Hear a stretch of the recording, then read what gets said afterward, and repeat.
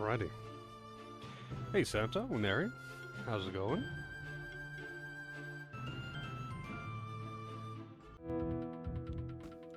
Back in the magma chambers. I was gonna play a bit to mess around with Team, but I just didn't find the time. But here we are, exactly where I left off. As much as I wanted to do a bit of messing around and experimentation, I just didn't have the time.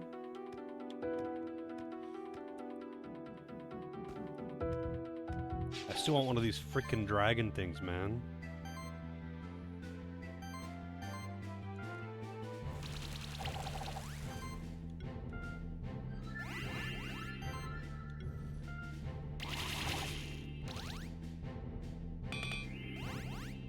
You and your goddamn shield.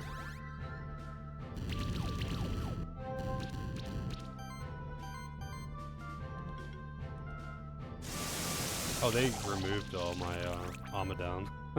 Whoops.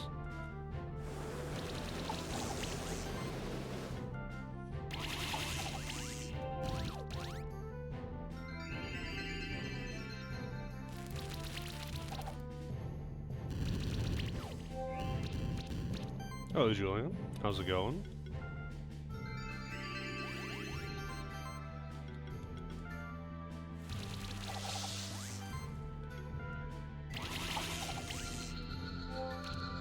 Good. 5 stars. Hide +4. Pretty sure I have hide. I don't know. I think the equipment only goes up to +5. Does anyone else have a hide on? I don't think they do. I know. Yeah, it's just them. I'm pretty sure the equipment only actually goes up to +5.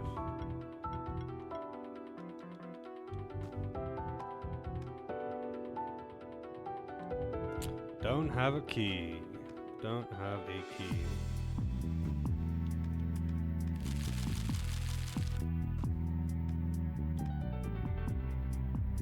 Why am I not mounted?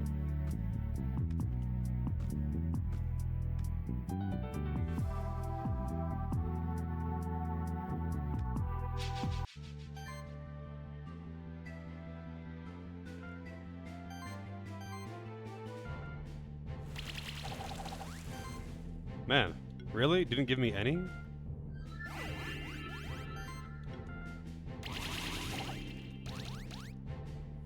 Alright.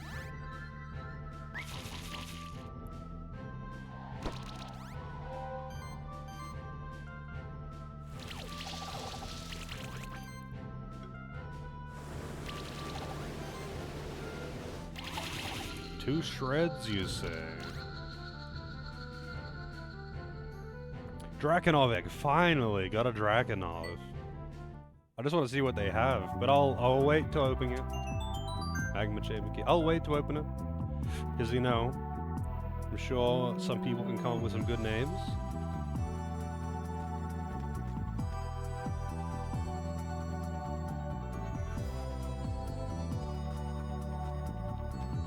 I'm imagining that the Draco Gran is probably the evolved Drakenov.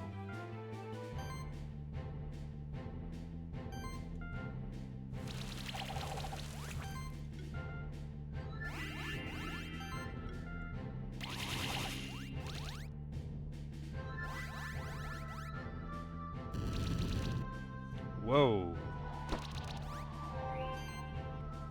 That's a lot of damage.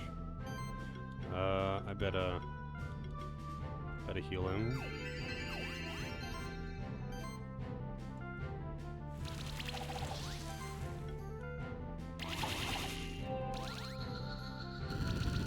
Holy shit, man. So much fucking damage.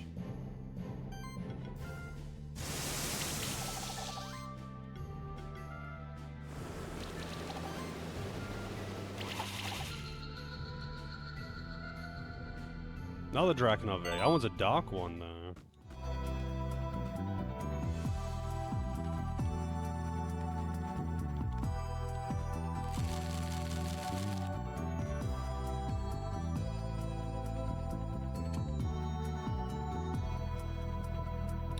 Raisins.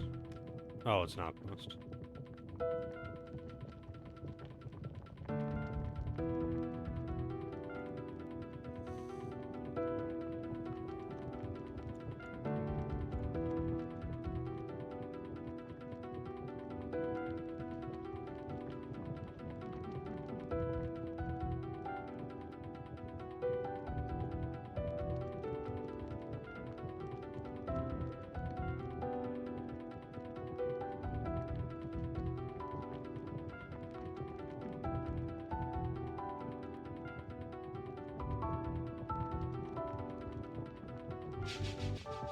Alright, I wasn't really expecting a sudden trainer battle.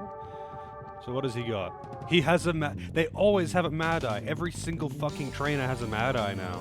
Every single one of them.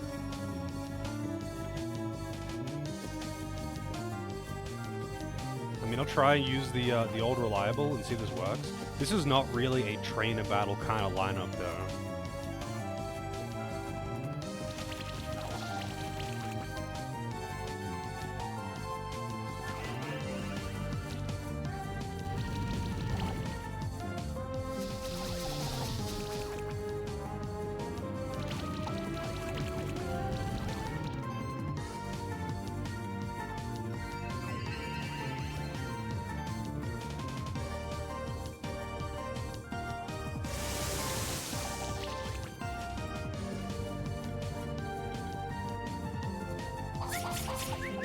Freaking Mad Eye would dodge there. That's bad. I really need to, yeah, I think I've already kind of just been fucked here. Maybe I can salvage this. I needed to have my debuff remover out to match the eye.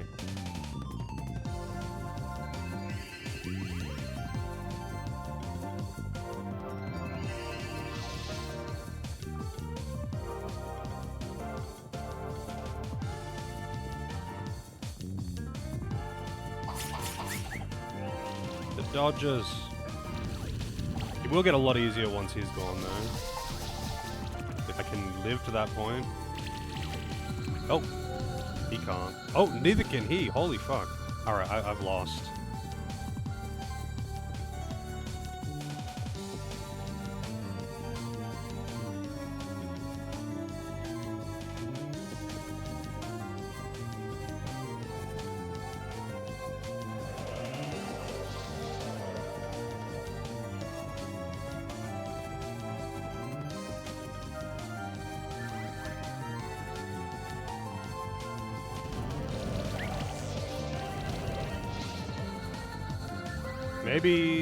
Maybe salvageable somehow.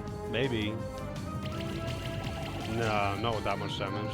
Holy shit, I didn't realize that slime did that much fucking damage though. That's crazy.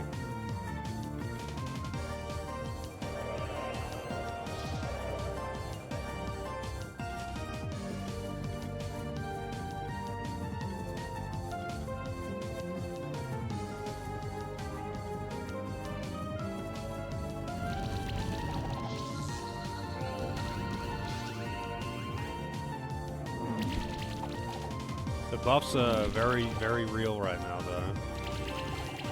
Yeah, that's Sonic Assault. It's actually 100 to 0ing me. Well, cool.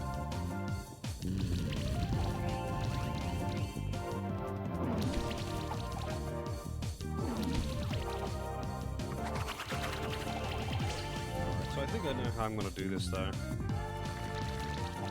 It's gonna be very tough though. Also, what level are they? I didn't even look.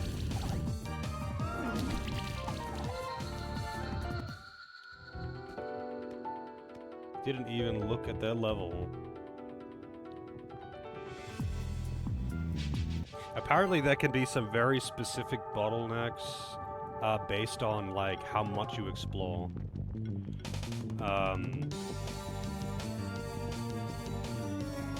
And, like, if you explore too much, it kind of forces you into these awkward situations because of how they do scaling in the game.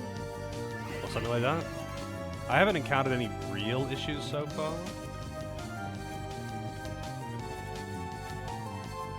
But, yeah, apparently that is a thing.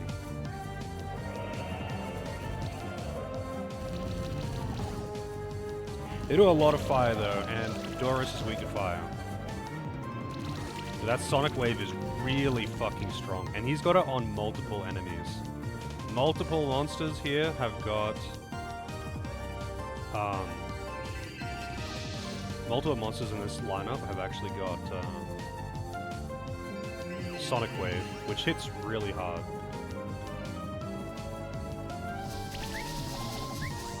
The dodging is really annoying, I gotta say.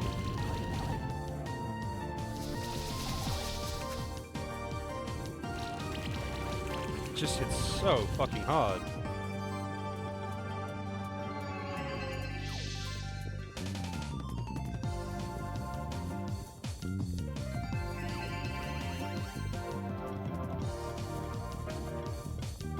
Wait, so what has got damage down?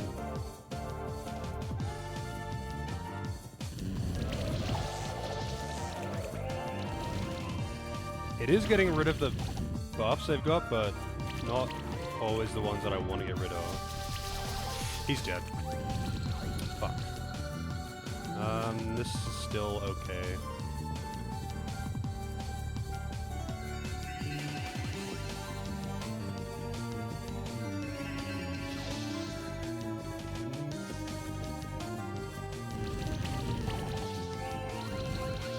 Okay, so now I gotta get rid of the moth straight away.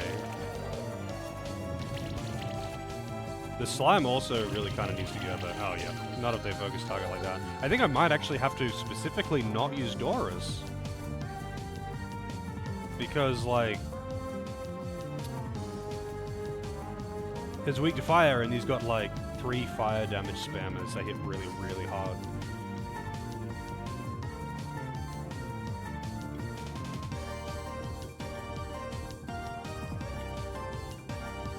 I was going combo on Doris. What? How dare you even suggest?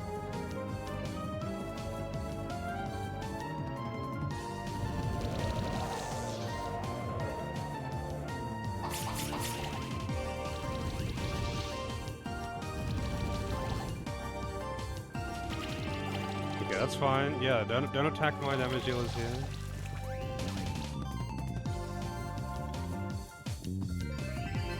Always gotta use... You're my starter. So you haven't left the party even once.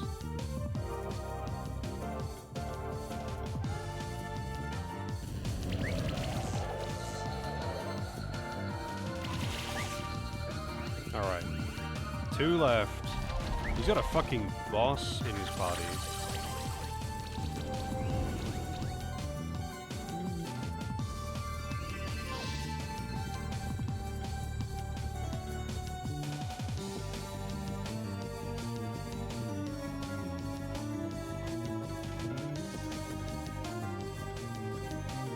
They both resist, like, they all just fucking resist fire, man. It sucks.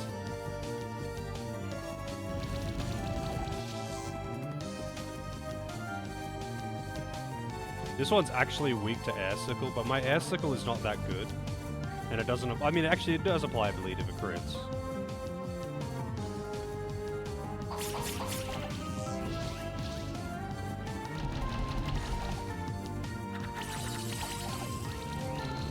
Oh, they're both dead.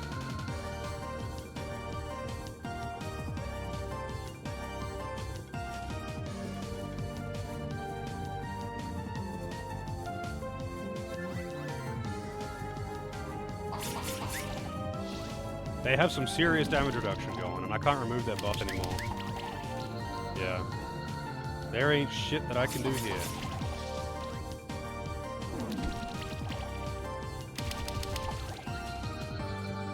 Okay, so I guess maybe don't have Doris out until the moth goes down.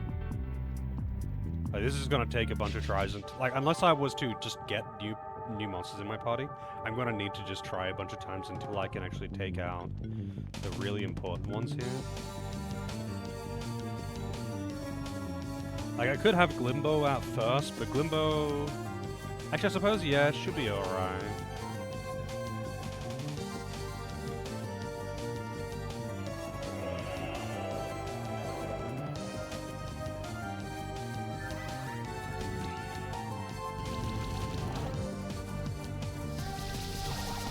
Fucking weakness, though.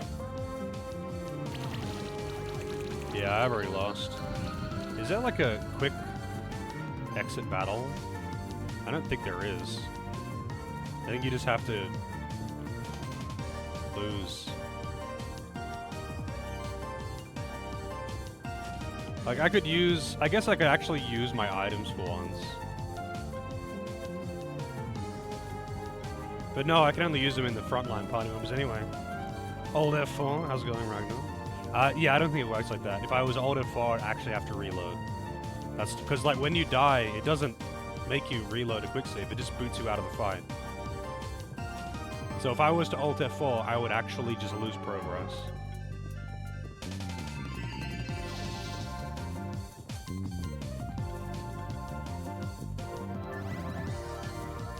Like, I desperately have to get rid of the Mad Eye because it's insane, but the Lava Blob absolutely fucks Doris by just being present, and the Kongamato and the Moth both have Sonic Wave, which hits insanely fucking hard.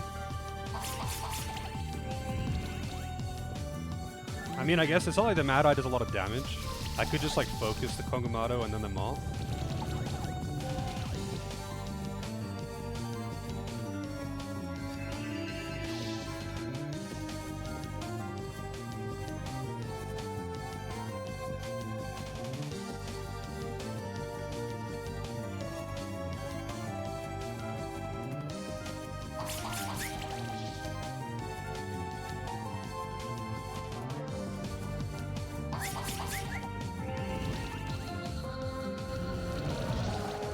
Moth is a danger. Because they just have so much fire damage, and Doris is weak to fire. In fact, several in my party are weak to fire. It's a real problem.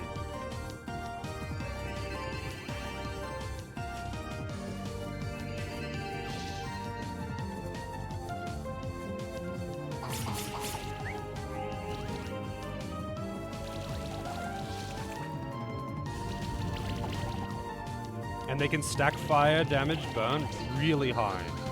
And there you go. 100 to 0 again.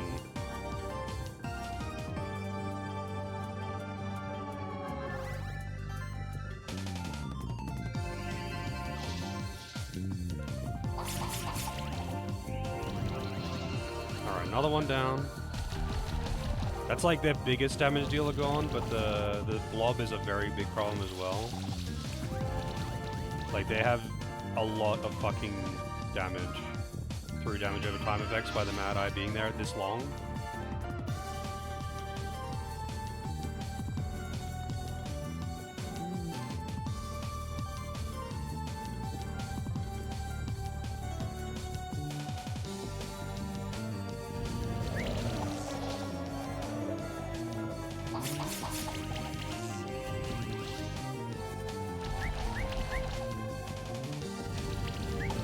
I think Glimbo's dead. Yeah, I lose again. I think, like, I don't think I can use... Like, I could revive Glimbo, and that's great, but... I can't, like, revive my already dead backline ones. I can only revive... When I'm down to 3, I can only revive one that has been in the party.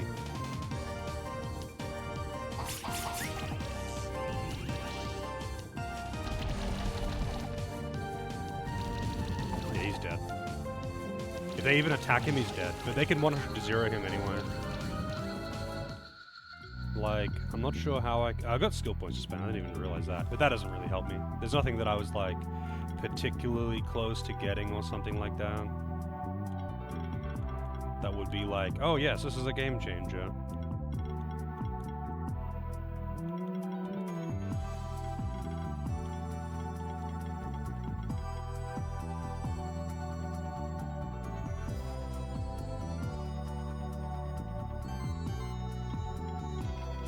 Wait, what was debuff? Oh, yeah. Don't want that as much.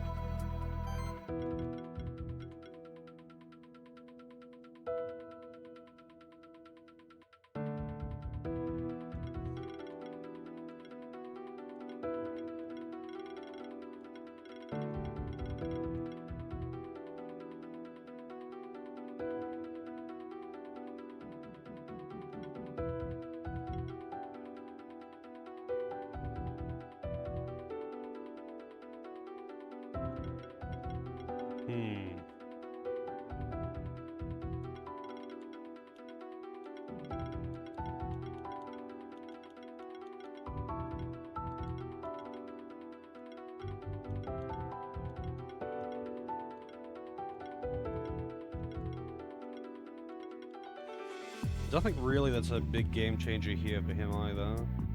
I mean, I guess there's Sure Strike is kind of nice. Oh, actually, hang on a second. Heroic Defense is a pretty big one. That's a lot of damage reduction for him, providing he can actually get his buffs up. I should actually make this thing dark or light aligned, because I still haven't done that.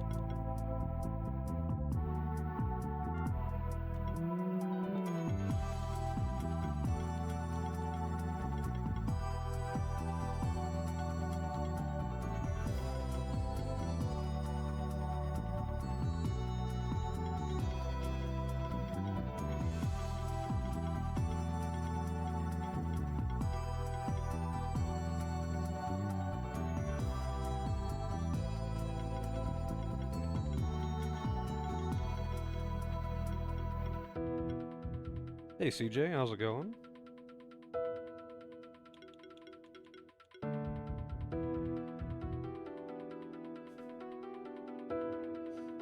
That is some fire emojis I see. Actually, that reminds me. I actually added a new emote today. There you go.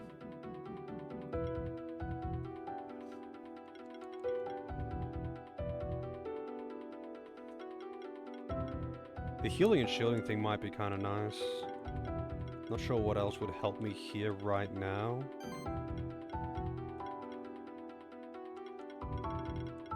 I think I might actually take David Bowie out of the party though, and just replace him with another damage dealer alternative or something.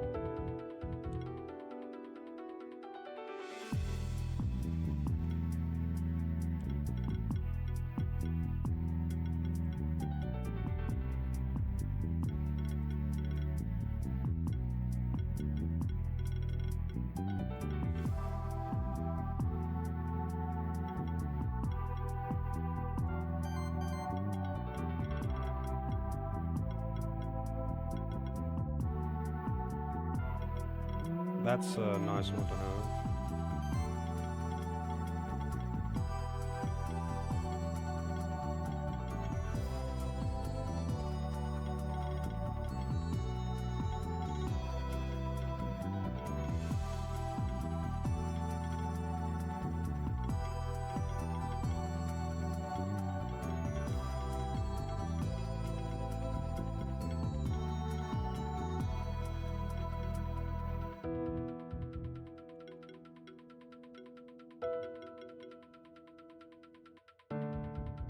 Oh, that's decent.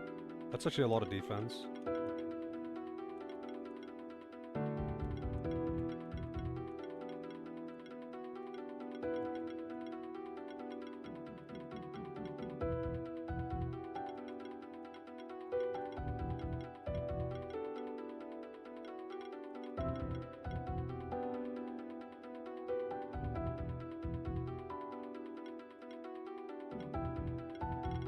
I kind of wish Mana Burn actually burned mana instead of regenerating mana. It's kind of weird that it's called Mana Burn. I mean, it's associated with the burn debuff, so it makes sense in a way. But Mana Burn is usually associated with burning the enemy's mana, not regenerating mana through burn.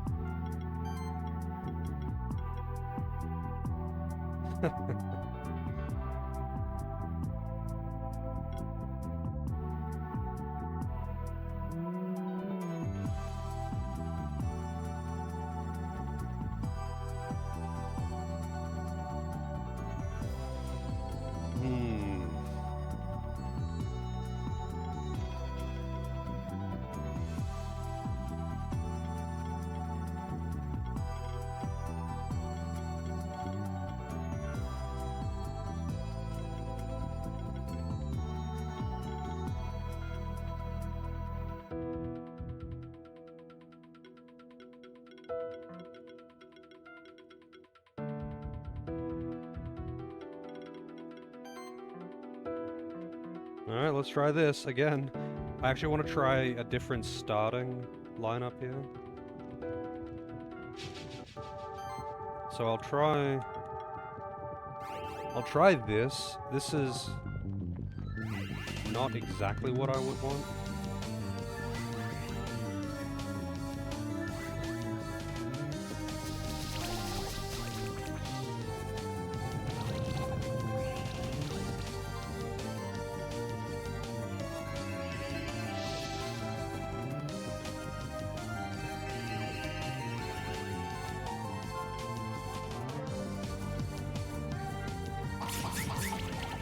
The dodges! I can't remove their buffs is the problem right now. But they're not really like buff spammers.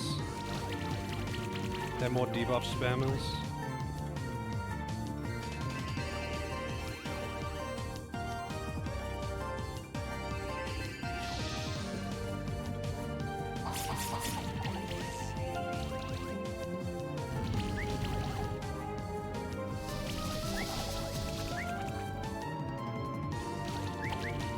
The Sonic Wave is definitely very dangerous.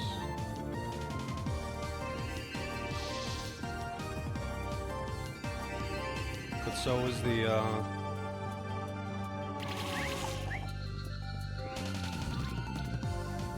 Oh, this is a very dangerous turn right here. They're burning my buffs now because of the moth. He's dead. He's dead. So I've lost my dedicated healer.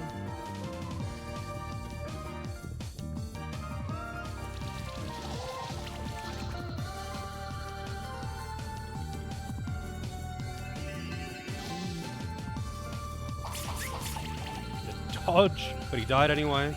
I've got a fully buffed up. Shit, what's his fucking name again? Glimbo? Cat Zerka right now. He does a lot of damage.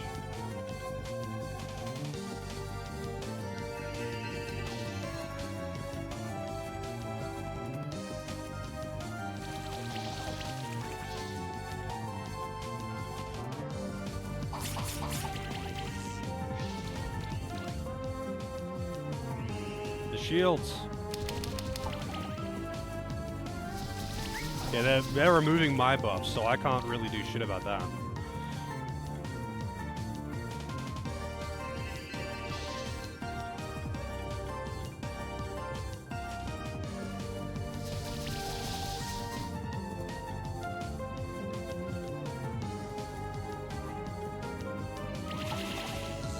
Alright, they're down to 2. These two aren't really killers, but they can do some serious damage.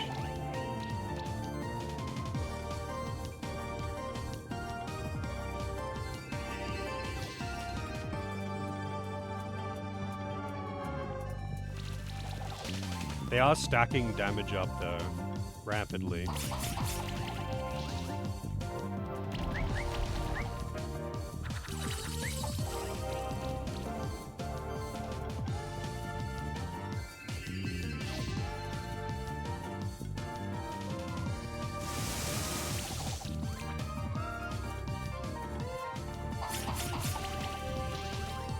Oh shit, I thought he was gonna die to that. Alright, I'm fine. No.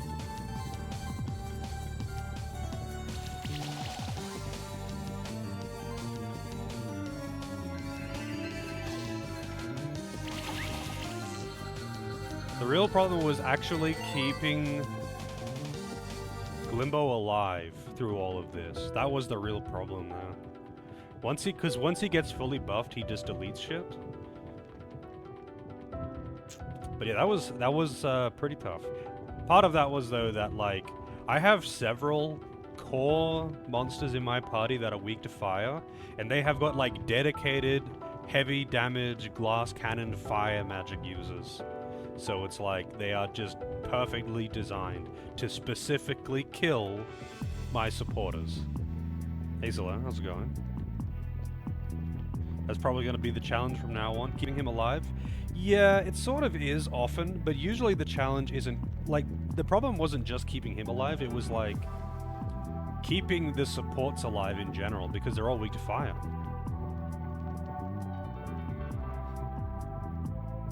But yeah, Katzerker is pretty squishy.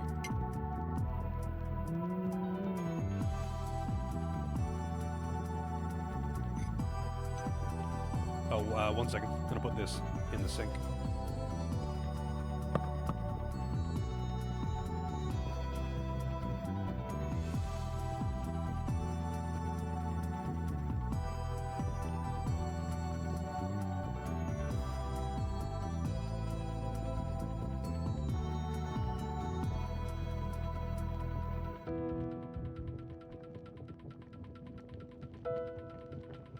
How squishy? Very squishy. Like, anime titty squishy. Unreasonably squishy. Outside of the regular laws of physics.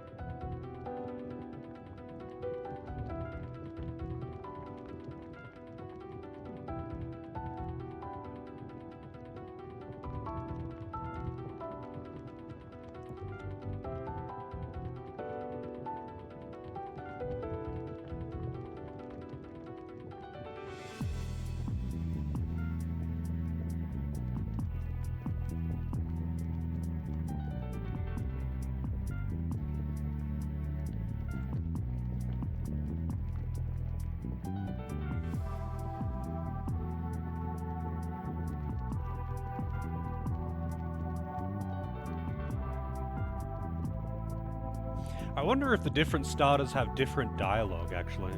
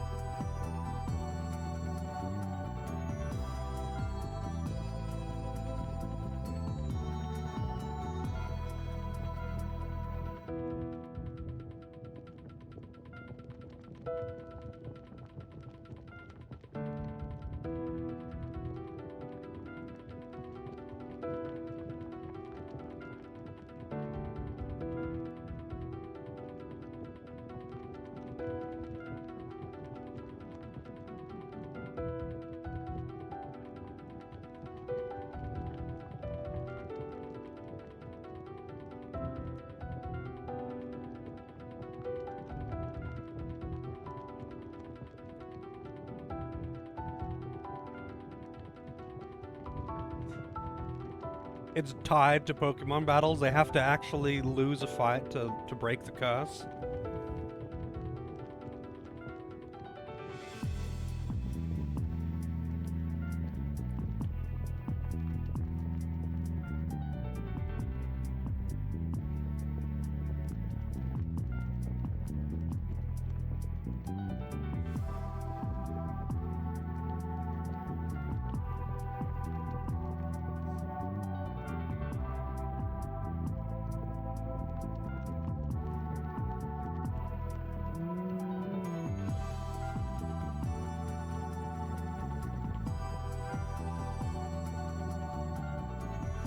Hey Thomas, how's it going?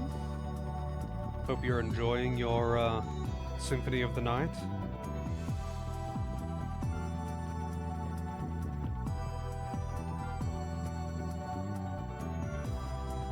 Same dialogue. Yeah, it's a really good one. I've replayed it a couple times and always have a good time with it. I wonder if you will get good luck. I don't know if you're aware of the super strong, like, best weapon in the game. Like, outside of glitches, best weapon in the game. Which is disgustingly overpowered. But it's like a moderately rare drop from one particular enemy. And when I first played the game, I got it as a drop and I didn't even realize it was so good. And I used it to... I used it, I was like, damn, this thing's really good. And I used it to fight the final boss, and I was like, wow, I think I'm gonna refight him with like a normal weapon that isn't quite so overpowered. Hey FHQ, can you pet the cat Zerka? Yeah, I imagine so. He's not guarding his head.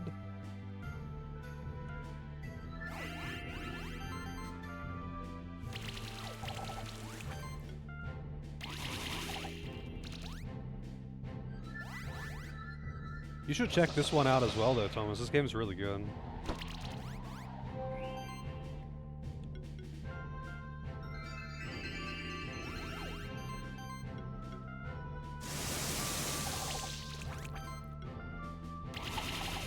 Two shreds. See ya.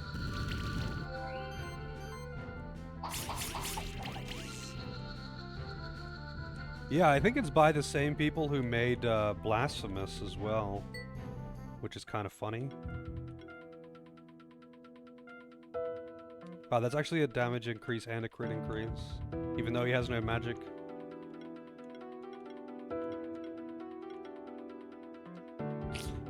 I guess I'll give it to him.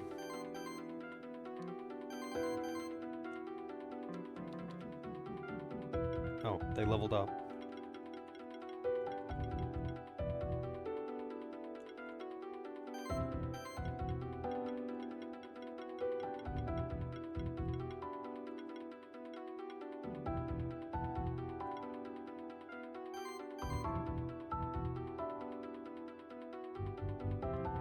Yeah, Blasphemous is really good. Blasphemous 1, I've only played Blasphemous 1. I really want to play Blasphemous 2 at some point, just because of how good 1 was. But yeah, this one has been really good. I mean, it's just a Metroidvania with a really cool map to explore. But the battles and monster system is basically SMT, and I do like SMT.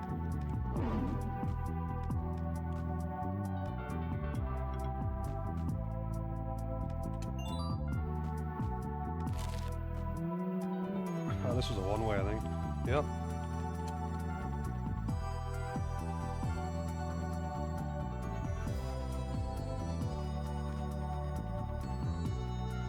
Don't have the key.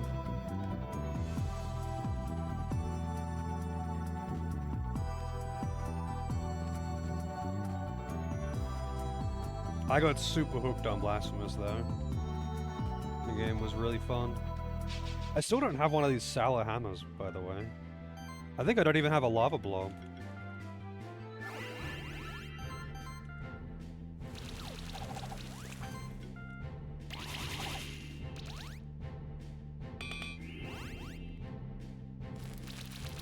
But yeah, it's Team 17. I knew that, like, I only checked it today. Because I was like, every time I launched it up, I was like, damn, Team 17, that looks, that's like really familiar. I know this name. And then I looked it up while I was, like right before I started streaming. And I was like, oh shit, that's why.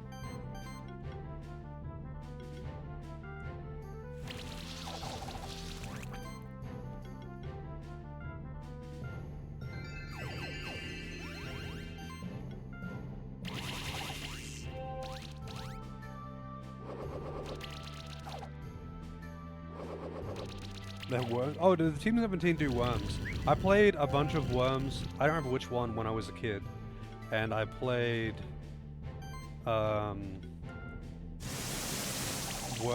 the one that's on my Steam account a whole bunch as well. It's like Worms Annihilation or some shit. Those games are really fun multiplayer. Like when you're playing with friends.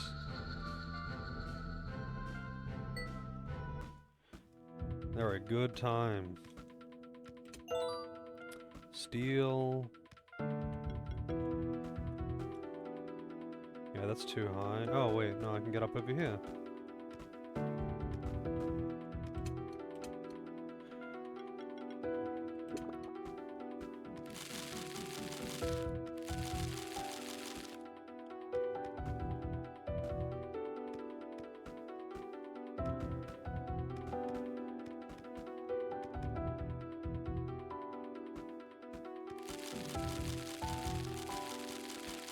It's kind of weird here because, like, okay, so I have to put the mushroom on the button to be able to press it down, but if I swap, it gets rid of it.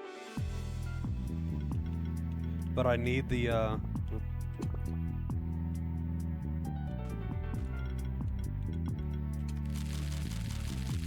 no, I mean, I could probably do that, actually.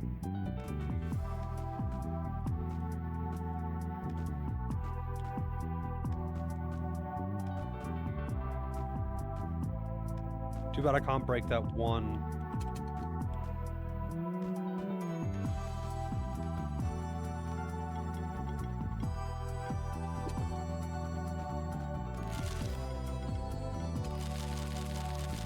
Damn. I mean, I might be able to do it without using the mount. It does feel a bit janky to do it that way. Also, Kai with the raid. Welcome in, Kai and Co. Welcome, welcome. How's the rebirth going?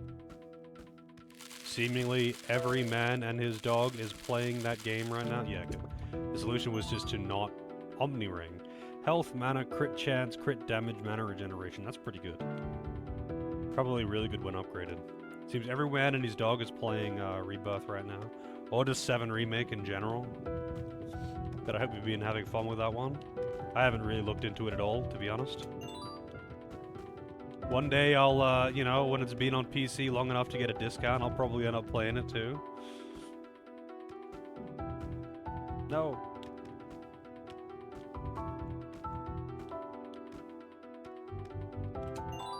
Craft box. Yeah, so these, I don't know what the deal with these is. These, like, blocked paths where it's just a big block.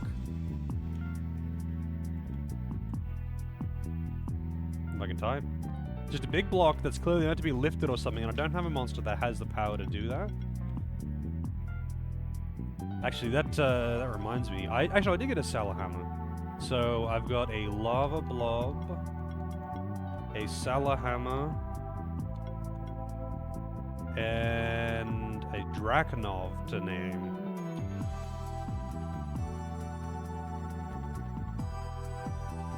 Yeah, this game has been really good so far. I would highly recommend it.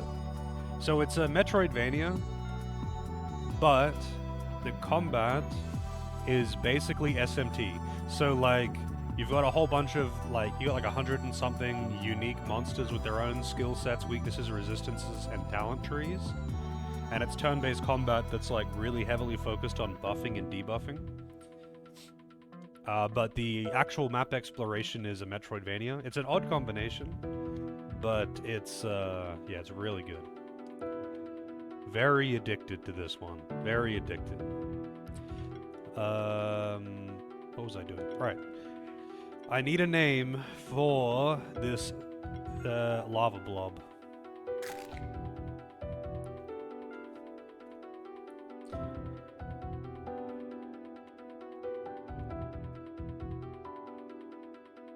Two things that could work well together. I mean, it's two things that you wouldn't think would go together, but they don't like have a negative contrast or something to make it they don't against each other. It's not like certain genres that when put together tend to not gel very well or are very difficult to make it gel. These two are kind of just side by side and don't really have any issues. Let's see, I'm going Blobbins. And I need a name for a Salahammer. Any name suggestions, chuck them out. Salahammer. I need to know what this guy does even. Because I'm just trying to catch everything to see what their field skills are and maybe use them. Actually, the Salahammer seems decent, because it's got a buff that raises your defense and shields you. Combo number 8 for the Salahammer, alright. I can't promise you will get some action on this one, but who knows. And a Drakenov.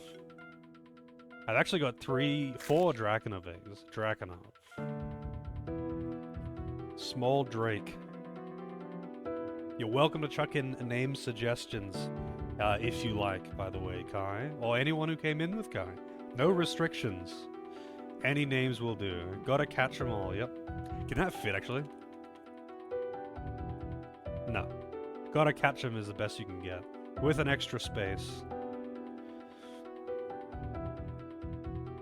You could have gotta catch them all with no spaces or hyphen, I guess.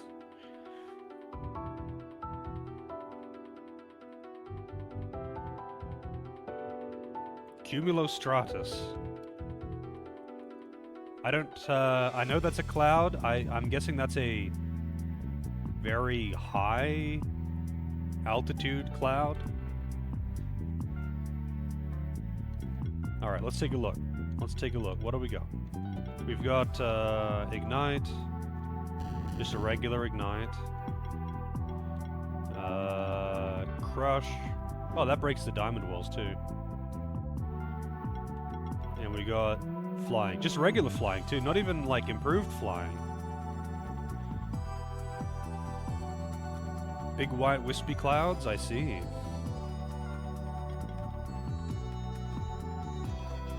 But yeah, like all the different monsters have got their own unique field skills. Well, not unique. Like, there's a handful of field skills that are like distributed between all the monsters, and they do different things to help you get around. It's like half of your Metroid, like your Metroidvania power-up type things that you usually use to get around the map. A bunch of them are actually just tied to the monsters that you've got, and you use them to like get around like this, or to fly, or hover, or whatever. Which adds just a bit of just extra incentive to try and catch everything, you know?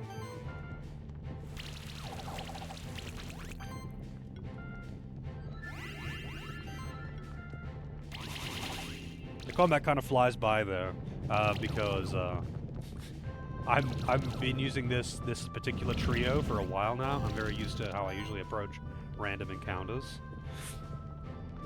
But yeah, it's like the combat is very like buff and debuff focused, and man, there has been some pretty tough fights. Like, it took me, I think, 3 tries or 4 tries to beat that last boss. Because like, I've got a fairly varied party. Actually trying to make it work versus other compositions that are just as strong as mine can be pretty tough.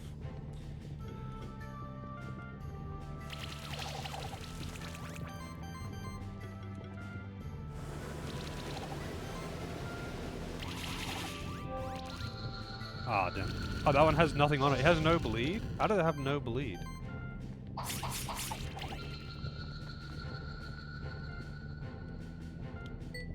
Also, carrots. That's what I always wanted in a lava cave.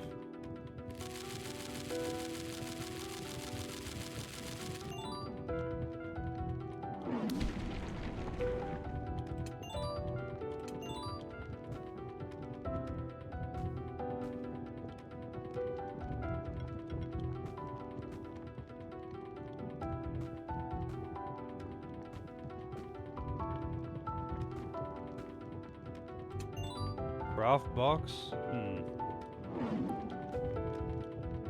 I'm not sure what's gating this one. I guess I'll put a marker here though. Oops.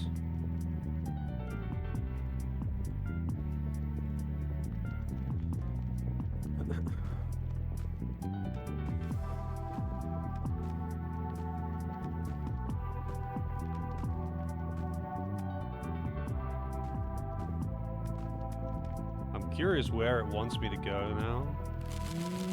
I gotta find a key to be able to open that door back there. So I guess it's over here. It can't be too far. Well, shit.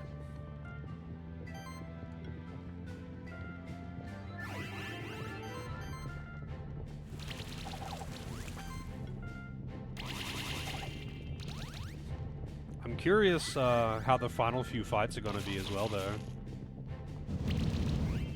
Oh shit. That was some damage. These dragons are actually really scary to deal with, though. They are buffing machines, and they can get multiple stacks of the attack up buff out in one turn, and just turn any monster instantly into a killing machine. Like, I kind of want to use one as a backup buffer. But that's kind of like, I'm not sure where I would fit them into the lineup.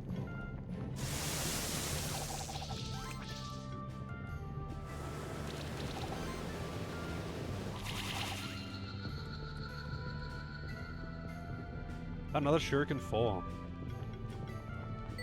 I probably have a lot of money in old equipment to sell.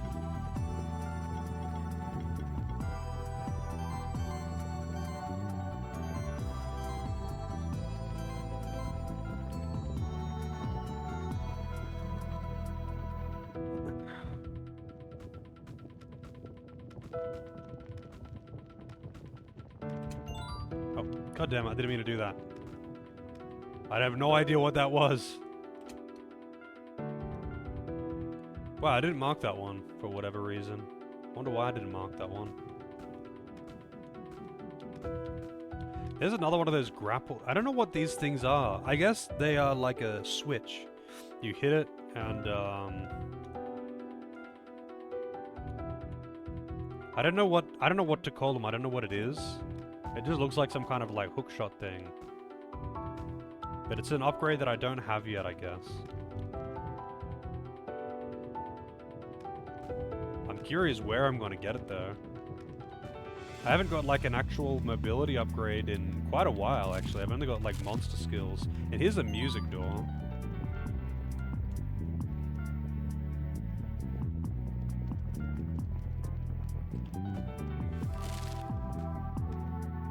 Which I still don't know what those are for either. I've seen 2 of those now, I think. And I still don't have the thing for the invisible platforms.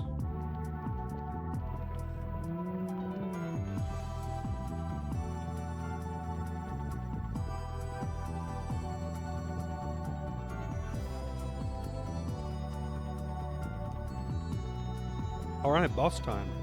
I didn't realize I'd be fighting one again so quickly.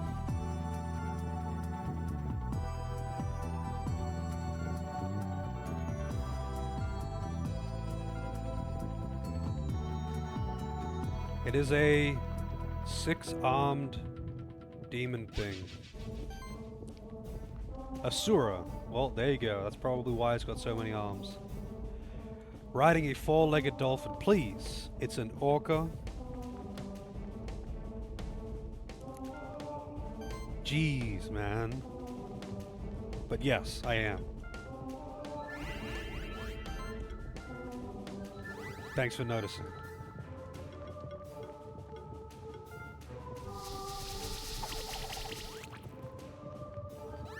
Full defense. And lava fuck you. Fucking lava rush, man. I mean, it makes sense that I'm, you know, inside the magma caves that I'll be fighting lots of things that do fire damage. But my starter Pokemon is the Earth type, which is grass. It is weak to fire. And it is a serious problem. Because I kind of need him to be alive all the time. He's my dedicated, like, healer buffer.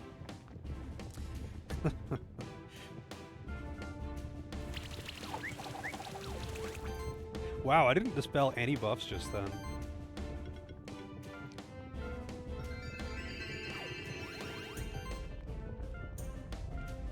Weak to water, though. Full offense, level 3.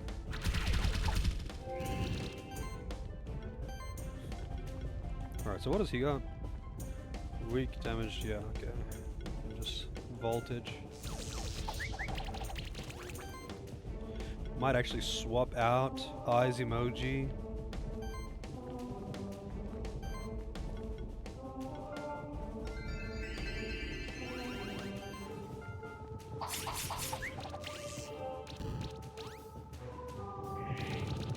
Damn it, that does a lot of damage. Oh god. It really does a lot of damage.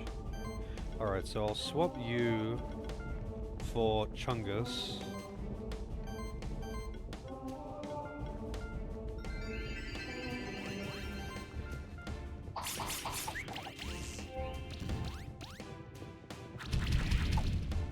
Scary. Oh god, he's dead. Wow, super dead. Not even close.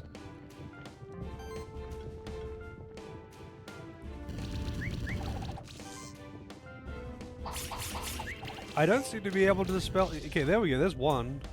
I was like, his buffs are just not getting dispelled.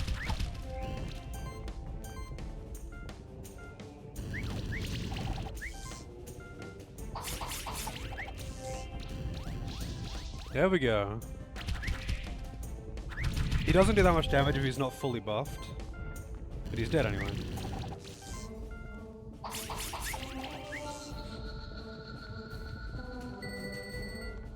Two stars! That was pathetic. Crimson Gem. So if you get 5 stars, you actually get their egg and you can use them in your party. You can refight them as much as you want. Like, you can go to a particular area and you can refight them as much as you want to try and get a better score on them. But there's two bosses so far. Usually I get 3 or 4 stars. But there's 2 bosses so far that I have got 5 stars on first try. And I got them in the party. Keeper Knight. One of them is David Bowie here, the Goblin King, who I don't really use that much, but he is in my main party. That was because when I fought him, he's a champion just like that guy. But when I fought him, I got 5 stars off the bat. And they've got like, usually the bosses have got like a slightly more unique skill tree. So like everyone's with their skill trees like so, but they're not all exactly the same. Like say this one starts with tackle. Other ones that have tackle in it aren't necessarily the same as that one. Or like, actually a better example would be this one. So this one on Chungus has got the Ignite line, which has got Firestorm and all of these other passives and whatever.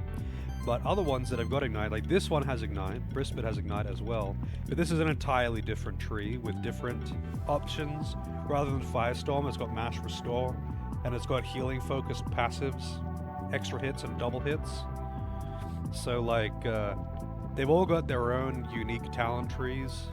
Not like 100% unique, like some of them do have same sections, like there will be other ones that have got this same Ignite tree. But they'll just have like different alternate trees as well. And you can also light and dark shift them to give them like different stat spreads, which is pretty neat. Everything has all of their own weaknesses and resistances. Like it's not like Pokemon with, this is a grass type, it is weak to fire and strong against water. It's more that like, this monster is weak to fire and it happens to be using these things. They're like, their weaknesses and resistances are completely irrelevant to what they use. Yeah, Glimbo is dark shifted. He used to be a white cat, now he's a black cat. I think he used to be a grey cat actually. I should actually use a Thingo on Eyes emoji though. Make him dark shifted. Let's see, oh, I got a reward box too. Shard of Winter. Oh, it's an evolution item. Shiftstone. Alright, Eyes emoji, Shiftstone. Magic or... I want extra magic or extra... Oh, what is this? When an allied monster applies a debuff, it has a 70% chance to apply a random buff to a random ally. That's pretty nice. Apply an additional stack of any debuff. Additional stacks are only half as strong. That's really strong. Holy shit. I mean, okay, I do want that, but extra stack? It's happening. I don't even care about the stat spreads. Yeah, I should shift Doris, actually. I should. Shift Doris. Okay, what are we making? All healing skills gives the healed monster a charge for each heal. And reduces damage taken and increases damage dealt by 1% for every 20 current mana, calculated before the mana is spent for an attack.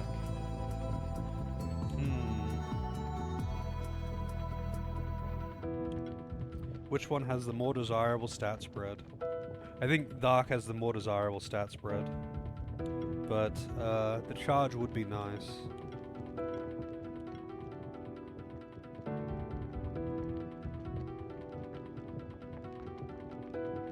Dark just adds way more stats here for some reason. I don't know why it adds so much more.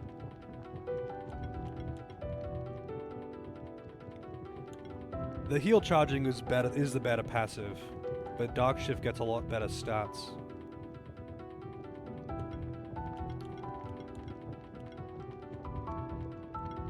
I can always change it later. I'll go with Light. Heal charging seems legitimately really good.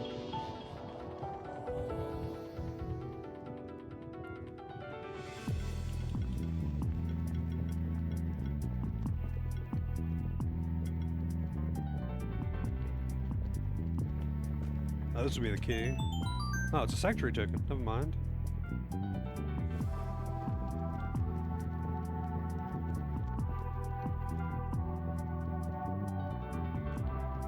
Alright. There's that door in the blue caves. Prove a worthy opponent. Achievement unlocked.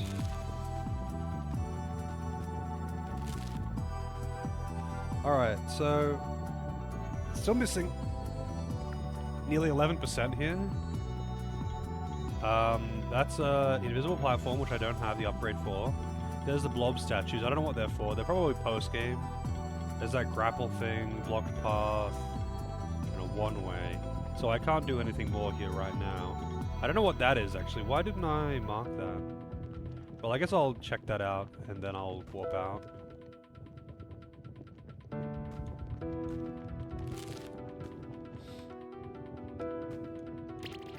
God damn it.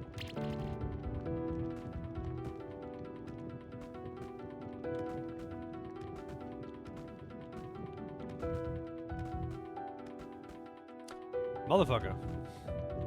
Bonking on the roof and ruining my jumps. I'm no Kaizo Mario player. I can't do platforming, man.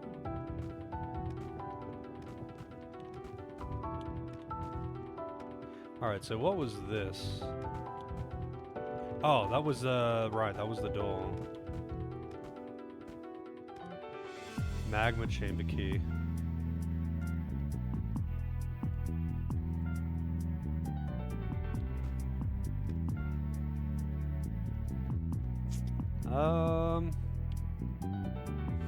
Alright, I'll just run over to the, teleporter.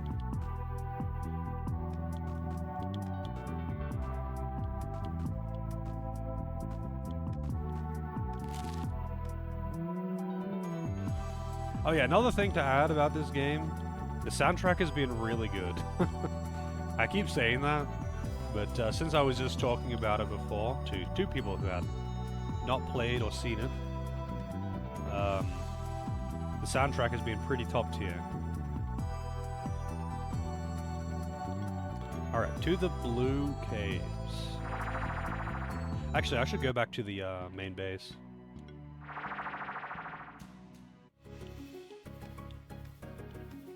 Yeah, so in, not there, in here, you can refight bosses that you fought before to try and get 5 stars. So I usually get 4 stars. But there are some... Wait, what is this? Difficulty Master. I didn't realize that was an option. Difficulty Normal. Difficulty Casual. I didn't realize that was an option either.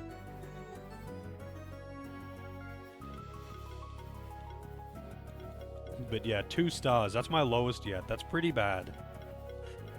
Oh, I got 5 star on Aklut, which is the mount that I'm using. I've got other monsters that can mount and have the same field skill, so like you don't need that one to get around fast like I do.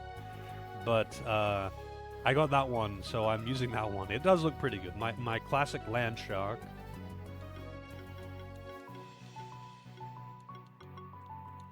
You know what? I'm gonna try one of these. I don't remember what this guy does. Weak to ground. Resistant to air.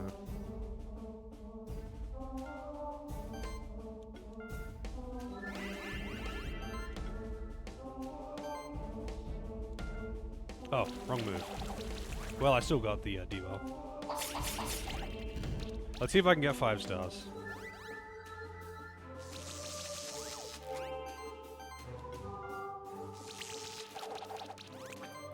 Bit unfortunate that he's resistant to the electric, but whatever. What happened to Long Slash? I'm using instead, I'm using the Shred because it does more damage. It doesn't apply bleed innately, it only applies bleed when it crits because of a passive, much like Long Slash. But so bleed innately applies, Long Slash applies bleed innately with crits. But there's a talent that you get that applies bleed on crits from anything, not just Long Slash and Slash. So Shred does the same damage as Long Slash, except it has higher critical damage bonus. So I'm basically trading out, I need that passive to make Shred do the bleed, but with that passive, it's just better than Long Slash.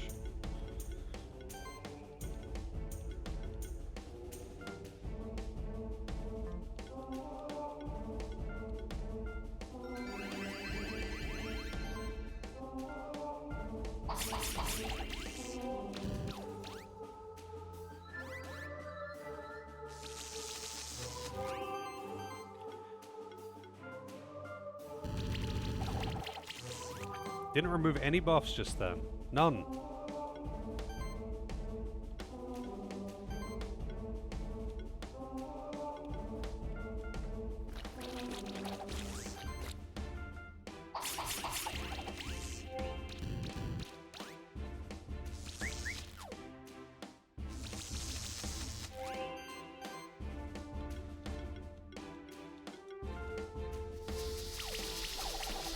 Oh, removing all the buffs on that one. Thanks, game. And it's gonna die. Overkill. Will I get 5 stars though? Probably not. Yeah. Not too far from 5 stars, but... Yeah, I need to make, like, a better composition for getting 5 stars, or, like, tailor a composition to exploit weaknesses specifically to get 5 stars. Getting 4 is not too hard. Getting 5 usually means you need a very quick kill.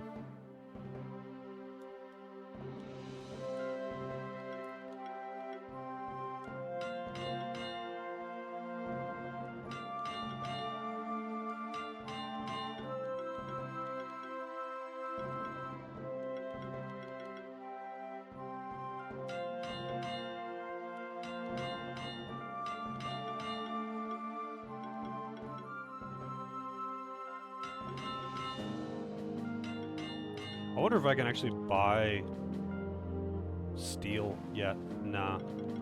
I don't know. Oh, never mind. I can buy the Crimson, Azure, and Verdant gems, but I can't. And I can buy Rawhide finally, but I can't buy steel. I imagine when I get a higher rank, I'll be able to buy more shit though. Also, I want to check out the outfits that I got from that last area. So I got 2 outfits. I found them in there. I got the Dragon Lord ult.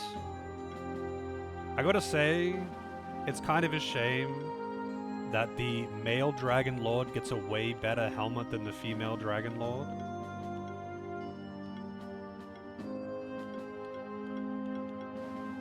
But you know what? I'm taking this. The male Dragon Lord helmet looks way fucking better though.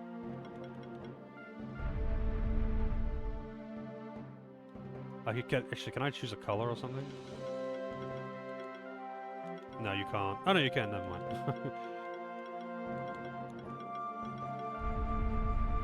Always go black.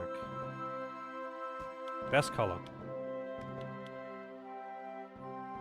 Actually, the best color is green. But green, like, weirdly enough, never ends up looking good. Because they always use, like, a terrible shade of green.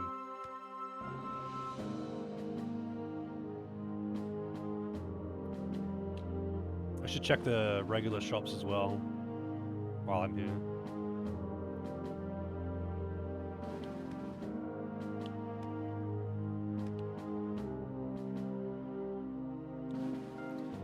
They shoot almonds now. This really activates my almonds. Better crit damage, food. They sell mass potions and mass antidotes. That's pretty nice. Having mass antidotes is kind of a big deal. The only thing is though that it means that I would be able to dispel debuffs without bringing out Brispit specifically to dispel debuffs. But when Brispit does it, he heals as well as removes 2 debuffs, whereas this only removes 2 debuffs. But I might carry a couple of those.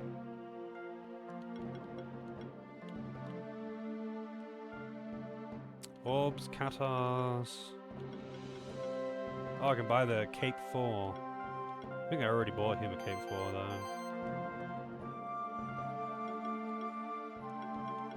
Yeah, there's a handful of things that I can get at rank 4 now. It's kind of weird what you can and can't buy as far as equipment goes.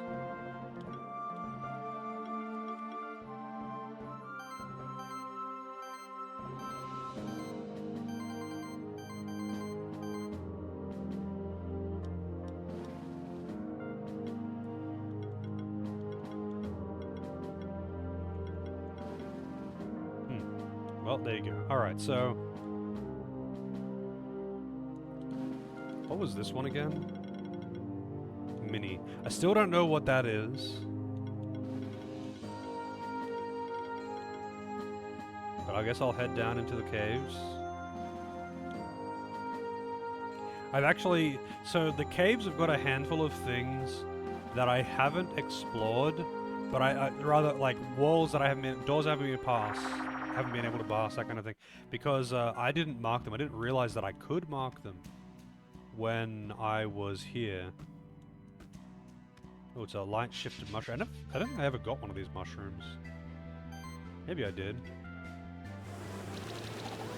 Wait, what level are these? 25, shit.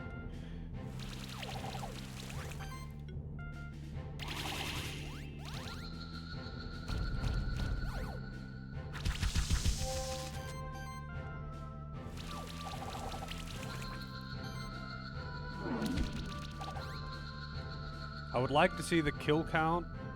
A fungi egg, a light shifted fungi egg. I'd like to see the kill count on Glimbo because, yeah, he's killed a lot. He has killed a lot. He's like the main damage dealer. He gets pretty much all of the killing blows. Yep, he's a fun guy.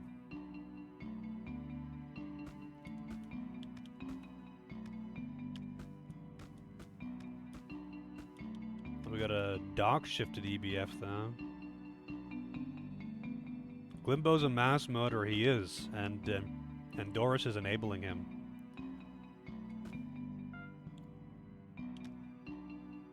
So what was this way?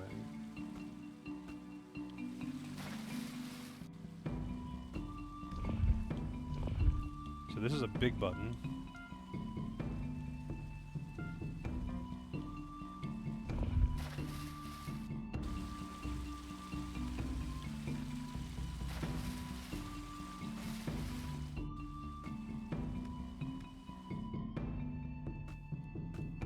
Wait, did I ever get one of these things? I don't think I did, right? The Tengus?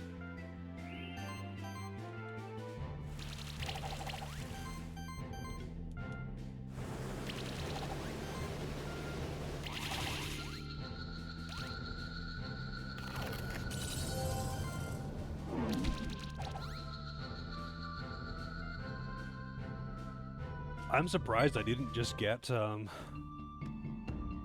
5 stars.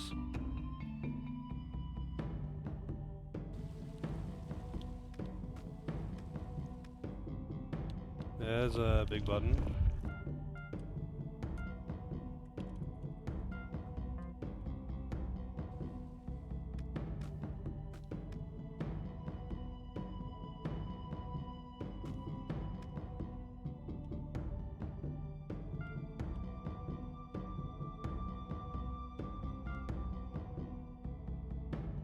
Lowest area of the sanctuary to find what we're seeking.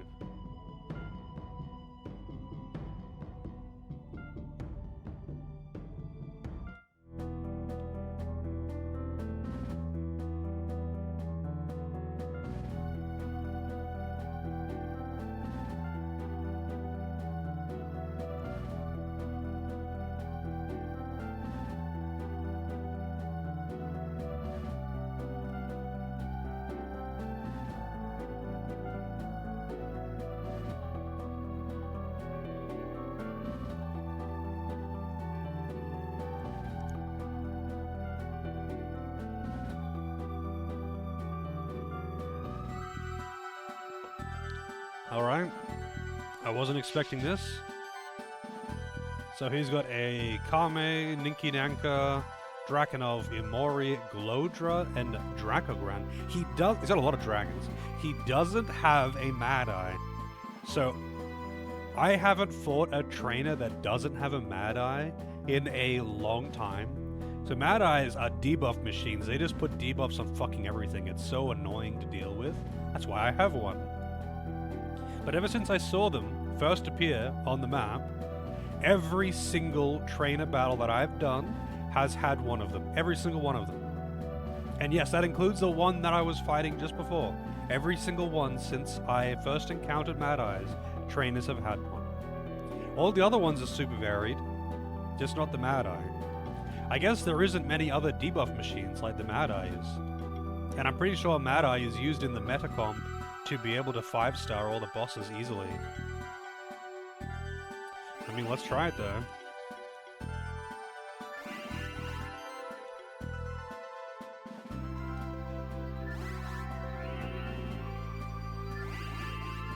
Oh god, miracle?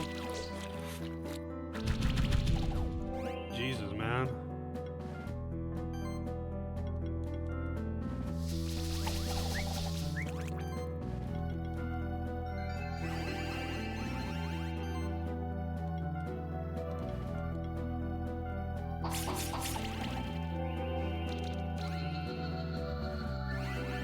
Oh, I gotta get rid of that Dragonov. So the Kame is annoying because they have got a lot of healing, but the Kame is annoying because they've got a lot of healing, shielding, and they're tanky as hell, but they don't really do that much damage, so they're not that big of an issue.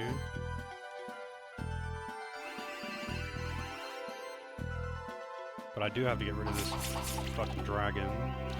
This buffing machine over here. Yeah, spamming miracle and buffs every time.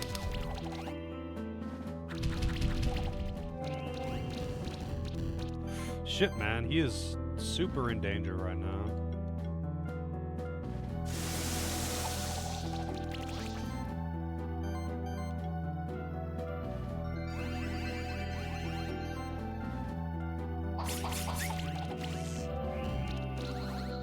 Alright, another one down. The Glowdra I definitely think has to die.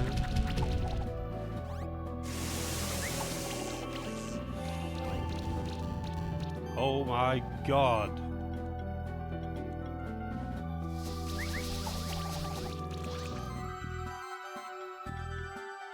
Doris, this is going very well, all things considered, but Doris is taking a pounding. Oh, wow. One-shot him, straight up 100 to 0.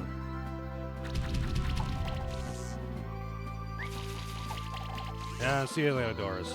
You did well. You did good. You did good.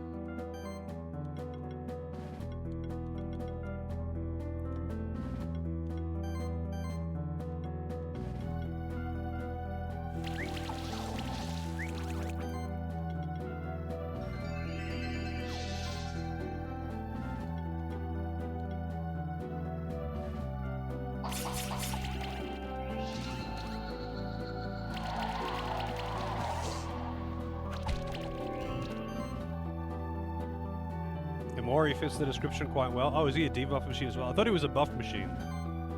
Yeah, I didn't realize he was a debuff machine. How's it going, Dungeon?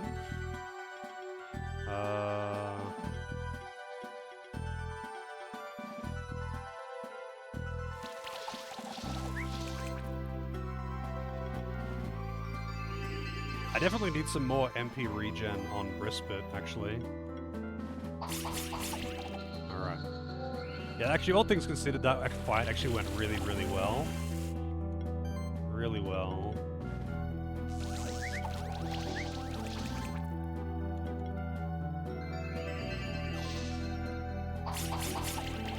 Makes life a lot easier when they don't have a fucking Mad Eye. Level 3 reward box. I don't think I've seen one of those.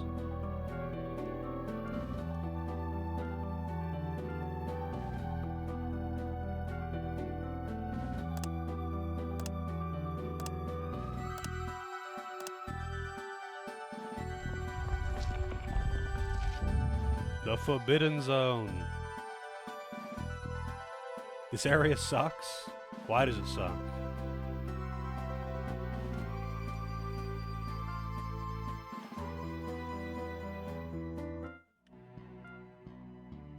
So apparently the total completion of the map right now is only at 58.6%. Still a lot left, apparently. Hang on, I want to actually do a bit more exploration in this area before I go in there. Because I didn't realize that's where the door was. Oh, I better actually mark. Oh yeah, I'll put a different icon here.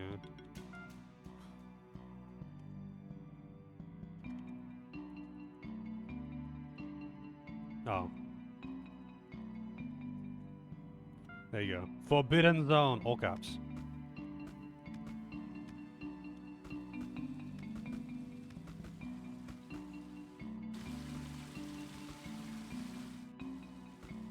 I'm re-exploring this area because when I When I first came through here, I didn't realize that you could mark the map. So I pretty much fully explored the area and didn't mark any of the, like, roadblocks. I still don't have a large lock placer. I don't know if that's something that I've just missed, like a monster that can do it. Like, improved block placing. I don't know if I've just missed that one. Or if it's something that I'm yet to get.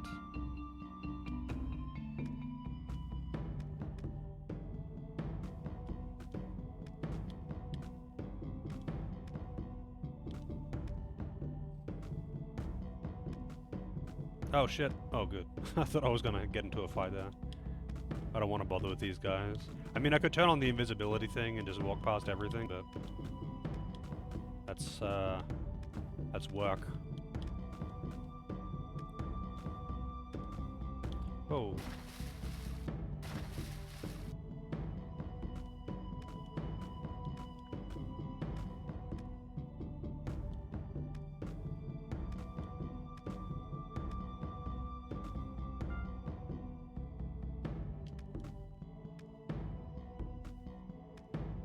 Feels like a long time ago that I was first going through this place.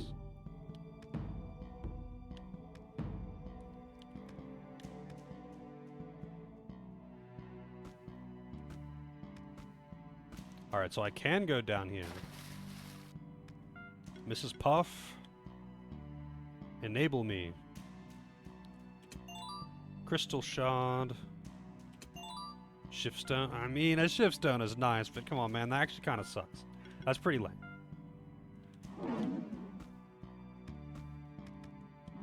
It was a long time ago. Yeah, it was like fucking 3 days ago, man. That's such a long time ago.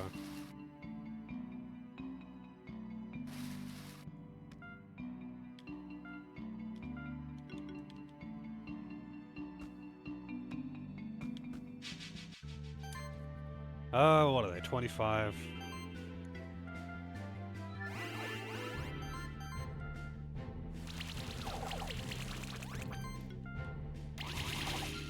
Holy shit.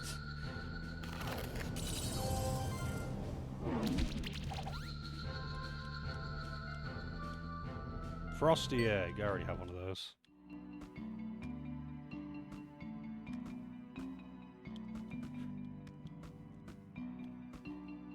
I think I already got these ones. Yeah, I did.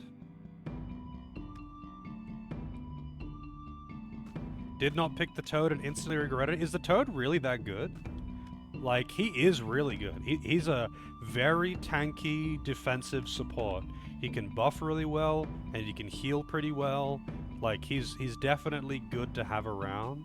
But are the others not also really good? Or are they more just like standard offense kind of things? I could have sworn that there was a music path. Maybe that was in another area. Okay, that one I can get with swimming. Don't even need, like, advanced swim for that. Oh, having flying right off the bat. I guess that would be kind of nice. Like, I imagine is there like a, not necessarily the same as Cat Zerka, but is there something like, you know, on par with Cat Zerka for just like being a glass cannon damage dealer in the starters?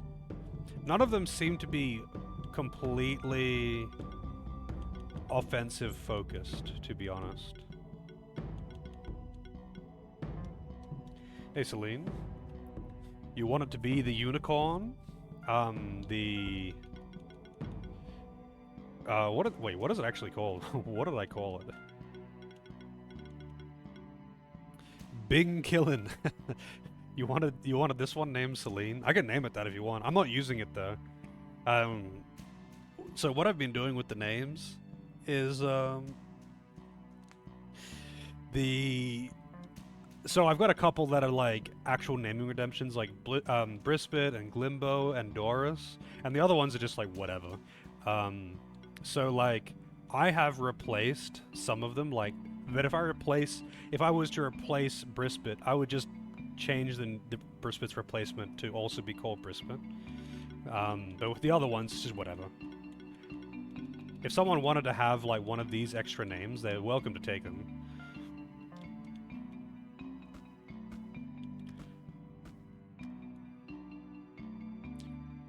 Lion is tanky, it has lots of buffs. Yeah, I don't know what the deal with these is.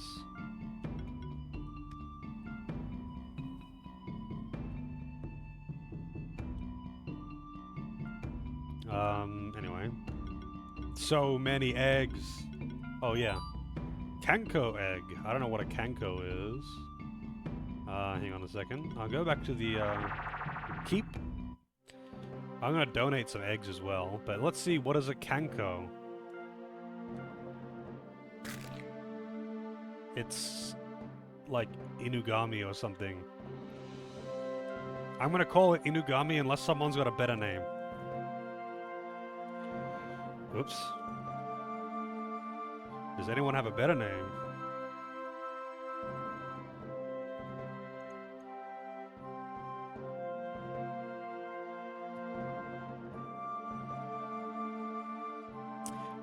So, at the moment, I'm finding that Doris, the frog starter, is a really strong buffer. Because his healing skills apply random buffs as well. So, in a few turns, he can buff everyone. That isn't buff stacking. And it's not like necessarily the buffs that I need or want to stack up. But after a few turns, you just have all of the base buffs, which is pretty fucking strong. So he's pretty damn good, but he can also heal, and he's very, very tanky. So it's just like turned into it. Like at the start, he was my biggest damage dealer, actually. Because you can totally make him into a damage dealer. The Weasel in Hell's Kier? Oh, I don't remember. I know the boss. Let's see. Hell's Kier. I'm looking it up right now.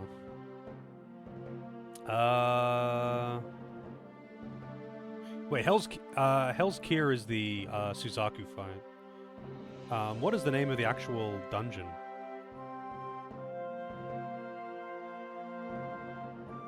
That's the Trials.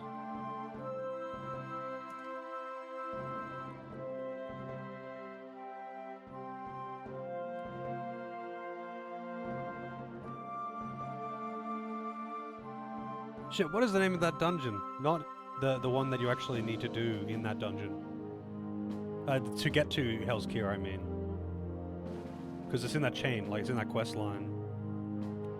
Stormblood Dungeons. Gotta look this up now. It's gonna bother me if I don't. It's gonna bother me if I don't. Reborn, Heaven's Ward, Shadowbringers, Stormblood. Hell's Lid. Hell's Lid. I knew it had Hells in the name. Hell's Lid. The Weasel is called Kamataichi. Sorry, Kamai Taichi? Tachi? I don't know how to pronounce that. And you can get it as a, you can get, well, kind of a mini version as a minion, which is pretty nice.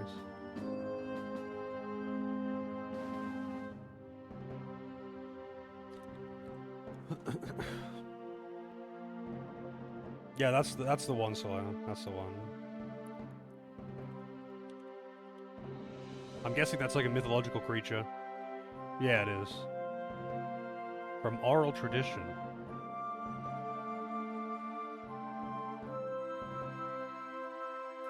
I'm guessing that's what this is meant to be. The Sickle Weasel. But I can call it out.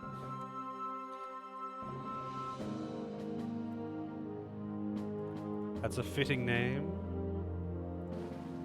Also, that boss sucks. Inugami, it is a demon in SMT, but it's also just a thing from Japanese mythos.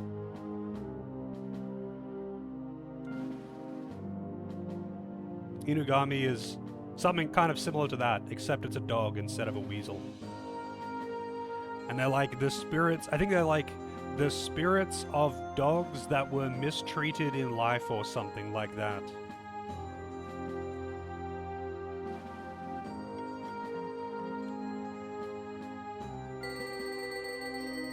Whoa.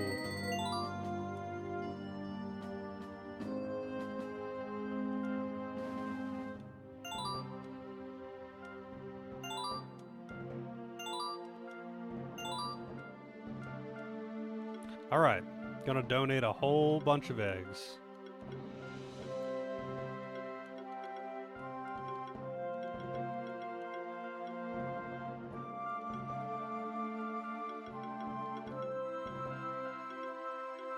But I'll keep that one. I already have a Dark Mad Eye.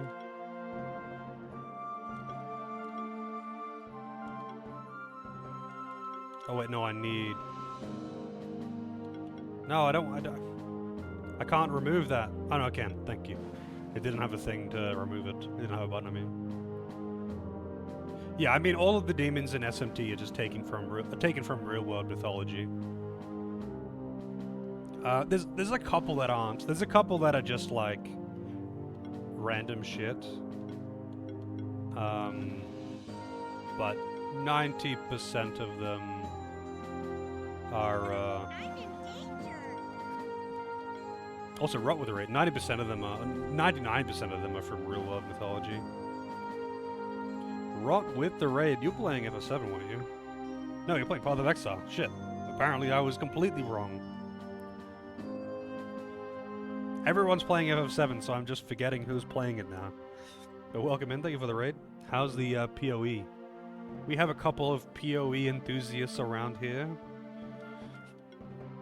Imori, I pretty sure I already have one. So many Ninkies. 28 eggs.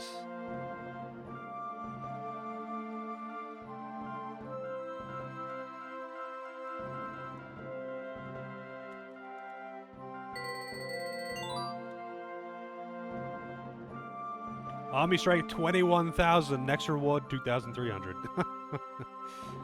Bone Shatter is fun. Breaking some bones. Yeah, I have no idea, like, what is what anymore. So I played a ton of Path of Exile way back in Legacy League, and then I played again in... Celine might remember what league it was. So I did Path of Exile as a game request, actually, just to, like, beat the main story, because I hadn't played since that update to change the overhaul the main story, and I played again then. But I have no idea what's what now. I have no idea what league that was either, funnily enough. Breeding, yes. Daggeroth knows what's up. Oh, so how's it going, Lozo and Daggeroth? Powerful, but it's got recoil. One of the first builds that I did when I played Path of Exile was a Flicker Strike build, and it was so funny, because you just hold down the button, and it automatically just jumps to and hits anything within range, and you have no control over what you're hitting.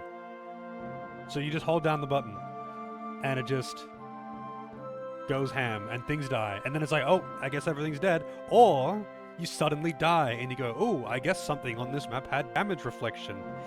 Whoops. Hold the button and hope you don't die. Well, the enemies don't really hit you. You kind of just delete all the enemies. Unless there's an enemy that has damage reflection, in which case you just instantly die.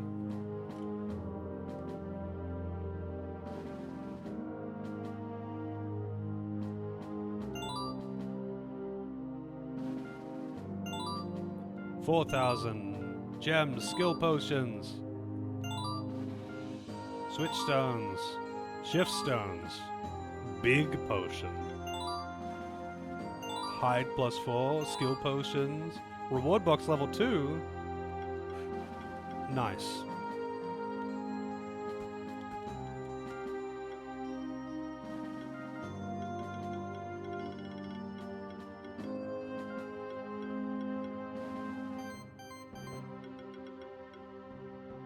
More eggs. You can never have too many eggs. You get so fucking many eggs, though. You really do.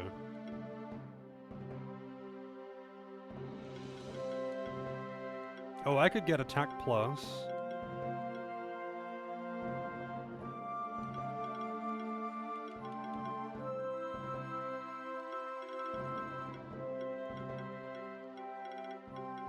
I could get both of these, the attack pluses here. I got a base 71% crit chance. Base 71 on Glimbo. God damn, no wonder he crits every single fucking attack, because that's unbuffed. That's unbuffed. Hey Fox, how's it going?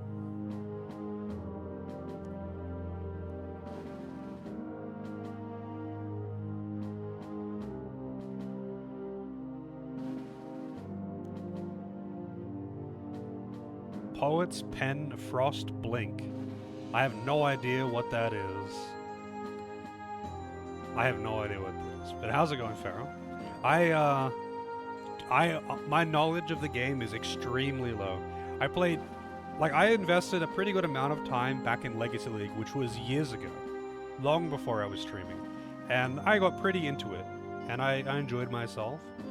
But I never played again after that until I did it as a request, and I only did the main story. So like I did relearn a fair bit, and I did like learn about some of the new stuff that they were doing, but I didn't really have the time off stream to keep playing, and I didn't continue playing it on stream because it was a requested game, so I moved on to other games. So I kind of just lost all that again. It was fun to revisit it though.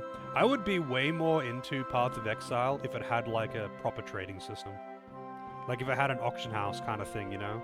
Some kind of automated trading system so it isn't just bots and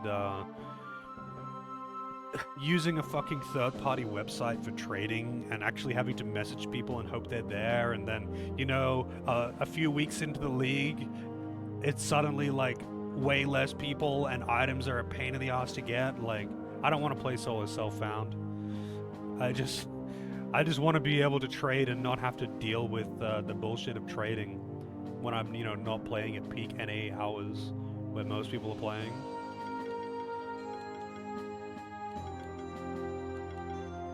What do I want? I guess I could just get... There's 3 attack ups that I could get on him. I do kind of want situational support.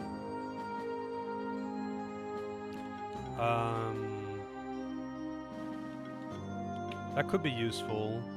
Buffing heal could be good because it would just add extra healing, like, on his attacks.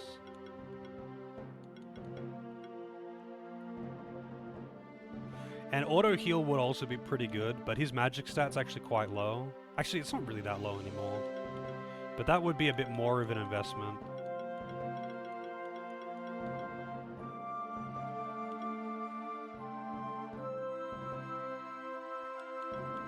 I'll get that.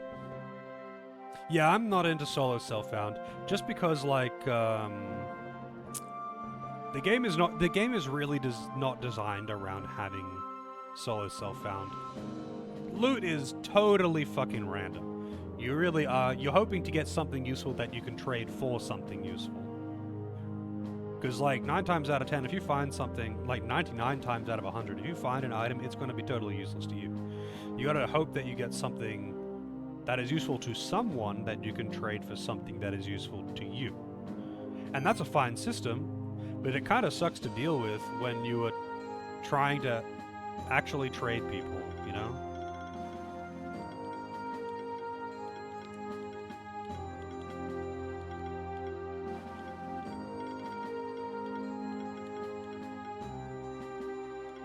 I wish I had something else to apply extra stacks of debuffs, but I've got all the extra stack. He doesn't actually get any extra stack things except for being dark aligned.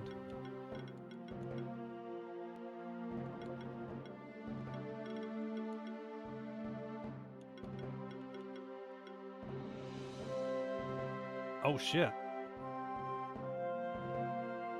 That's just for him though, not for everyone.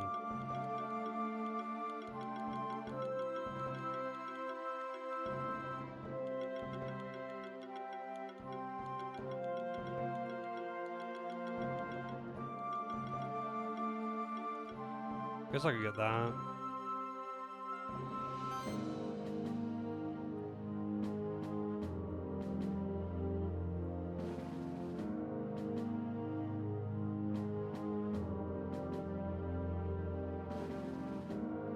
$615 divines. That's just crazy. It's just fucking crazy to me. Although I would actually be also way more into games like that if you didn't have to use mouse only movement.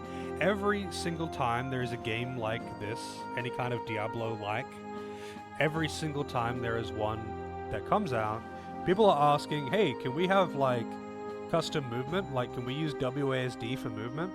And then because like the game's 9 times out of 10 they actually support it. They support it because they have controller support, which has movement and aiming on separate inputs, but they specifically disable it for keyboard to not let you use it. And every time it's brought up, the big Diablo fans are like, "No, you're not allowed to have that. It's bad." It's like, but I want it as an option. I don't care if it's bad. Like that's just more comfortable for me. It's like, "No, you're not allowed to have it. No fun allowed. You're not allowed to have it." It's like, dude, the game literally supports it. Why can't we use it? PoE2 will have instant trading and WASD. Alright. Like, I understand people not wanting to use it. I just don't get why they wouldn't give it to you as an option when the game already supports it. Like, a lot of the time in these games, you can actually just, like, kind of jank put it in by having both controller and keyboard enabled at the same time. So that's how you do it in, what's it called? What was that that Korean MMO that was pretty popular for a while around the time of Diablo Immortal? Shit. Anyway, that one, people were just putting in, yeah, Lost Ark, that's the one. So Lost Ark, people were using some jank setup where they would just have the controller and the keyboard enabled at the same time, and they would just bind WASD to up, down, left, right on the control stick, and it would just work. You have WASD movement, and you also have mouse aiming, and it's like, fantastic. That's just what some people want. I understand, oh, but that would interfere with hotkeys, but a lot of people just want to be able to aim and move at the same time, and that's all I want. I would be so much more into those games if they allowed it.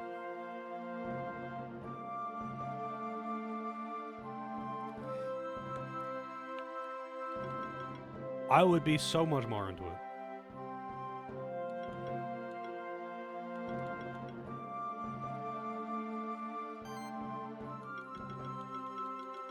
I'm still not sure how to build... I kind of want to actually get Sonic Assault because it's so strong. But whatever, I'm going to get Arcane Bolt. It's cheaper, and it hits more times, which means it applies more debuffs.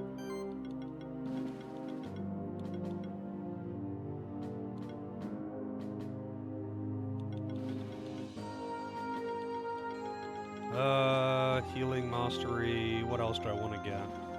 I usually avoid doing too much time in the talent tree screen, just because I'm always indecisive about what I want, even though I can respec pretty much as I want. Also, I'm pretty sure Brispit and Eyes Emoji are both actually part of the meta comp to be able to 5-star the bosses easily.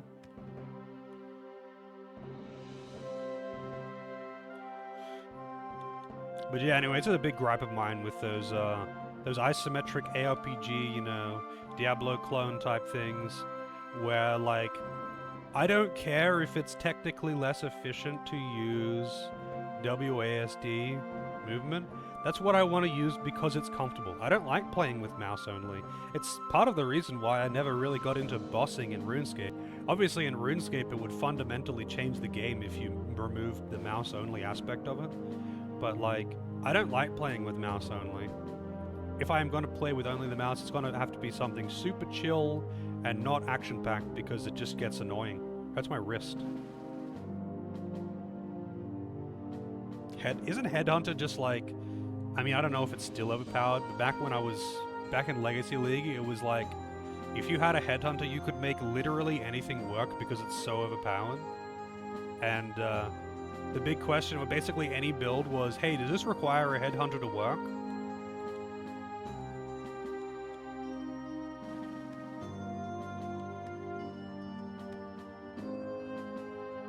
And it was like, not only that though, it was insanely expensive just because of how overpowered it was.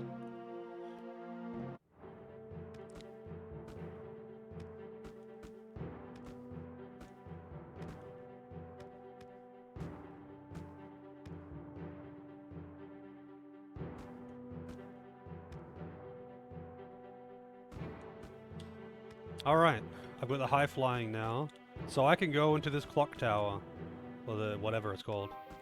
Mystical Workshop. I'm curious about this one. So this is a whole area that I found. I haven't even touched it yet.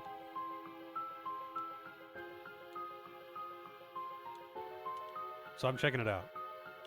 Also catch him.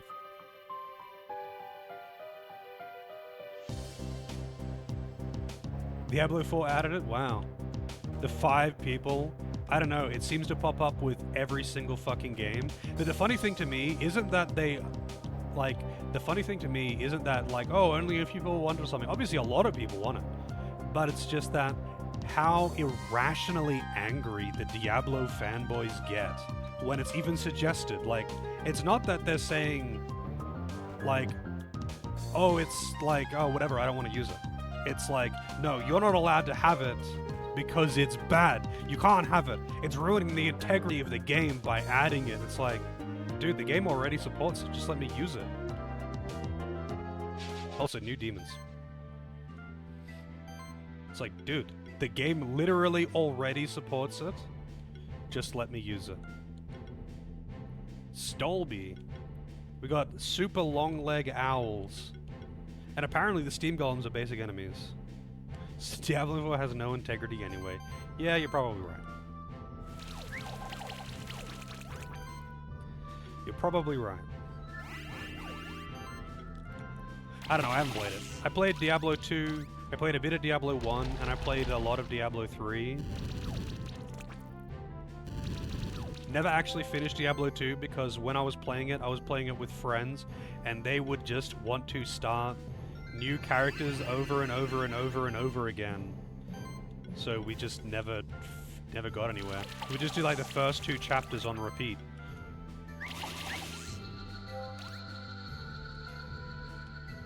Stolby egg, straight away. Does anyone have a name for the Stolby?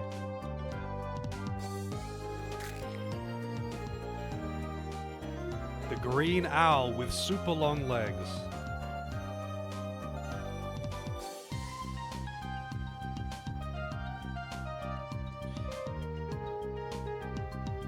All I can think of is leg. Duck? I can do duck. Paisa?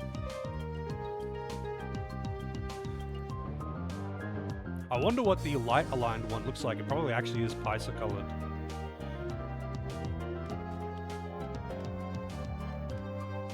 Oh, we got little robot things. What is this? Oculus.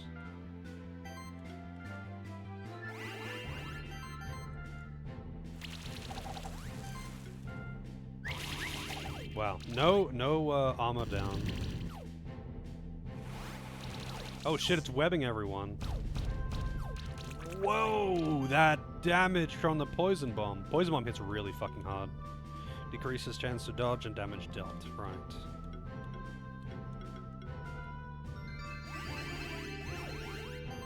That actually healed for quite a lot just then.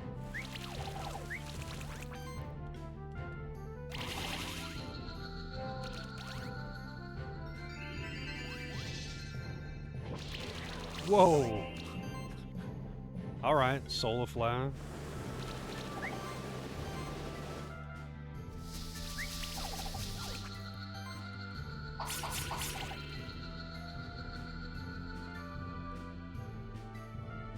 They drop silver, which is nice. Level badges. Goblin miner. A ribbon plus 5. I don't think I use a ribbon though. I don't think any of my demons have got a ribbon on.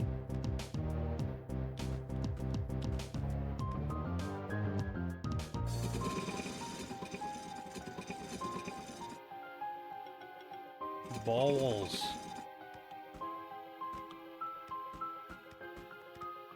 Huh.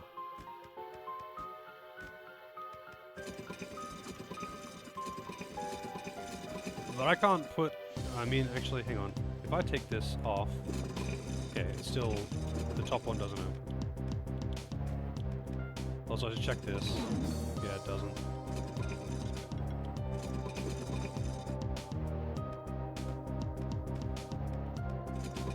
Alright, so I can press it down.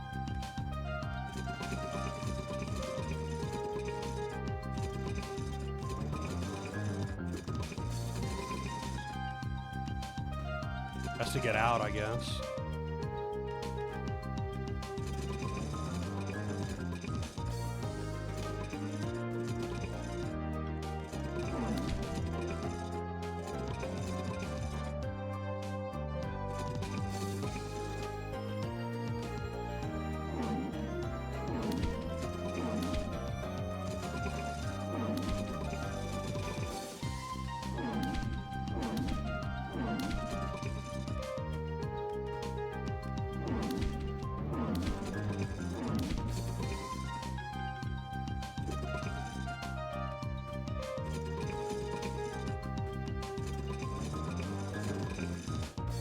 To get out as well.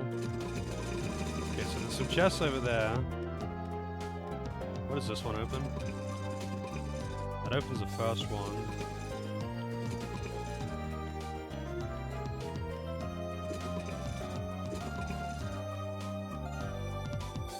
Oh, I can't, like, press that down at the same time as this, though. Hey, Delvin, how's it going? The problem is that I can't put... I can press two buttons at once, but I have to press the one with tackle first. I have to do the tackle one first.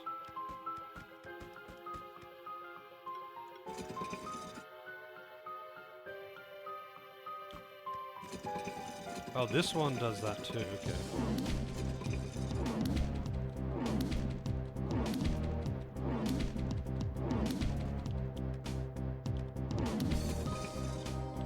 So that one does that. I don't know what these two do.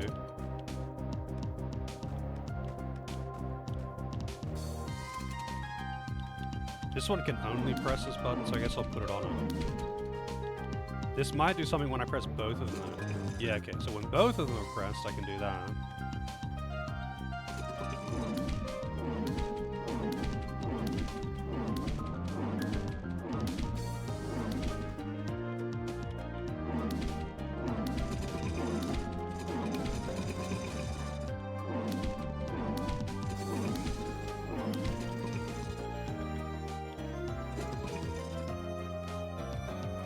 Better be good. Skill potion, craft box. That's just to get out, I guess. Hey Driftwood, how's it going?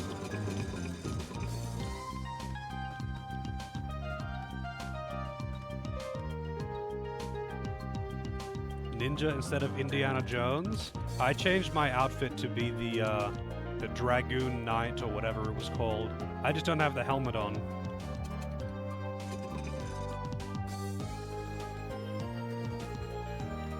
I found it in the magma caves, so I figured I would try it on. Chill Thursday evening, that's what I'd like to hear. What the hell is that thing? It's like a oven. Polterofen. Okay. Let's take a look at it. That was a dark aligned one. Weak to water, resistant to... They're all resistant to fire.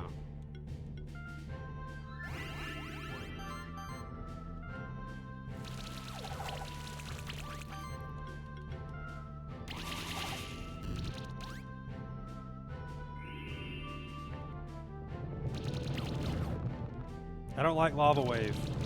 It hits really hard.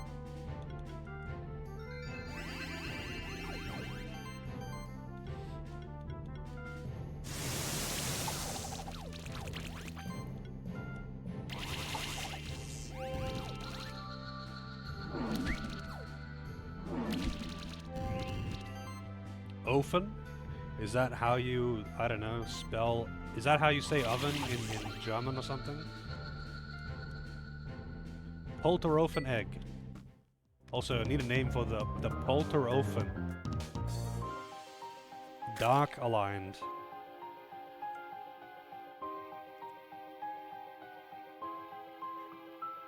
That is indeed oven in German.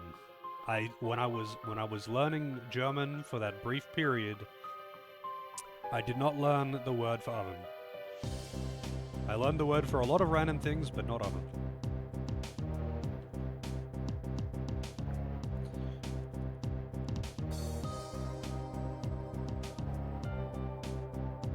Ovengeist. Alright, actually, let's look at these skills as well. So we've got Ghost Form, avoids encounters. Ghost Form, avoids encounters. Fiery Shots, burns vines. Ignite, flying. Let's see this. Okay, that's the same as the Goblin.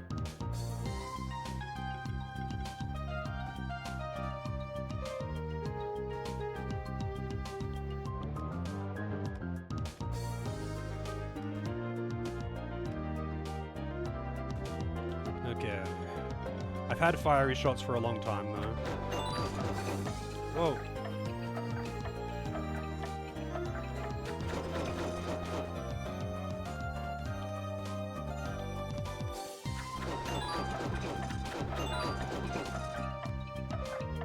Wow, that's a...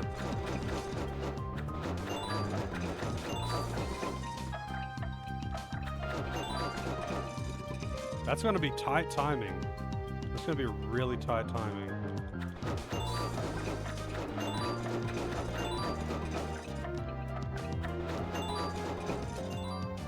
Summoned Sword. Non-critical damage increased by 10%. That's not bad. For non-crit builds, the non-critical damage increases are pretty legit.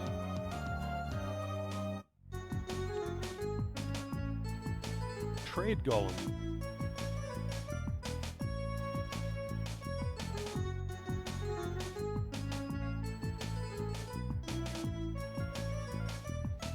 Shield Generator.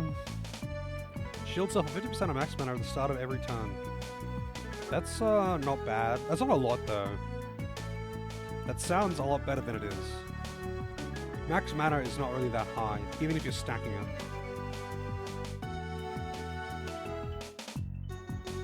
That's actually not bad.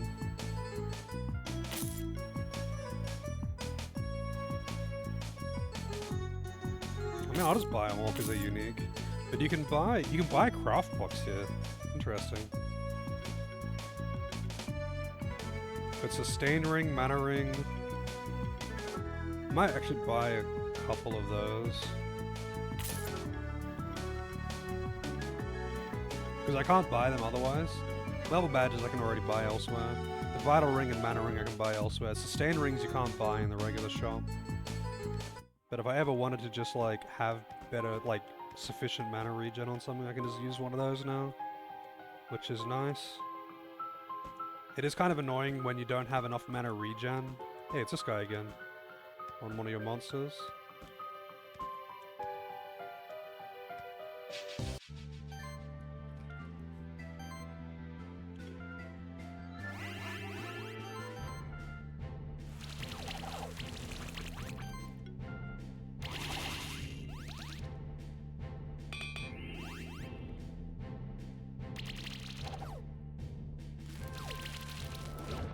Whoa, dude, what the fuck?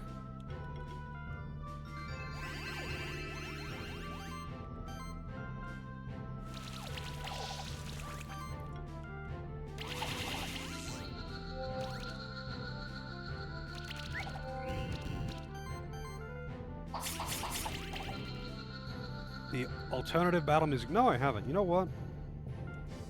I'll put it on. How do you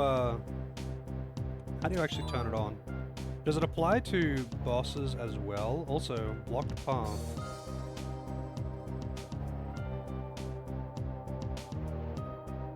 Call the boiler monster hot pot? You missed your chance. I already named one. When I get a... Oh, I think I just got a light aligned one. Oh no, I didn't. I got a stellar hammer. When I get a light or dark aligned one, you can call it hot pot if you want. Does it only apply to regular battles, or does it also apply to boss fights as well? Because I like the boss fight music and I don't hear it often, so I would rather leave that normal.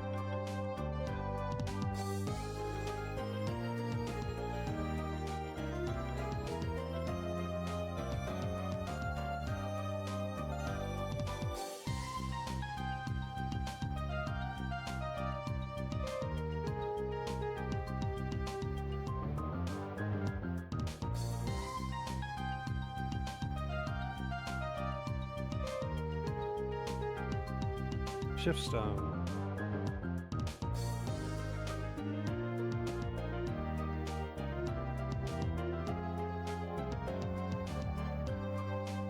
I called it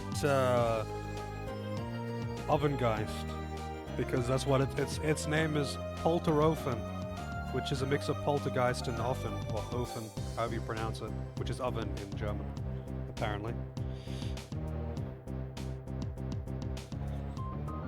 No one suggested anything.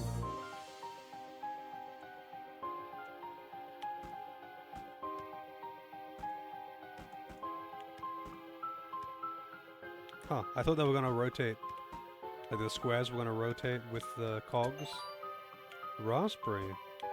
I'm guessing that's like the best crit food because it's 10%.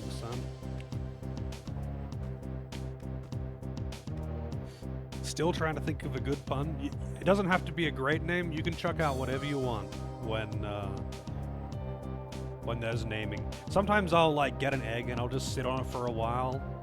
But I find most of the time if I ask for suggestions before I'm actually gonna hatch it, no one says anything until I actually go to hatch it.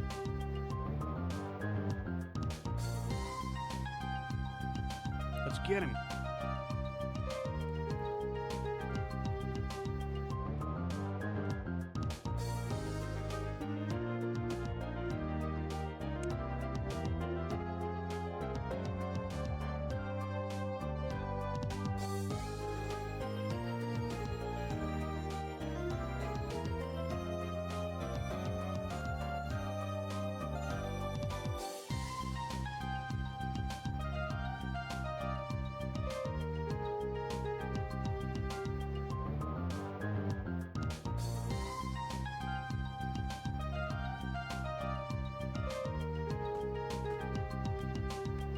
Oh shit, we got new flappy things. Oh, so this is the ultimate battle music. These are ornithopters, of course.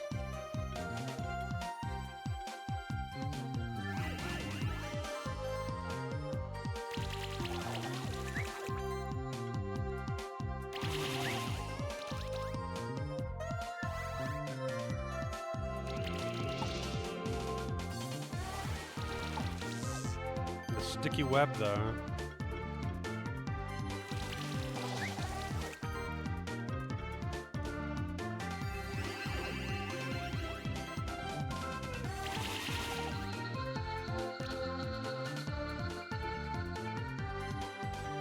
Oculus egg. Phoenix serum.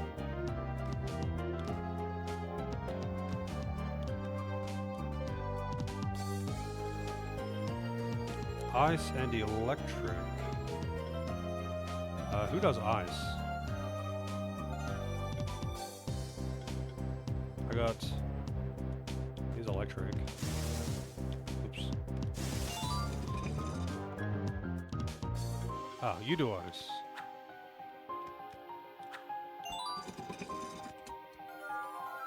Old World Tycoon. Outfit of a wealthy and fashionable businessman or businesswoman in the old world. Wealth is power. Alright.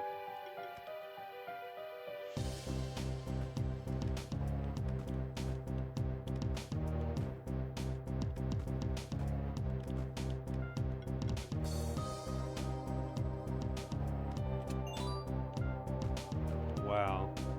1,500 gold, just what I always wanted.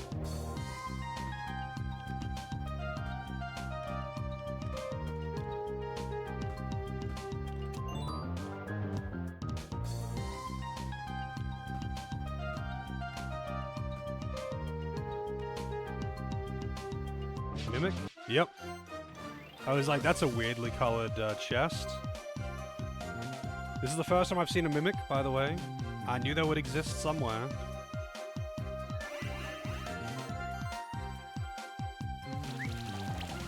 So they seem to be resistant to neutral and ground, but weak to magic in general. Not resistant to physical. Usually if they're resistant to all magic, or weak to all magic, they're resistant to all physical, but they're not.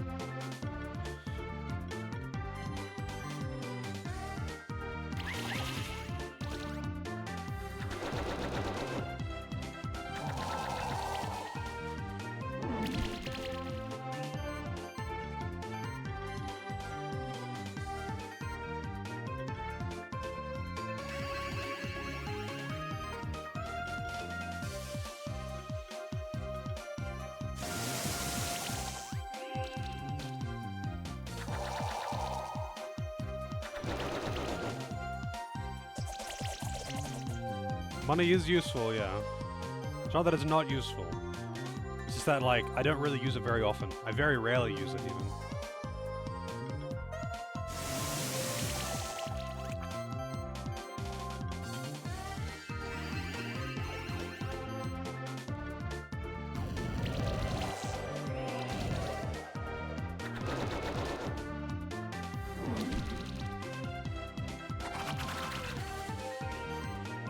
Oops, wrong button.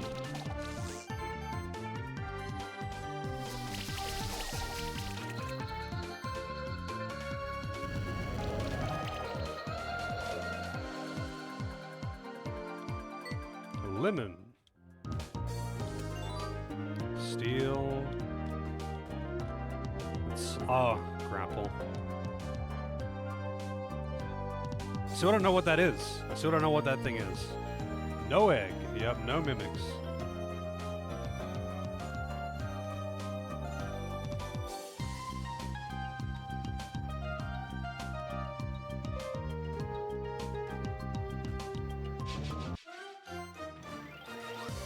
Oh, what am I doing?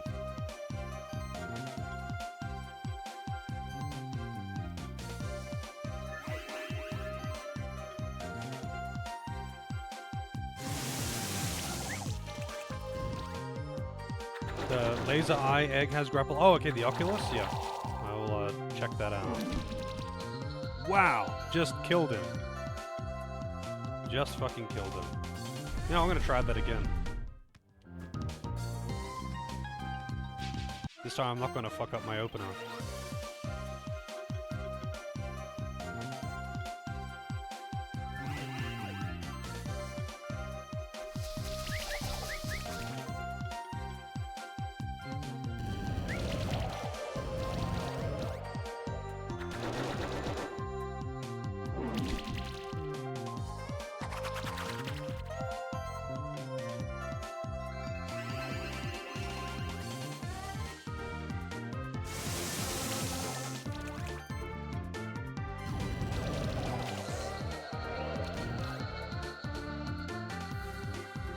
Mimic egg, there it is. I got a mimic egg. Alright, so I need a name for the Oculus. Dark aligned, not that it really matters. Need a name for the Oculus. I was thinking Rift.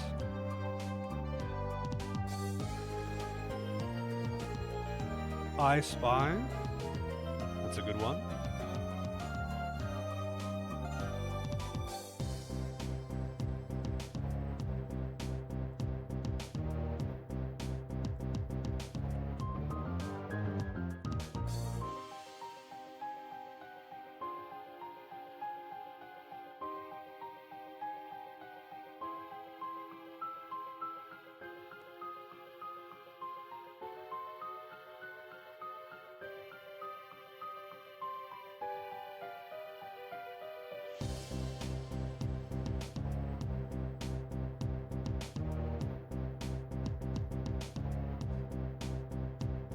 Exterminator.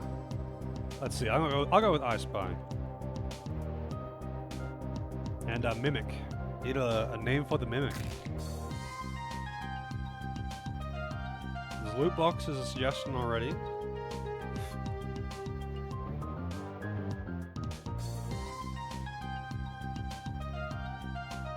You died. Obabo? Booba? I do like loot box. Although you died is also, you know, I'm going with you died. I've actually died to mimics way too many times in the Souls games. Because, like, I always start off just checking all of them by hitting them first, and then I kind of lose, because they're pretty spaced out. So I'll be checking them all, and then I'll, like, kind of just be lazy and stop checking them for a while, and then I'll get hit by one.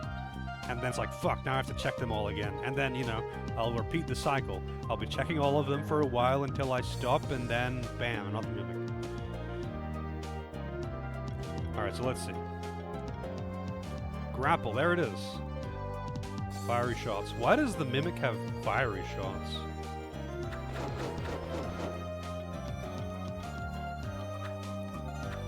Oh, so this is not what I thought, though. So this doesn't go up. It only goes forward. But, hang on. I'm still gonna check this out. Because I don't know how these grapple things work. Like, I don't know what their deal is. So there's one up there. But I don't know if that's a grapple thing. I've just, like, hesitantly called them... Okay, you can. If you're close, it just does it. It's like, I've hesitantly called them grapple.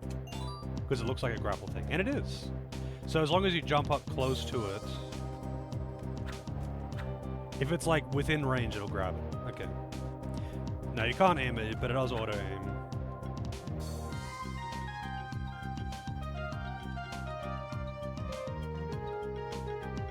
Let's move him forward to... here, I guess. So that means I can... Oh, I better remove that. So the grapple... I've encountered a few grapple things. That means I can actually check them out now, which is a big deal. I finally got that thing. No, that's such a big drop.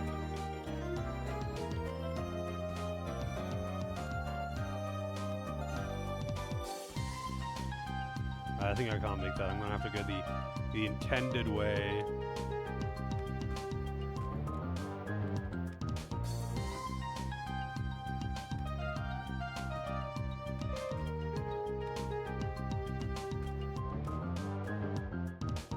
I'm glad that steam doesn't hurt you, but you don't take damage out of combat. Silk.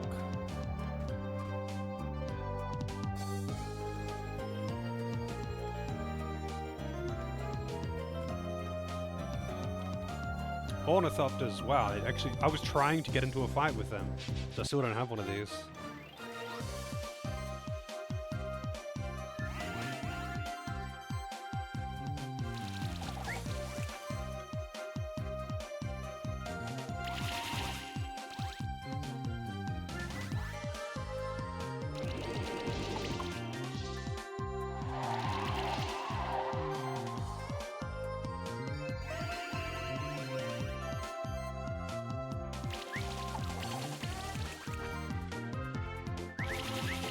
The dodges! 20% chance to dodge, by the way. Yeah, this is the alt battle music, and it's pretty nice. I do like it.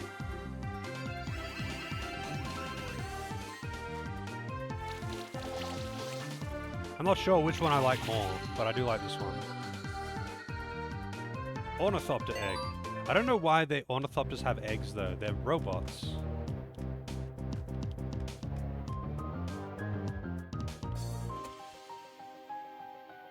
Oh, shit.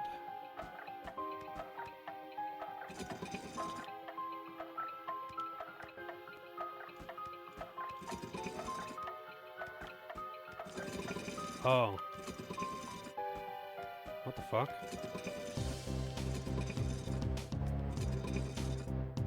Wait, these ones aren't timed. So I can leave those open.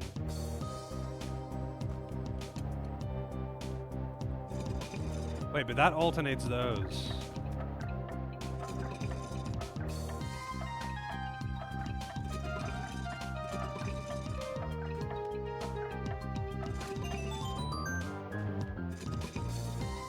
So that's the key. Wait, what happens if I...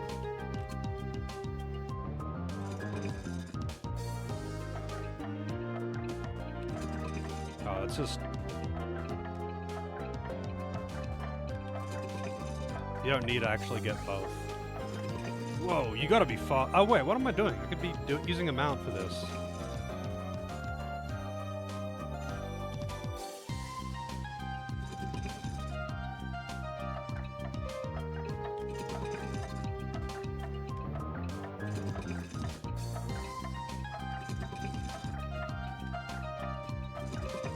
God damn it, man. Too much bonking. I think I'll go top first. 0 of 2 artifact creature. I don't know what that means.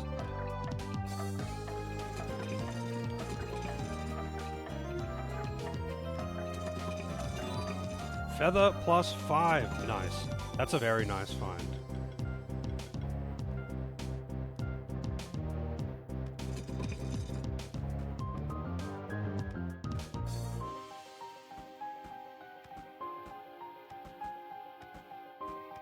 Magic the Gathering card, I see. I've played a little bit of Magic the Gathering on like a digital version of the game, and it was pretty fun to play with friends. But that game takes a lot of knowledge to even get into, and a lot of money as well. It's a fucking expensive game.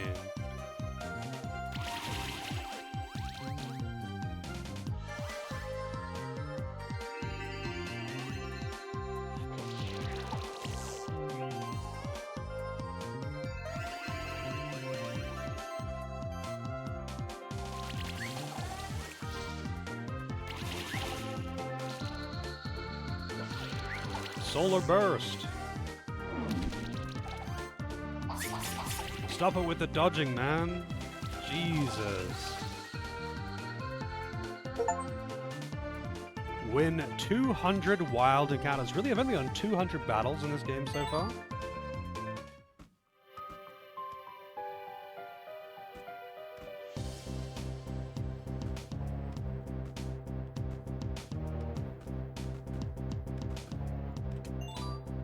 Linen? Wait, I think there's more.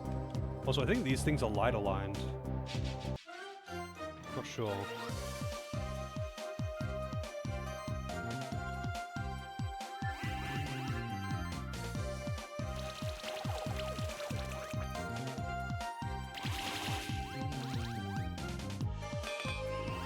Freaking hate that shield buff they do. It buffs their defense and gives them a shield. Like, it's really good.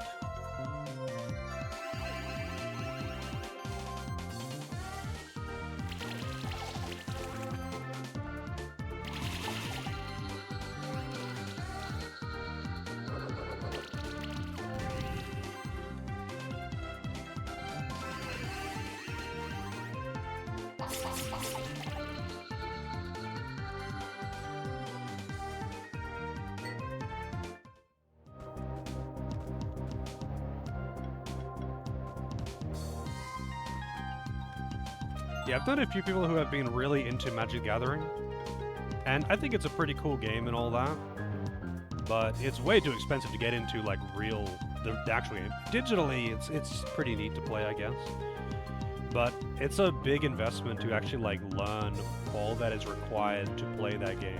Like, it's a deep game.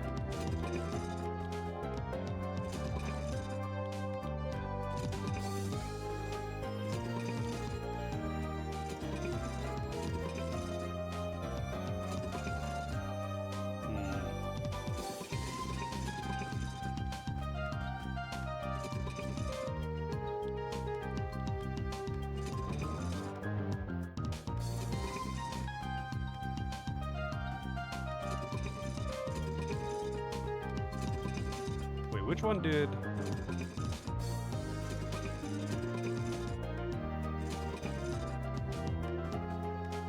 I guess that one up the top right there must have done that.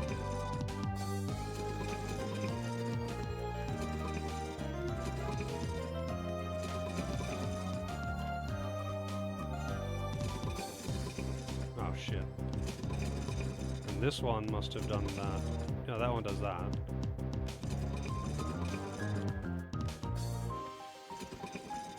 No switches up there. Wait, so what did this one do? Okay, that one does the first one. I don't remember which. Okay, good. I was like, I hope I don't have to hit that one on the left again. A bracelet plus 5. Pretty sure I'm also using one of those on Doris. Yep.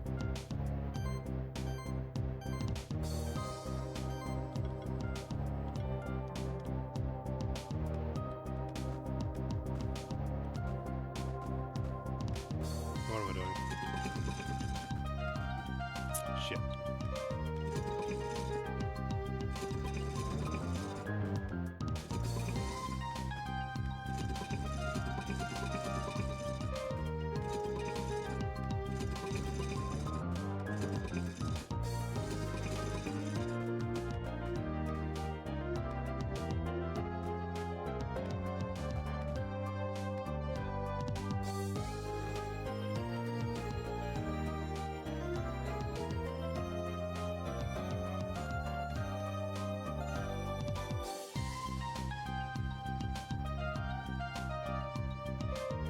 I think Magic the Gathering has also just been out for so fucking long that there's just so much going on with it.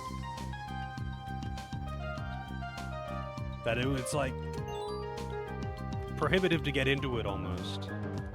So much to learn. So much like history to learn as well.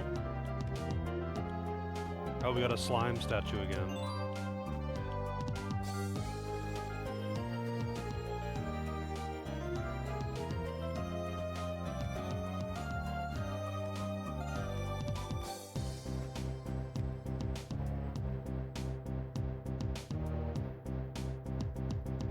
Played it 20 plus years ago. I mean, when I was like 17, I was dating this girl that was really into it, and I learned literally fucking nothing about the game at that point. And it's not like for lack of effort on her part. She was trying to teach me about the game, and it was completely in one ear and out the other.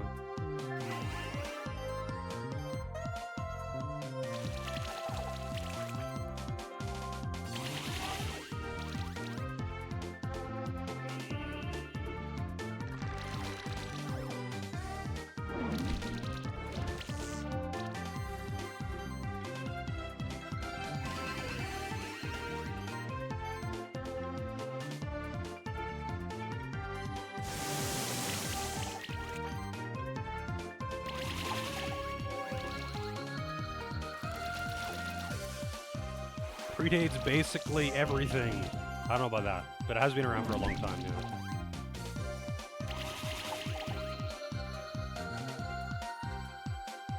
Gold! That'll be the material I need to get to the rank 5 accessories and shit. Orange.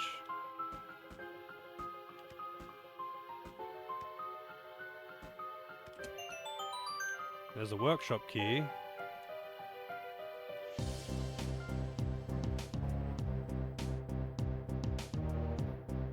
I know that's technically not a one-way, but it's just what I've been using.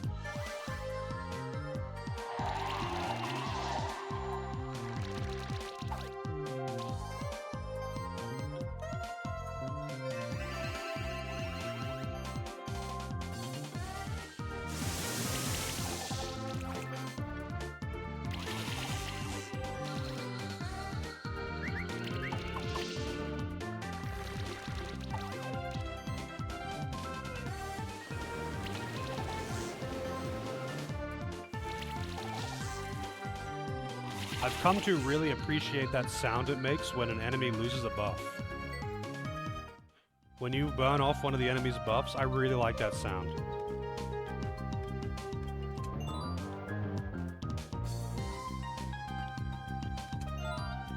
Big potion.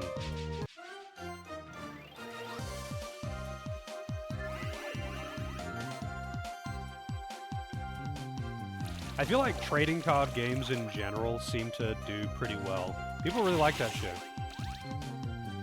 Like, Yu-Gi-Oh! Is still really popular, even though it's probably like the worst balanced game I've ever seen in my life. But people love that shit, man. It's still really competitive.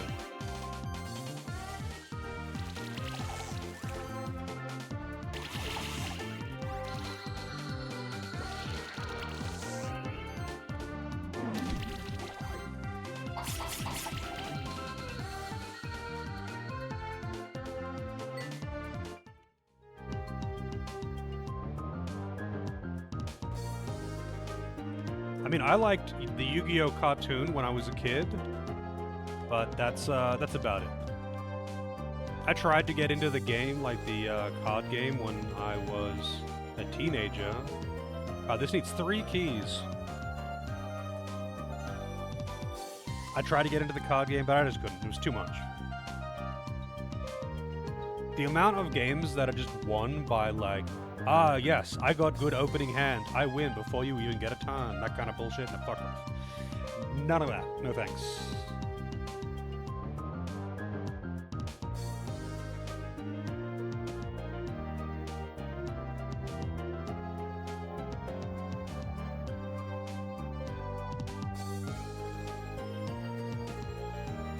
It's like they're trying to go for that Unreal Tournament balance approach.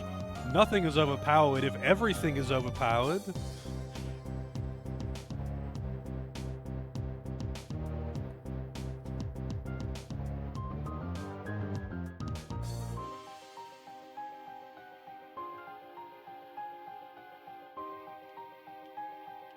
Well, I guess I need to get more keys.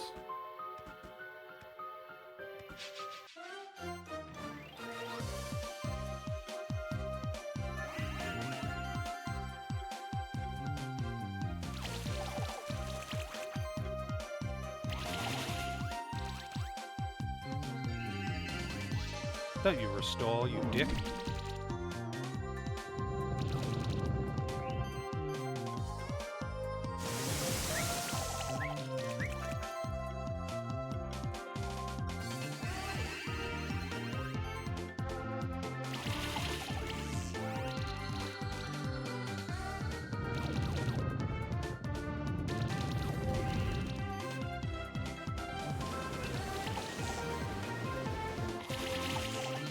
I like that tidal wave and lava wave are the exact same animation with a palette swap. It's literally just a palette swapped animation.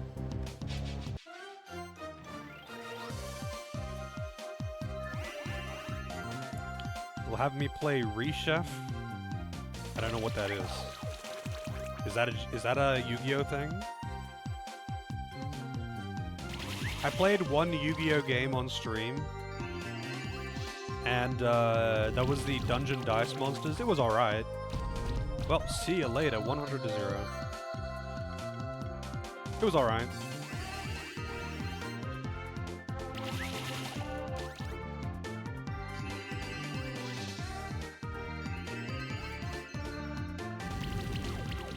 I see. I know, I think it was Santo wanted me to play one of the Yu-Gi-Oh games. He wanted me to play Forbidden Memories with a mod. And there's no, like, campaign or anything. I opted to not play it, not because I didn't want to play Yu-Gi-Oh, but because there's no, like, campaign or anything. You're just grinding out random battles until you get all the cards or something. And the mod just gives you more cards, like, per victory. And I was like, yeah, I don't really want to play that. But that one's a pretty popular one.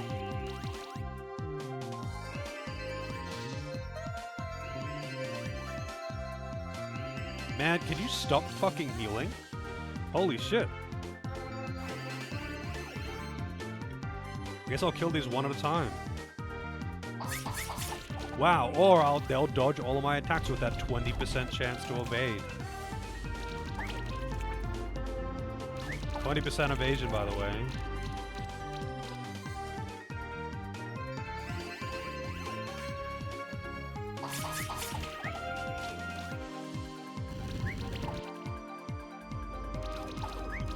Seven stacks of poison! Because it's not a unique aura, they can stack it so fucking high.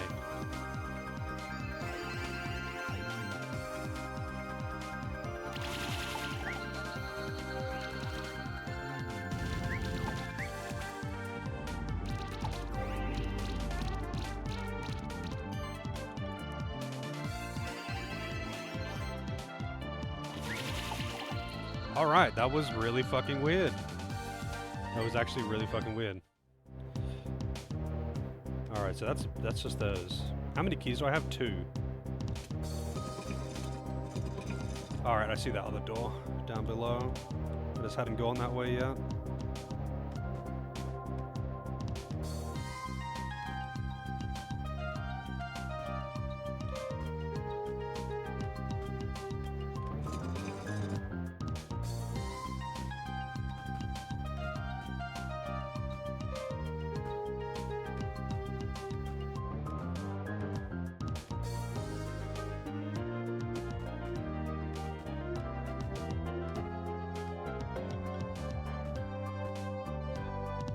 Oh, that's a super tight jump.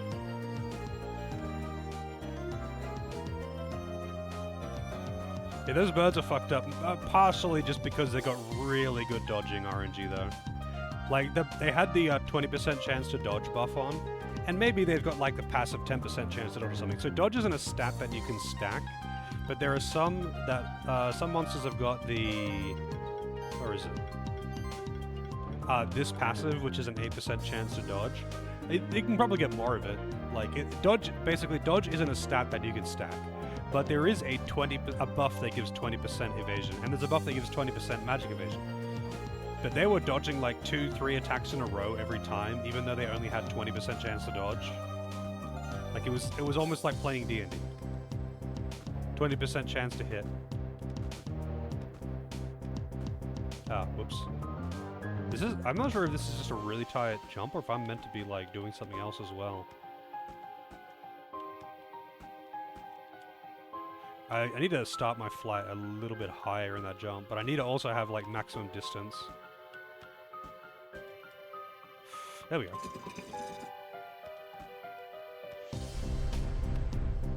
Mimic.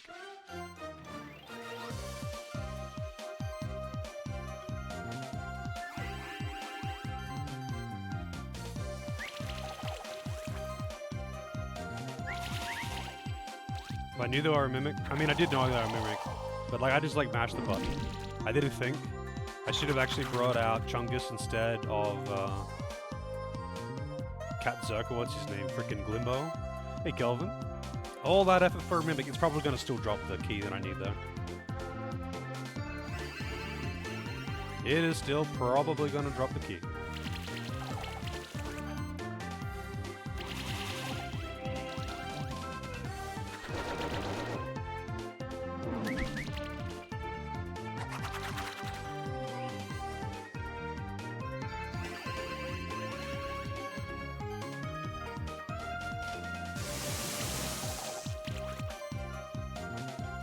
That's right, they're just resistant to neutral, not physical. I could just kill them one at a time like this.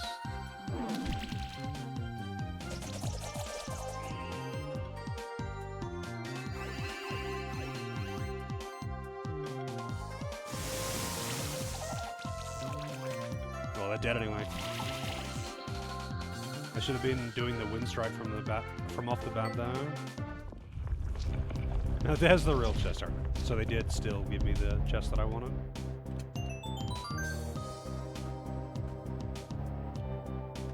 Alright, got all the keys.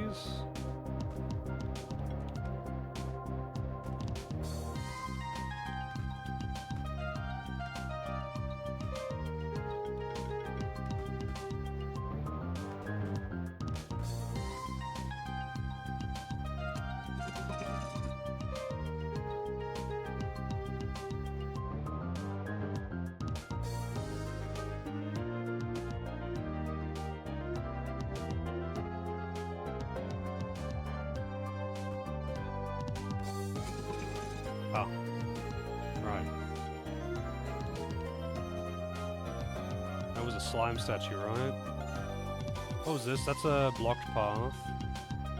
That's a slime statue. Mimic, surely. Nope. Banana. There's the champion. Oh shit, it's Timbersaw. You're with the trees, aren't you? Ah, well, this is something I don't have the information for. I didn't know I was playing Symphony of the Night.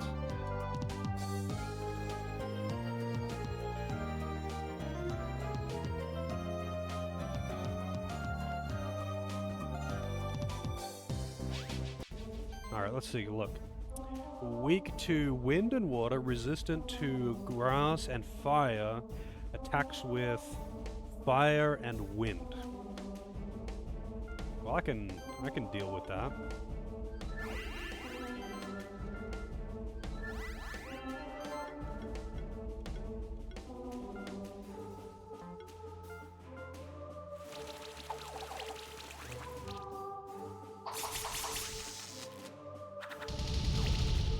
Damn.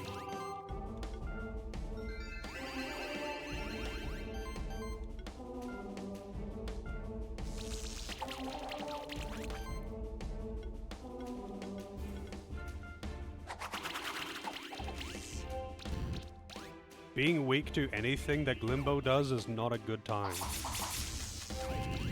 That's not what you want. That is not what you want. He is applying burn to everyone, but I don't really care about that because it's not actually otherwise doing very much damage.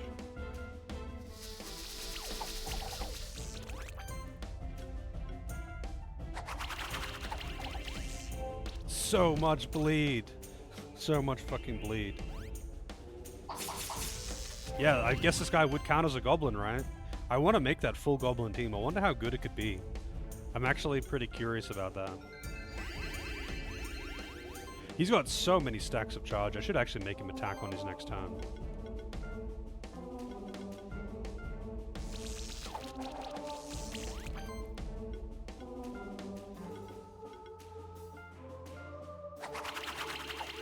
If he even lives. Nope, he doesn't live. 11,000. Nearly got that, the 6-star. Let's see. Goblin Pilot Egg, Hammer.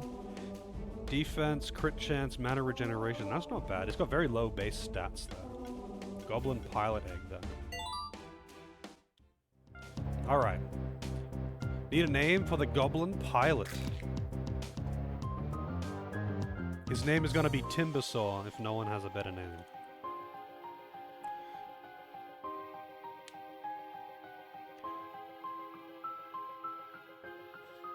Yeah, like, the Goblin auras seem really strong, but I don't know how good the Goblins are individually. So, like, the Goblin auras are like, you know, 15% damage for every Goblin. All Goblins regenerate 10% HP per turn. Like, a lot. Like, there's big buffs. But I don't know how good the Goblins individually are. Like, maybe the Goblins themselves are actually not very good, and those buffs are meant to compensate for that. Venture Co. Shredder. That's actually what Timbersaw's original model was a Shredder from Warcraft 3. A name which plays off of Timbersaw. Venture Co. Shredder won't fit there. That's how much you can get. You could also call him like, what's his name? Shit. What's the name of the goblin in charge of Ratchet? He's in Warcraft 3 as well.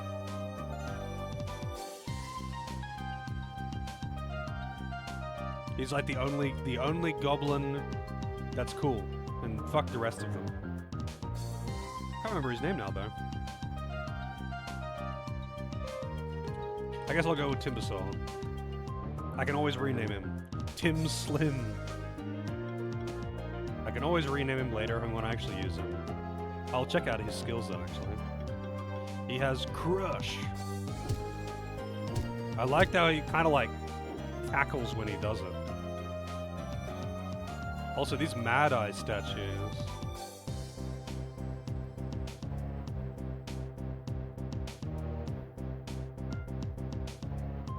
Gazlo, that's the one, yeah, Gazlo. I couldn't remember his name.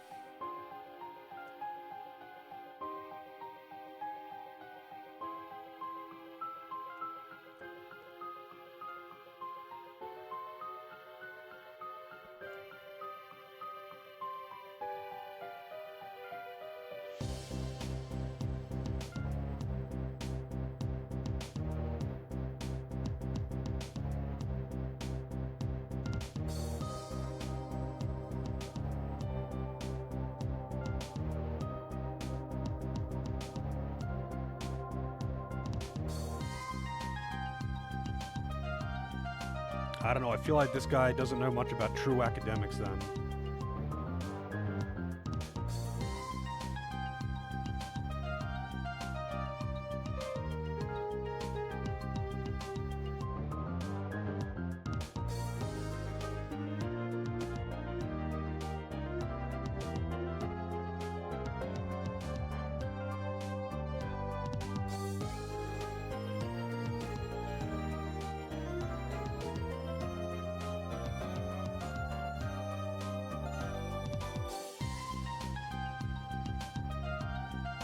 Yeah, I would actually be really interested to see like some particularly strong combos and teams and all that kind of shit that people have made. I'm gonna want to play this game as well with the randomizer stuff. But obviously I haven't even beaten the game yet. But this is definitely going to be a game I end up coming back to try different shit, do challenge runs, you know. Use different monsters. It's like when I replay Pokemon games, how I'll usually try to just use different monsters than last time. Because if you always use the same starter in the same handful every time, it kind of gets a little bit old.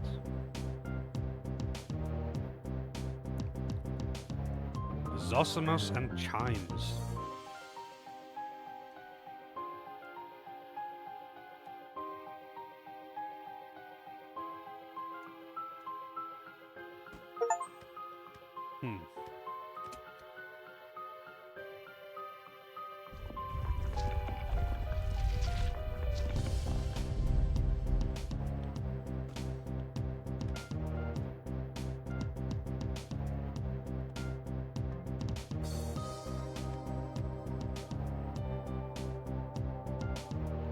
So that's the clock. This is the one. What was that one? That was a slime statue. I wonder what I need the clock for.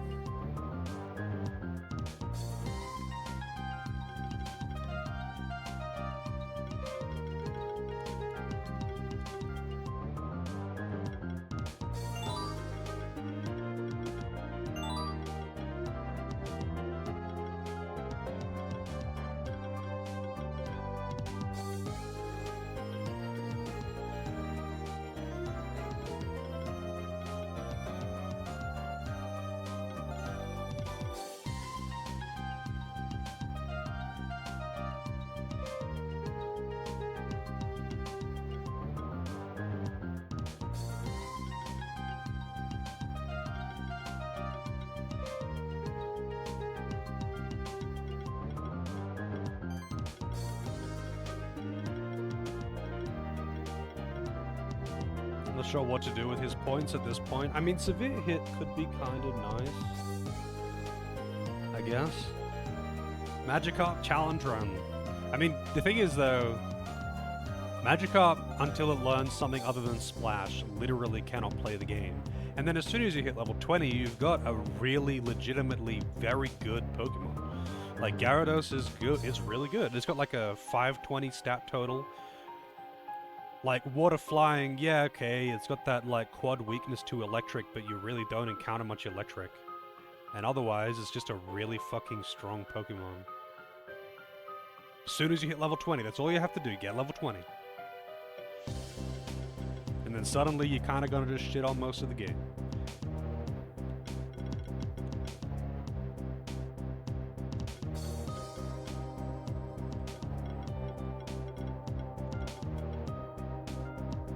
Get one more attack plus here. Mega Garrett. I feel like most of the Megas are just disgusting. Megas are kind of dumb.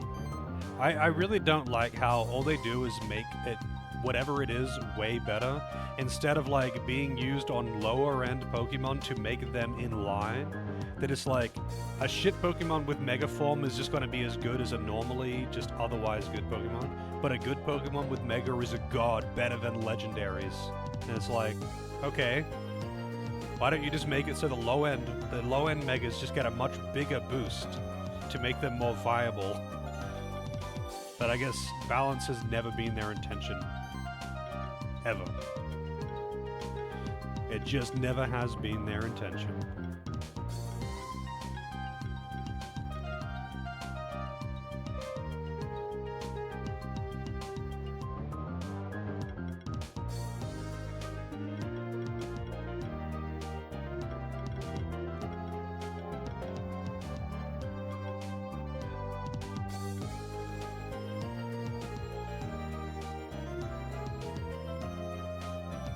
Mega Butterfree. There are a bunch of bug Megas. Yeah, they just give Megas to like the popular Pokemon for the most part. And I mean, that's fine. I just think mechanically Megas could be really interesting to be able to make otherwise not very useful Pokemon, because most Pokemon, like 90% of Pokemon, are inherently bad. They just have very low stats, and doesn't matter what their moveset is. If their stats are atrocious, then they're bad. And Megas could kind of remedy that, you know? They could bring bad ones up to snuff, you know? But they don't. I guess they don't want to do that. I kind of want to actually get more Acid Rain just because I use it a lot.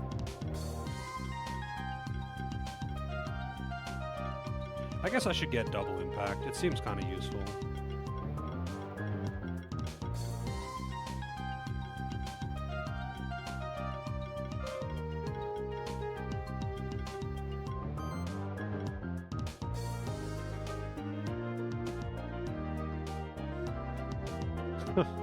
Mega Eradicate, yep.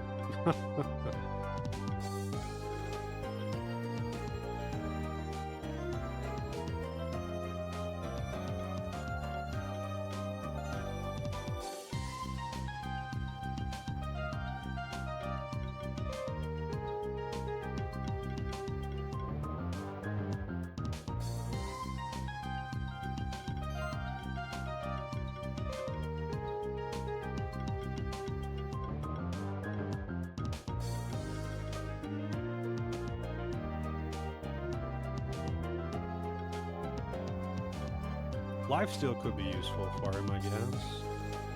I'm just not really sure what else to get. I guess I get the crit chance. He doesn't have super high crit or anything, though.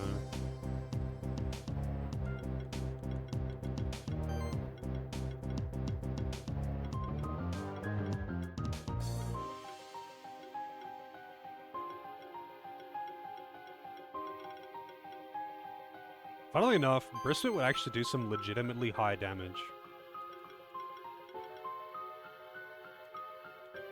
Especially with like all the double strikes, weaken, like all of these like poison boosters, and death blow. Like I actually use Brisbane as a support to mostly be my debuff remover, because removing debuffs from yourself is actually probably the most difficult to get. Like, it's easy to remove buffs from enemies, it's easy to apply buffs to yourself and apply debuffs to enemies, but there are very few ways to remove debuffs from yourself, and you feel it, man, you feel it. Especially when you're fighting against a Mad Eye or a debuff spammer in general, it fucking hurts.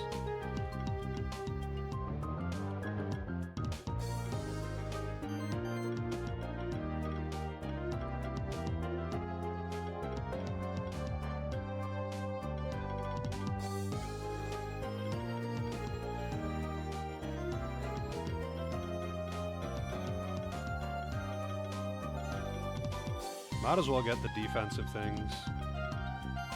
Just be as tanky as possible. He's got a lot of health. Pretty much on par.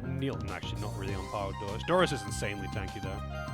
But he's getting there. Similar defense, just a bit lower HP. But way stronger, actually. Way, way stronger. Doris is not an attacker anymore.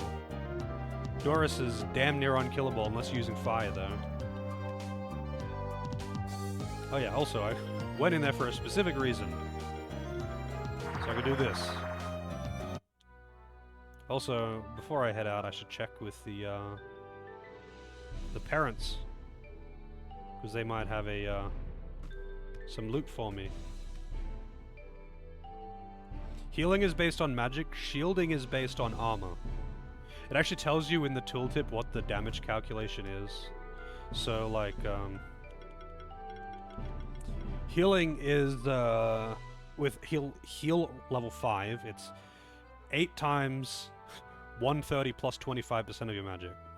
Whereas shields are... Where's a shield? Who has a shield? You have a shield. Shields are... Actually, the fire shield is your defense and your magic, but your regular shields, which I don't think I actually have any of, are just your defense. It's a larger portion of your defense, but it doesn't actually calculate it from your magic. So that fire shield is actually really, really strong because it's got a high base, but it's defense and magic, and Brisbane has got very high defense and magic. Both of those are very high.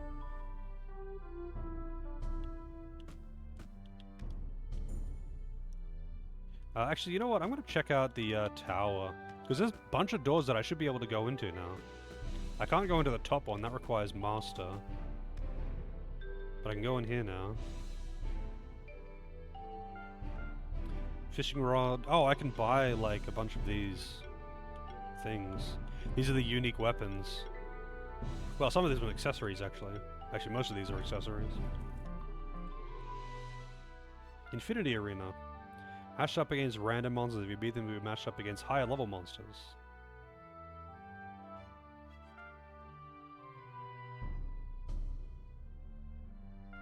You have to use hyper-aggressive teams, though. Alright, let's try the Infinity Arena. Level 25.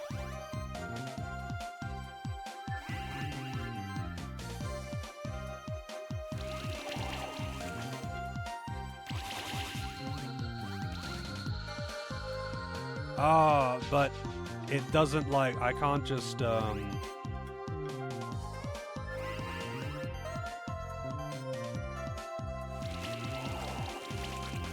keep my buffs rolling.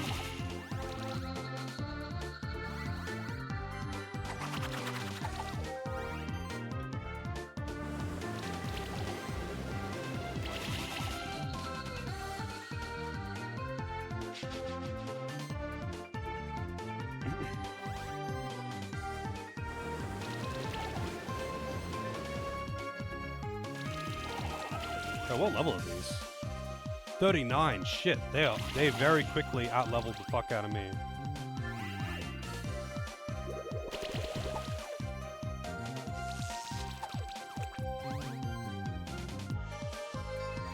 Very quickly out-leveled the fuck out of me.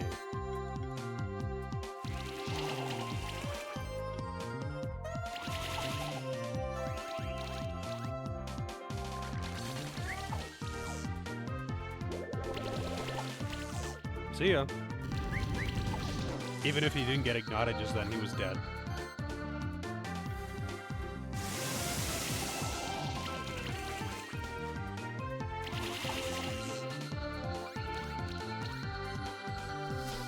Hey Maria, how's it going?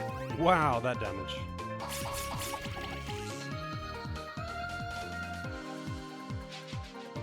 I think I'm dead here. Yeah, level 43!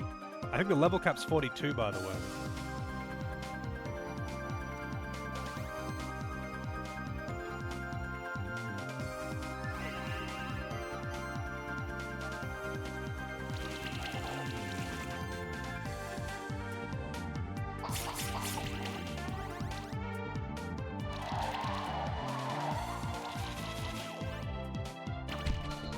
$2,000 damage.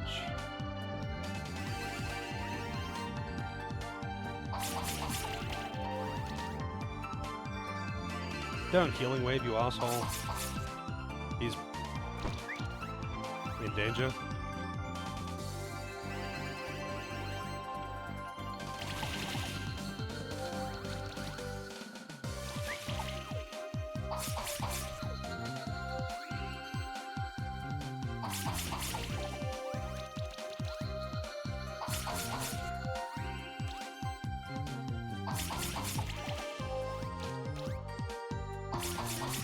Yep. No way. Level 43. Arena coupon, craft box, reward box level 1 and 2. Cotton, red gem, blue gem. Alright. Let's see what I got for my reward boxes. Mango. Oh, another killing egg. Vital ring 4. Coat 4. Imori egg. I know I could have opened them all, but I wanted to do it one by one. No, this is the first time of being in this arena. I hadn't entered this room before, and now I'm just seeing what I can do in this building. Oh, this is for online, okay.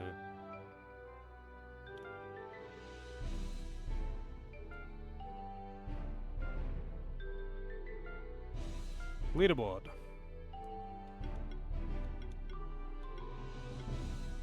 Damn, that thing on the right there looks kind of fucked up. So that's,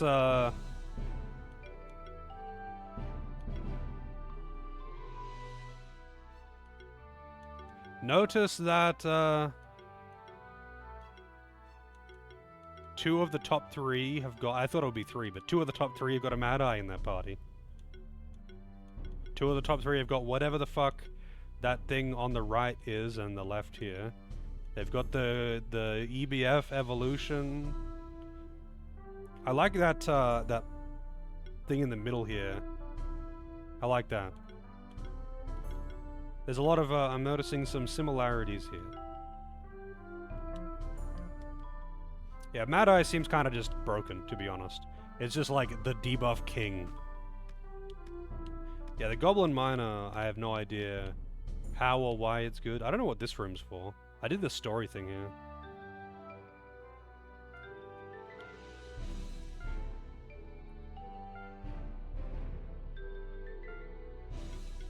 I don't know what these challenges are for. Oh, wow. I guess I was meant to do this ages ago.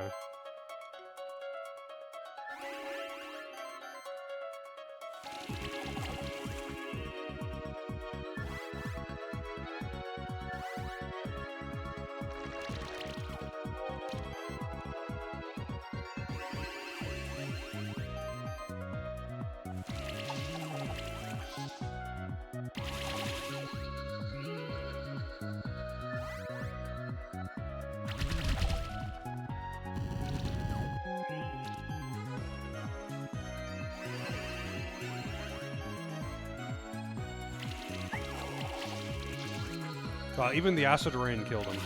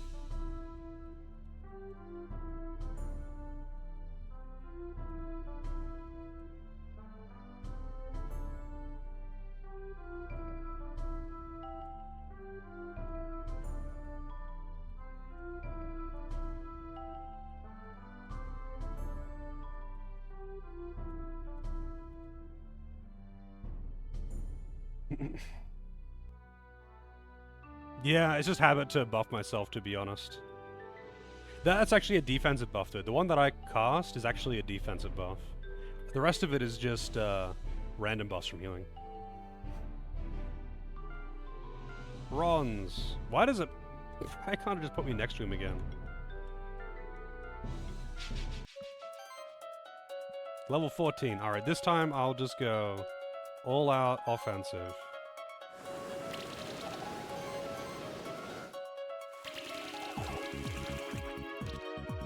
Oh, right. I only get 2. I always forget that. I only get 2 turns if it's a trainer battle.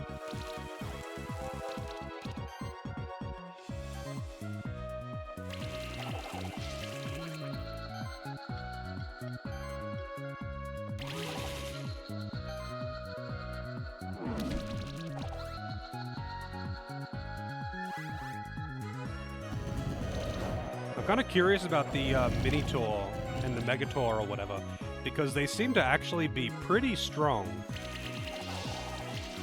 Like, they seem to actually pack quite a punch. So I'm guessing they are also offensive-oriented, you know, just physical damage dealers, like the cat. Skill Potion. Good alternative to Cat Zerka. Yeah, and you would have to 5-star them to actually get one early, though. Because the thing was with the Cat Zerka is you get it really early. Like, really, really early.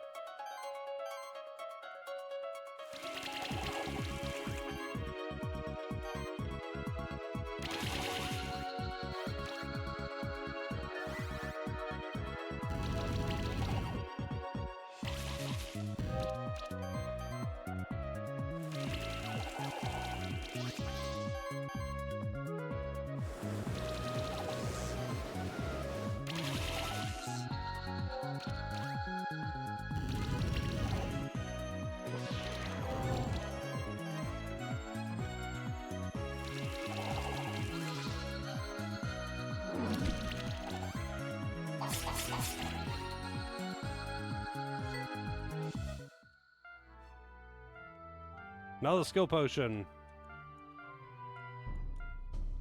Are these actually worth doing, by the way? I mean, it's fun to do them. But are they actually worth doing? Oh, level 25 now, they're getting legit. I better actually put up a buff, or I will totally die. I'll even put up 2 buffs.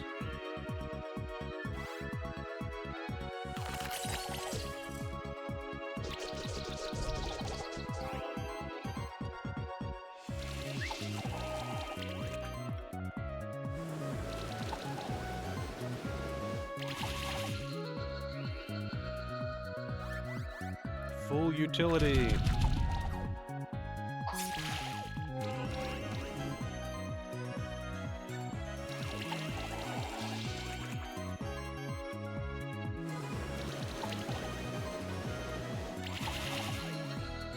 Man, Kame is so fucking tanky.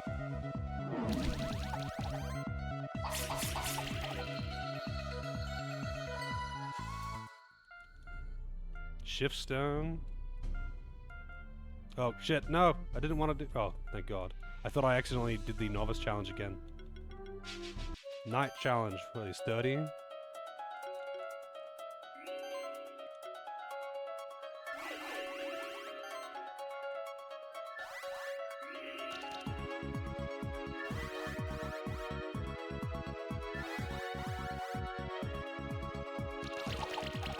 Whoa, that earthquake actually hit really hard. Because of the stacked buffs right off the bat. Wait, what level are these again? 30, okay. They're not actually really that much lower than me now. Nice dodges though, what the fuck?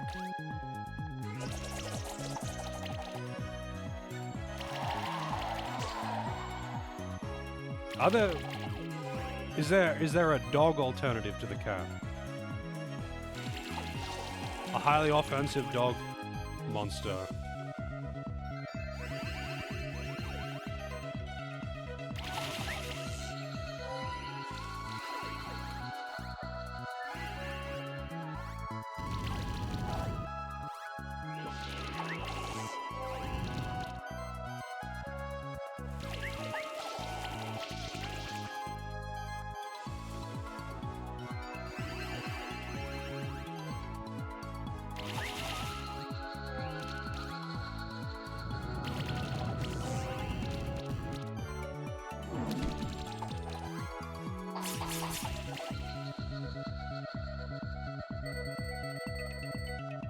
I don't know. I generally would rather— I like cats and dogs, but if I had to pick one, I'd pick dogs. Although I generally just like animals in general. I didn't even see what that was. I didn't mean to match that. Hope it wasn't too important. Yeah, CJ knows what's up. Look at that. Look at that cat. Champion challenge. Oh, shit. These are all bosses. Actually, no, they're not. 2 of them are, I think. Sizzle Knight, level 35. Promethean.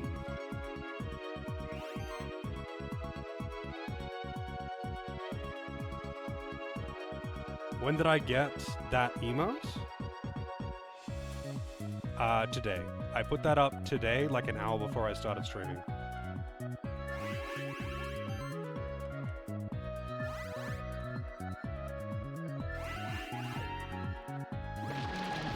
Whoa! See ya later! Dead.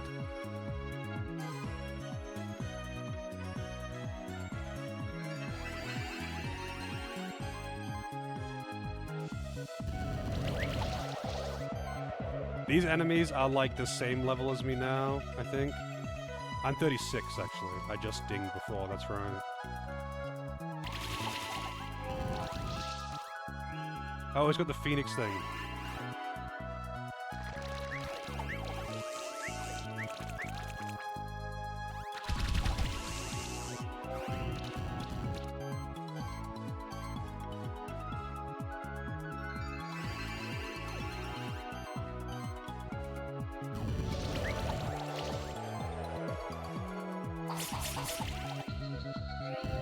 I better delete them one at a time. feel like I need to get rid of the dude at the front though, because of the enlightenment. I don't know what enlightenment does, but it's buffing me and it's buffing and healing and shielding, I think. So, you know, all the things that I don't like.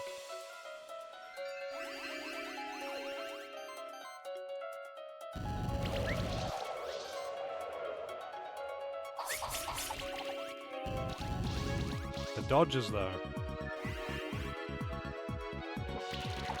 8 buffs. Oh, that's dangerous. I'm in danger. I don't know if I can win this one right now. Like, with a different approach, sure.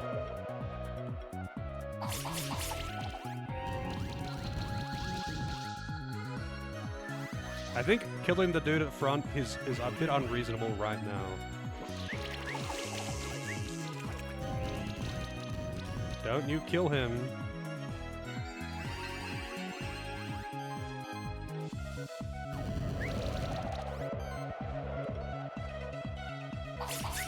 No, I don't dodge. Fucking 20% chance to dodge.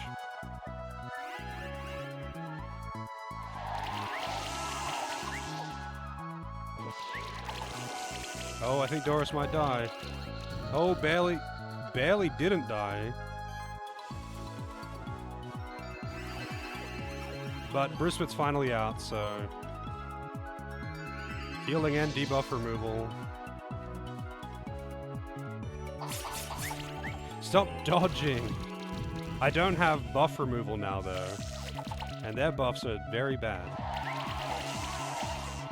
But they don't do that much damage, considering that, like, most of their damage is coming from, like, damage over time effects from the previous ones. This chill doesn't help me, though.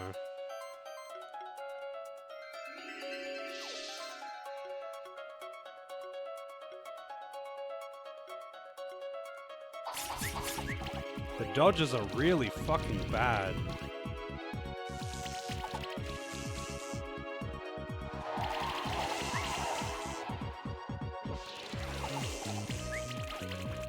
Well, I'm not blinded.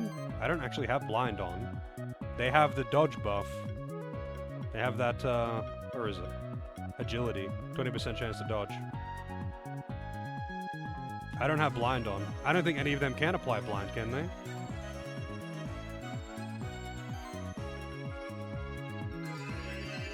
I really need more regen on Brisbane as well, though.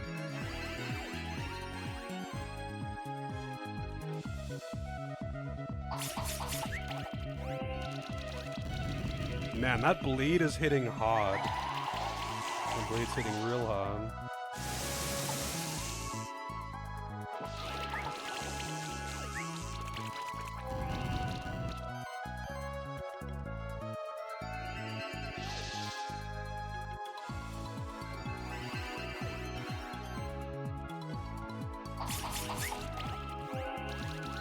Okay, another one down.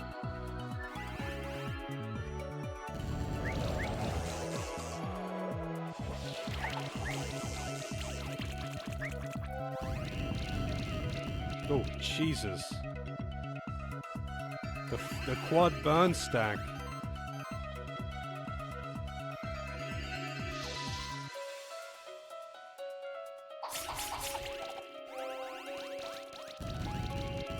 They've just got so much shielding and healing. I need that Mortal Strike.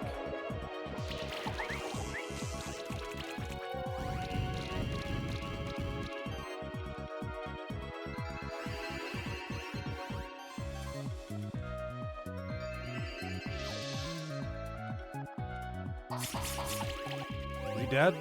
No, okay, he is anyway. The bleed just hits that hard. Okay. This is so stupid because of how it would have been so much easier if I could kill the one at the front, but he's also really fucking tanky, so I just couldn't get rid of him. 82 stacks of charge even. Yeah, I'll see how hard it hits next time. Alright, that's the end of my kill him by just one-shotting him.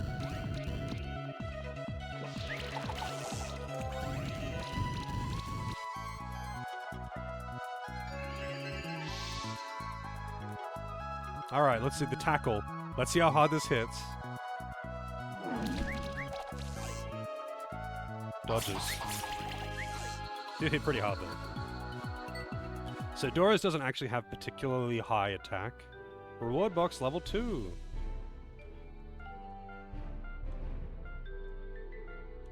Dragoon Challenge. So this is level 38, so these are higher level than me. Targoat, haven't seen. Argiope, I think I have seen one of those. Troll, I have seen. Arachlich, that's pretty cool. And Mockus, I haven't seen either of those. I do kind of want that Arachlich, that's a pretty cool one. I mean, I'll go for the usual and just try it.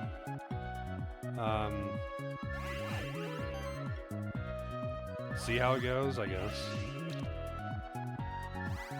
Oh, that's sustain. Earthquake. Ugh, sticky web. I fucking hate that move so much.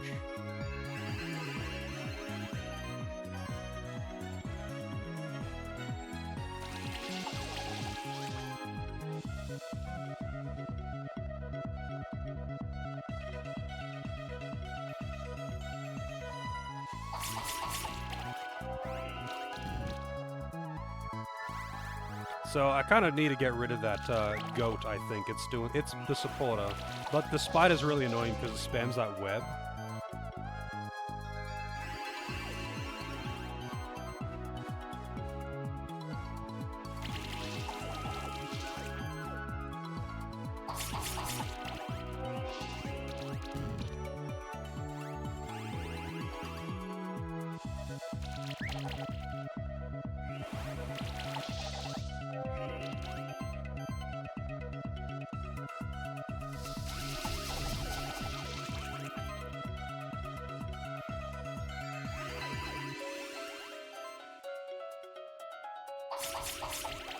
Oh, it's also defending the others. Maybe I should just kill him.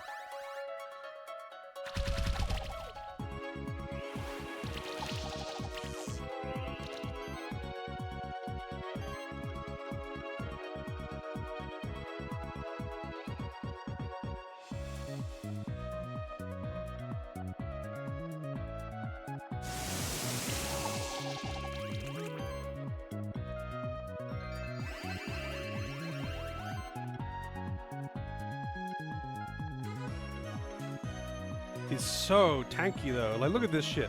The estimated damage is pathetic.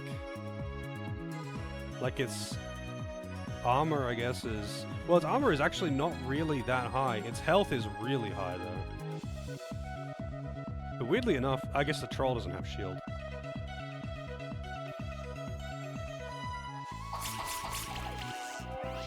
It gets so many charges as well, I guess, from being hit. I don't know what it's getting those charges from. From healing, I think.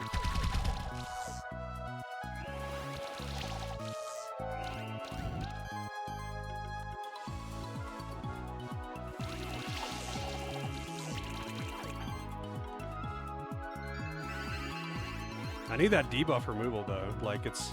I can't actually kill any of them because of the amount of fucking healing that's coming out. They're actually out healing my damage. Like, he's basically got the same kind of thing that I've got. I can't out damage the amount of healing that they're throwing out because of this asshole here.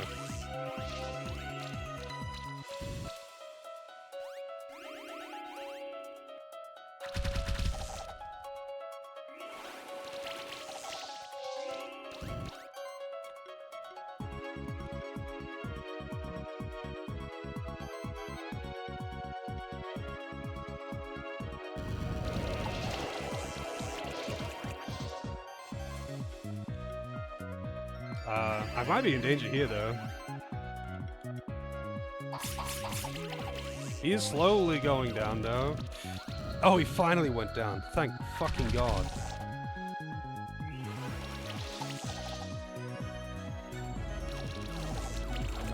Doris might be dying. Yeah, he's dead. Alright, so I guess I'll send out Brisbane. We finally get rid of some of these debuffs.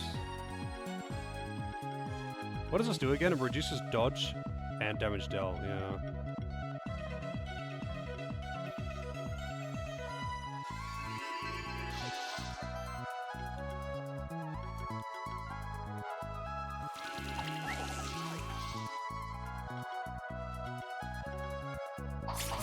I need to get rid of that spider, actually.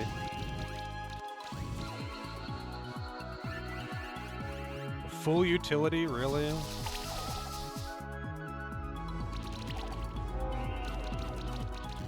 Oh shit, he nearly died.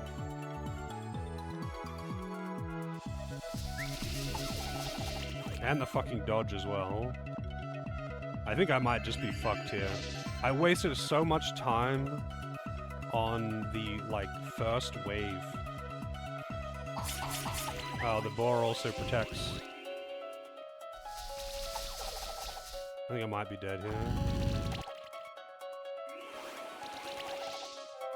Yeah, 2 dead.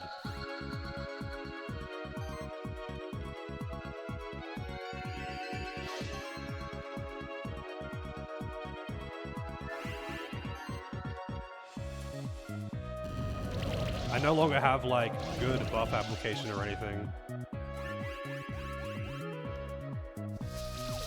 So they are down to their last 4. Nah, dead. I'm done. I would need to have a better opener. Like, I would need healing reduction. I need healing reduction, basically. Because they were healing by so fucking much that I couldn't actually out-heal the shit that they were doing. Look at this shit as well. He's got 8,300 HP.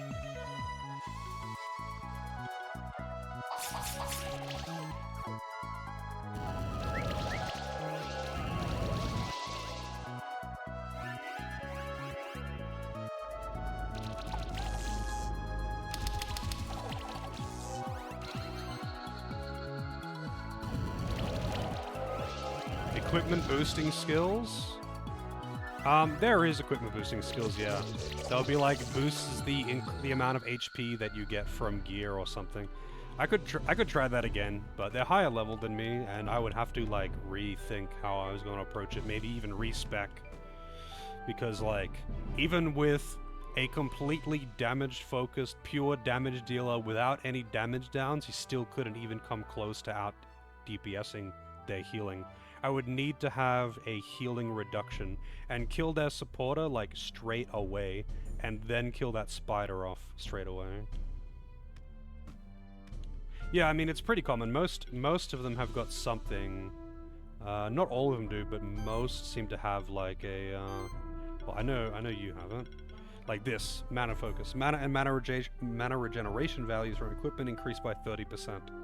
It's not uncommon. A lot of them will have that. It won't be like increases all stats from gear. It'll be like increases this particular stat from gear.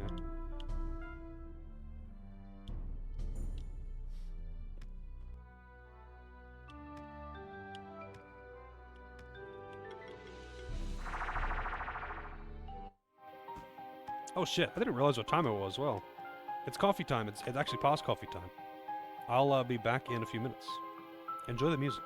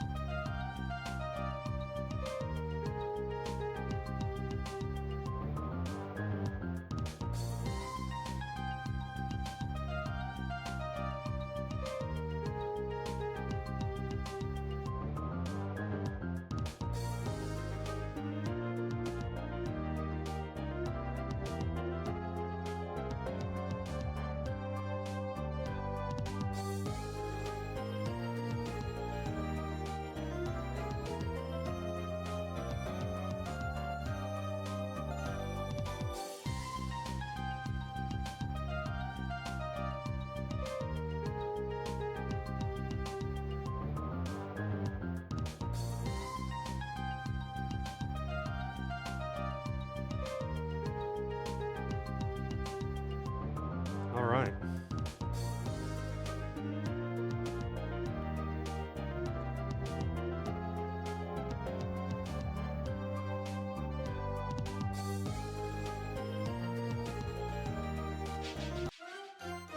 Let's see what's this way.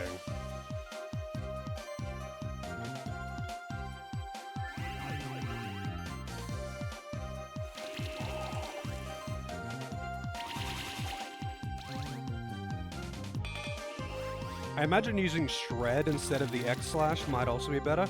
I don't really fully understand how, like, the bleed damage calculation and stacks works, though. Like, does it... When bleed ticks, does it, like, total up a bunch of the damage from, like, X amount of stacks and then just make it all hit? Like, if you have more stacks of bleed, if you had 10 stacks, when your turn comes around, will it just consume all 10 stacks and do all of that damage at once? Does it consume only one stack and it takes 10 turns to do it? Like, how exactly does it work? I don't really know. Because I don't really know if it's actually worth using the X-Slash or if it's better off using the other one, the Shred and Claws, for they have higher crit damage bonus, and taking that passive, which makes them apply bleed. Because there's a passive that makes your crits apply bleed, any crits, not just on Slash, and I don't know if that's, like, worth taking and using Shred instead, you know?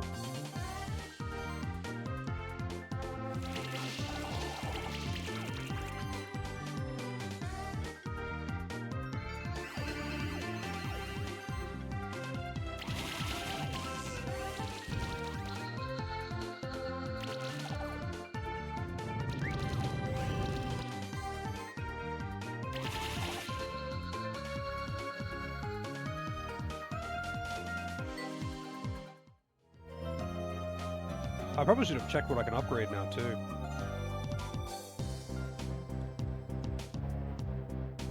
Also, where is this taking me? Abandoned tower. Oh shit, this is the abandoned tower.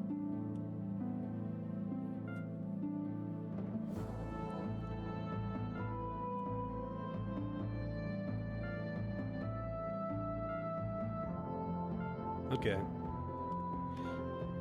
So that area was not optional. What was this again? I think these are just block paths. Invis platform, blob statue, music, grapple. Oh yeah. Grapple, I need a key for that. Blocked path, and a one-way. That was also an invis platform, so I guess I'm probably gonna get the invis platform. There's the grapple thing there too. Probably gonna get the invisible platform thing in the next area. I feel like that's gonna be like a innate skill, like double jumping, as opposed to something that I get from a monster.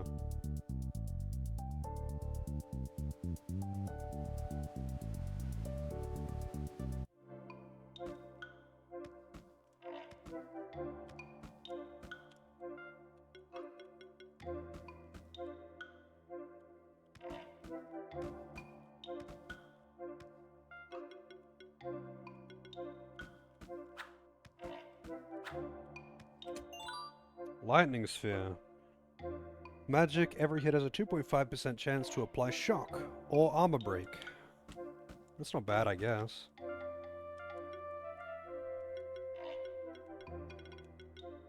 I'm sure I've seen other grapple things around. Mini.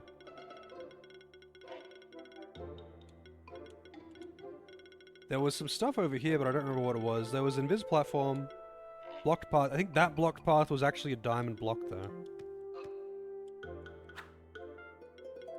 Not a lowered block. I think that one was a diamond block. And at the time I didn't notice the difference because they look kind of they look like they're doing the same thing. They just have a different colored block. So let's check that out actually.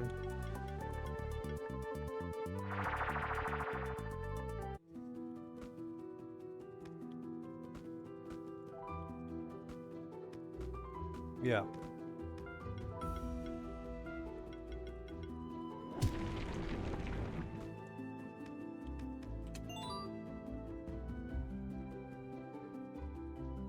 $250 to 300% extra damage on some attacks? That's a lot.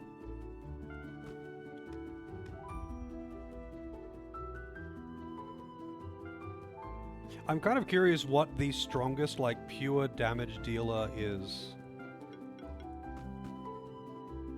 Oh shit! It's these things! The Targoats. Level 35 as well, what the fuck? I guess because, you know, you can't get here until you reach the mine. I think the mines, or the magma chamber, is the earliest that you can get the ability to break those blocks, because that's where the goblin miners are. There are others that can do it as well, but that was the earliest that I found the ability to do it anyway. So these Targoats seem to be a pretty legit alternative to the Toad. So I do want to get one. Wow.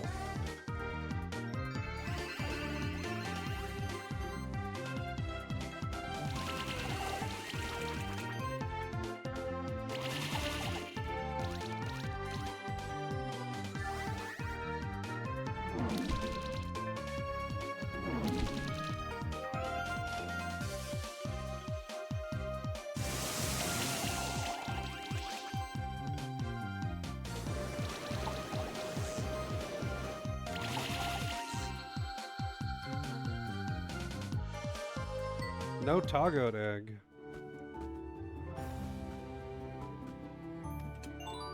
Silver. Oh shit, it's a champion. And a dragon, no less. A Dracozool. And a Draconov. Hey Nara, how's it going?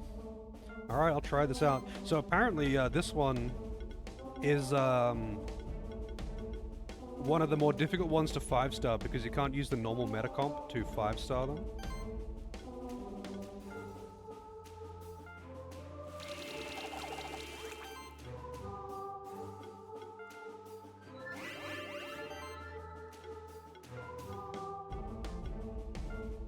Oh, it's weak to physical. Interesting.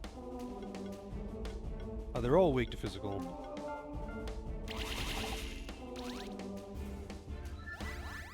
Phalanx, no!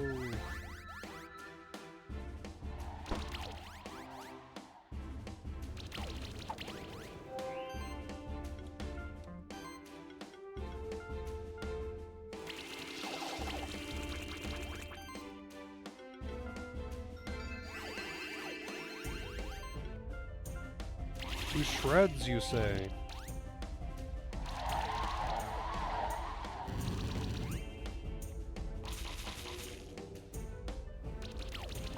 Holy shit! And he survived that somehow.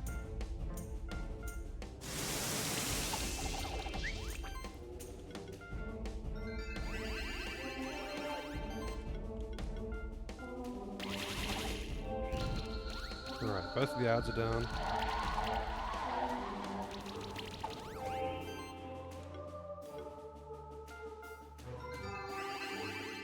Alright, so what has he got in the way of debuffs?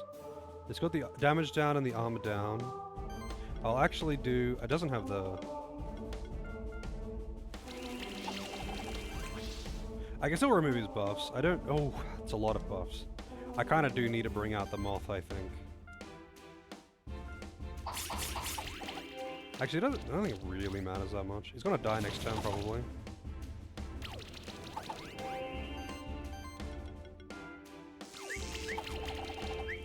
The dodges!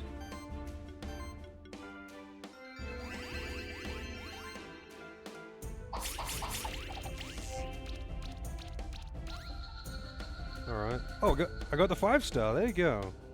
Got the Frozen Tier, Ice Stone, Frozen Tier, Health, Mana, Crit Damage, not bad. Doragon! Draconov Egg.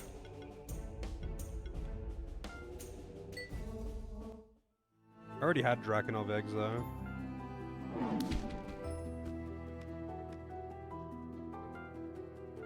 Oh, this is the first time I've got a 100% completion in the area, by the way. First time. There's the clothes maker. I think I've already done everything I can for her. The Cryomancer I can go and visit now too. I can do that.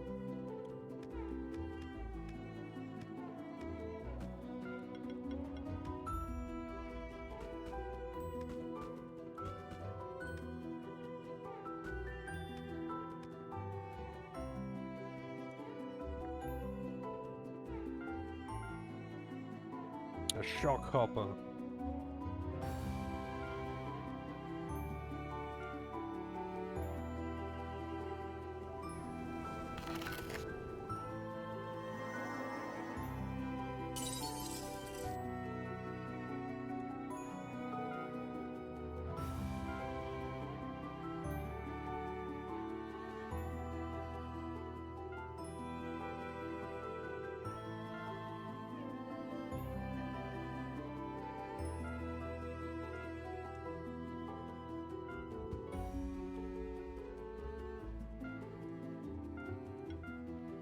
Okay, I thought you might have other ones to do.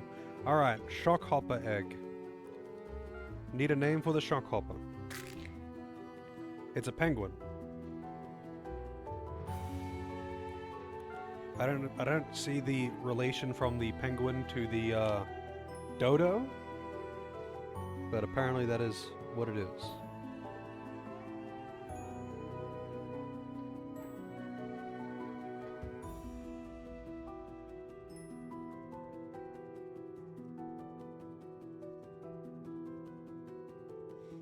Piplup, that works.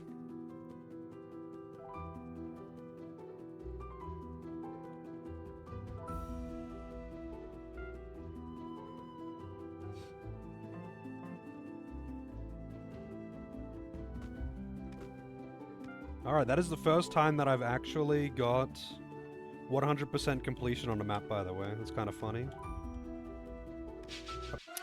Motherfuckers.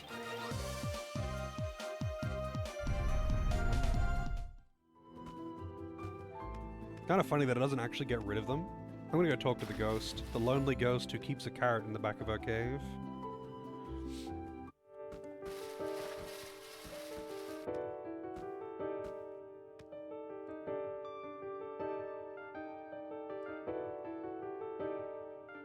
Oh, it's literally the same dialogue.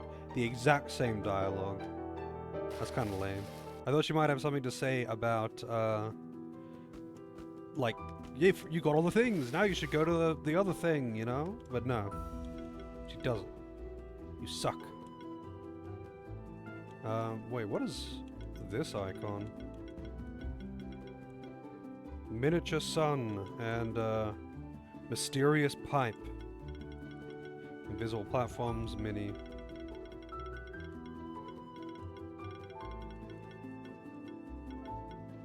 Alright, guess I'm going over to the Forbidden Zone.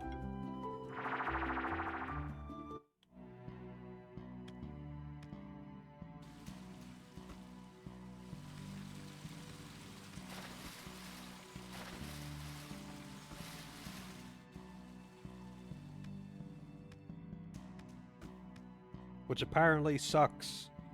But we'll see, I guess.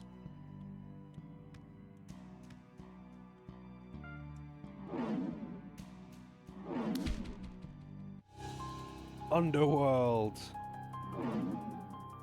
Every time I say the Forbidden Zone, it makes me think of the Misfits. I would play the song, but I'd probably get DMCA'd, and I don't really want my VODs muted.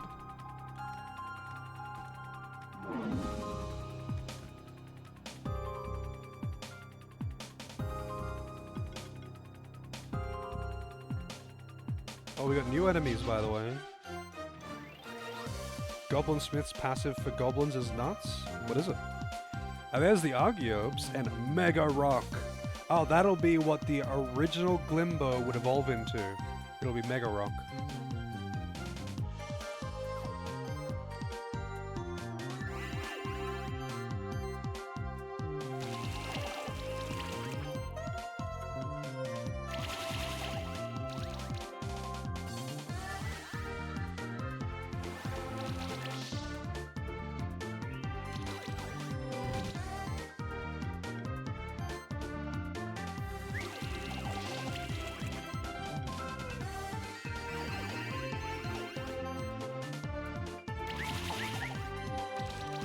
You and your fucking dodge spam, man.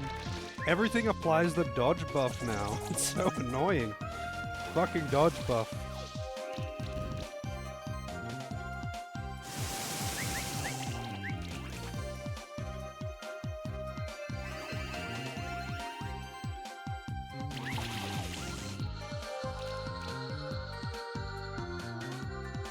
There's the Argeo bag. Anyone got a name for the Argeo?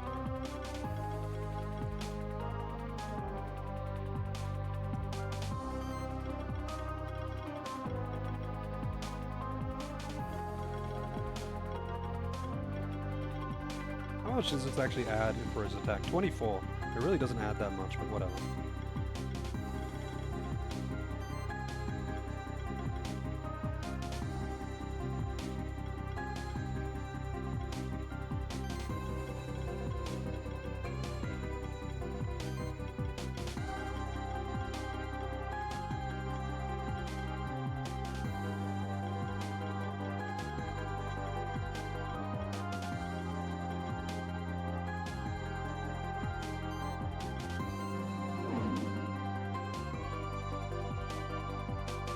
Argiope is a spider? Yeah.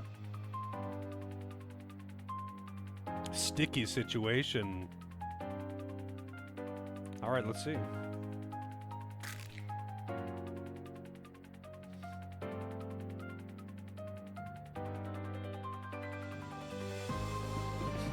Sticky situation. Doesn't fit. I would have to remove the space.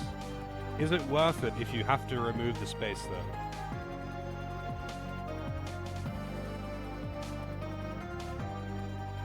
Sticky fingers? That does fit. Any other suggestions before I lock it in? I think this is actually one of the, like a pretty useful though, a useful monster though, right? Spoda? I can do Spoda.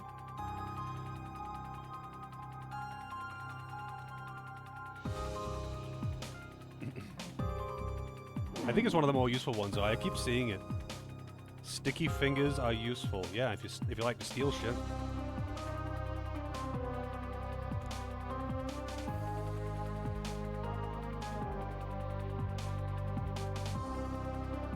Every time I see big spiders though, I always think of Boshi, where there is a giant spider that jumps onto the screen and makes the Godzilla sound. So now I always associate the Godzilla sound with giant spiders.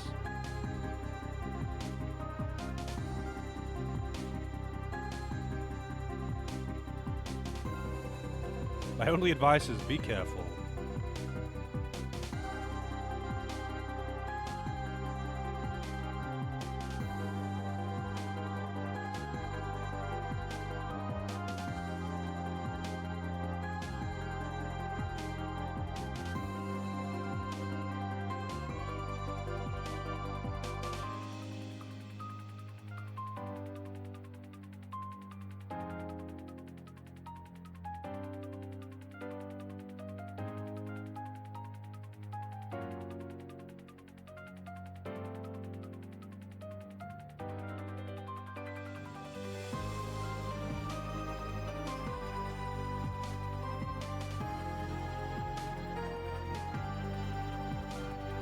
Always a fucking contest. Also, yeah, how's it going, Heligon?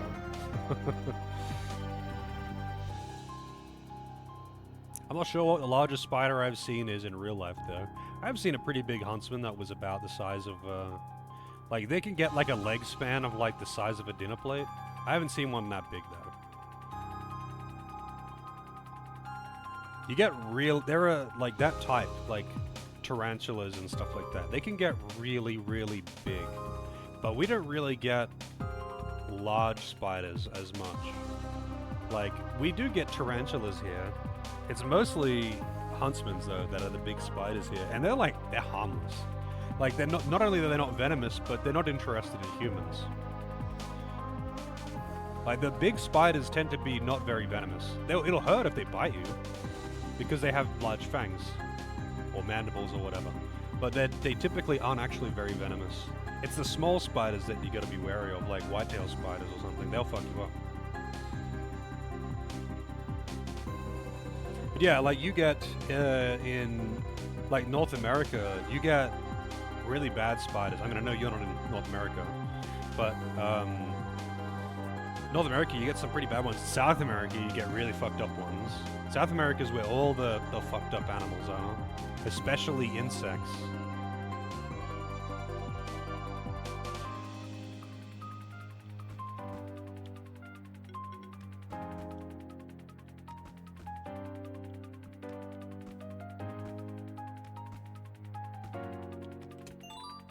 Peanut.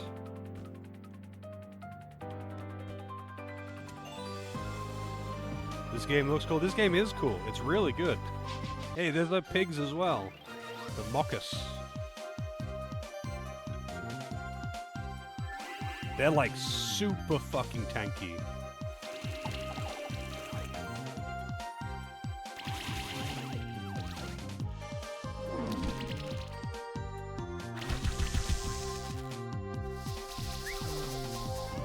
Wow, the triple weakness, just like that.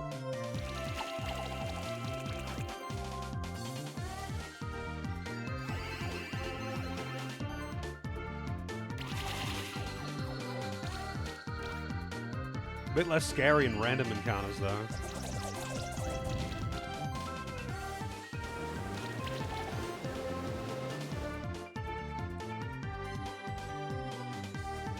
Yeah, I mean, they can get that big, the lizard. Have you ever seen one that big? I sure as fuck haven't. I've seen pretty big ones.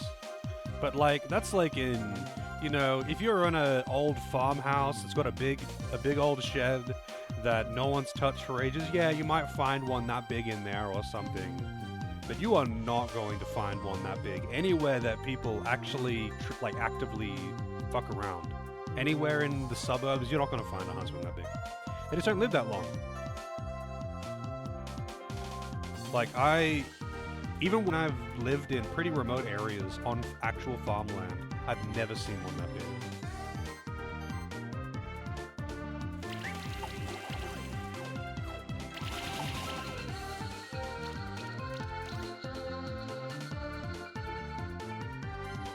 Peanut. I think this game is fairly recent, but yeah, it seems to have one hell of a cult following already. But it's really good. It's really, really good. I'm definitely going to come back and replay this one. Oh, 2020. Oh shit! I didn't realize it was that old. Actually, I thought it was much more recent, because it was only much more recently that I saw a bunch of people playing it at once. Was it like early access back then, or?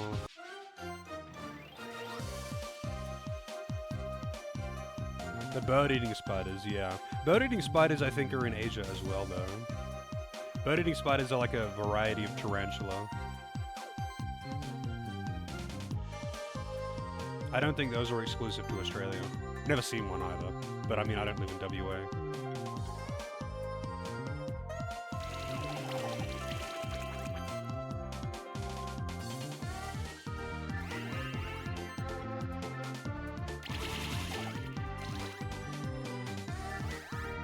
But yeah, the large spiders tend to not really be that dangerous because they don't rely on venom. Like, they're too small to be interested in... So they're too large to need venom to, like, kill their prey. But because they're larger than everything that they would prey on, they're not interested in humans or anything that big. Because without venom, they couldn't fight us. And they're just not really interested in dealing with us.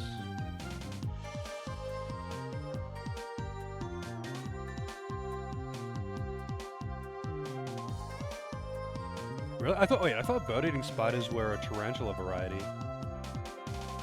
Is that actually a bird-eating spider?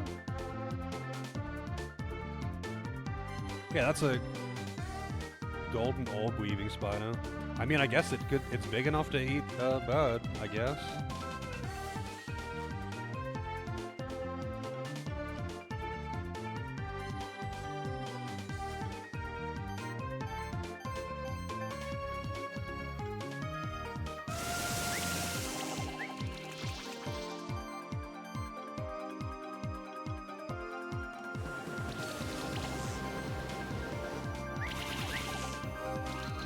Fucking dodges, man.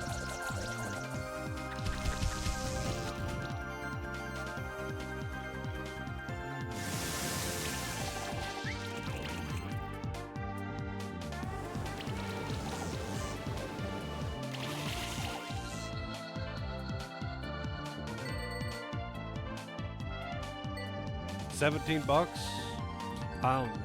Yeah, I would say this game is absolutely worth $17. That's for sure. I had watched people play it. Oh, we got a big button. I had watched people play it. And it looked pretty cool.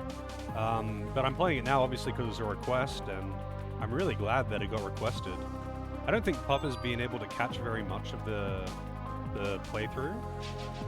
But hey, that's what VODs are for. But I'm probably going to end up coming back and doing different runs, you know, using different monsters, or using the rando, because it's got an inbuilt rando.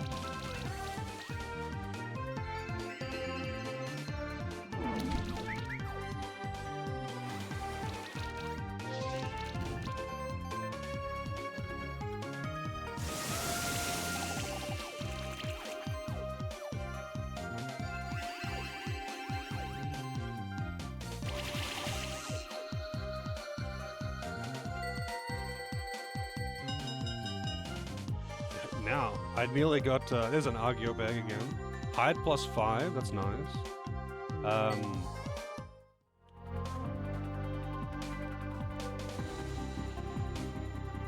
Finish the direwolf.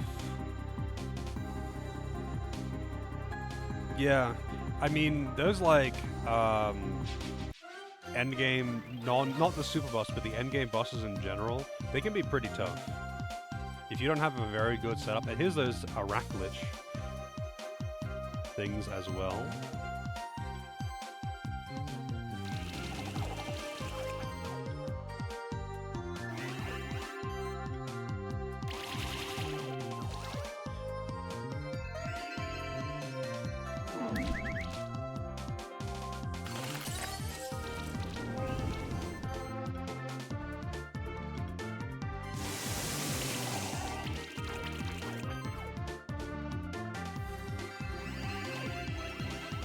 Boy, do I wish that instead of Healing Wave, I had the debuff removing one on the frog. But that would make him so broken. That would actually make him so broken. Wait, what is doing that extra effect at the end? Is that chill? Like, does chill deal damage?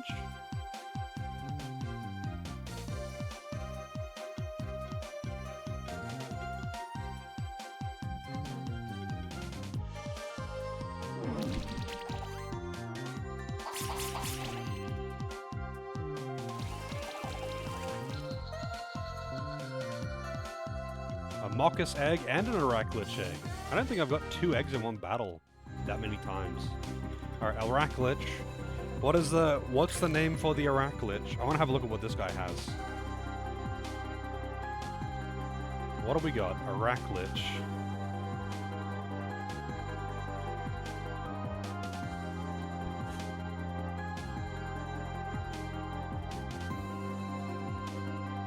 Nightmare Fuel. I feel like this is somehow less scary than just a giant spider. Because it's human, you know? It's human looking, rather.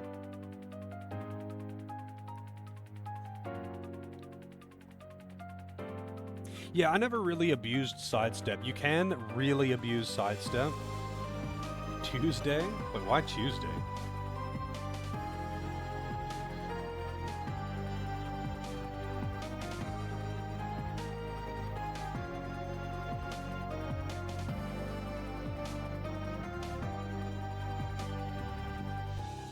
Like, you can do some bullshit with sidestep. Anything that does physical attacks, you can abuse sidestep. But, I usually just don't. I use, like, more conventional approaches. Damage stacking with the War Master.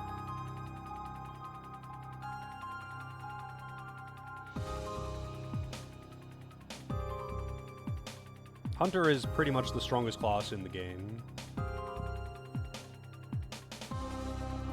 Let's go Nightmare Fuel. And the Mockus.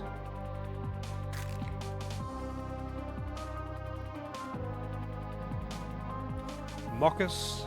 It's like some kind of mummy pig. Pumbaa. Man, now that's a name I haven't seen in a long time. I loved Timon and Pumbaa when I was a kid. Alright, let's take a look at their skills. I want to see the Araklish's lineup. Actually, I want to see the Mimics too. Fiery shots. It's got 5 trees, but they're very narrow. You can get Heroism, Tackle, Templar, Might.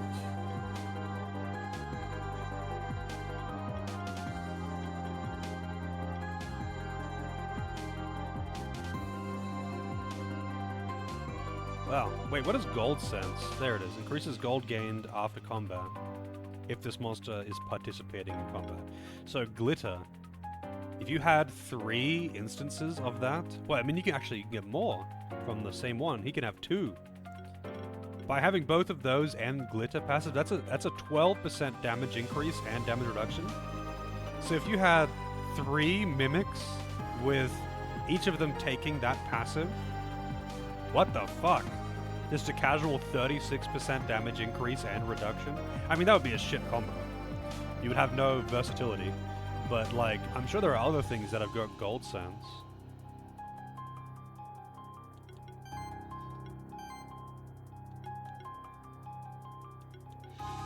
Also, there's a debuff called Congeal, and I don't know what that actually is. I still haven't encountered it that I'm aware of.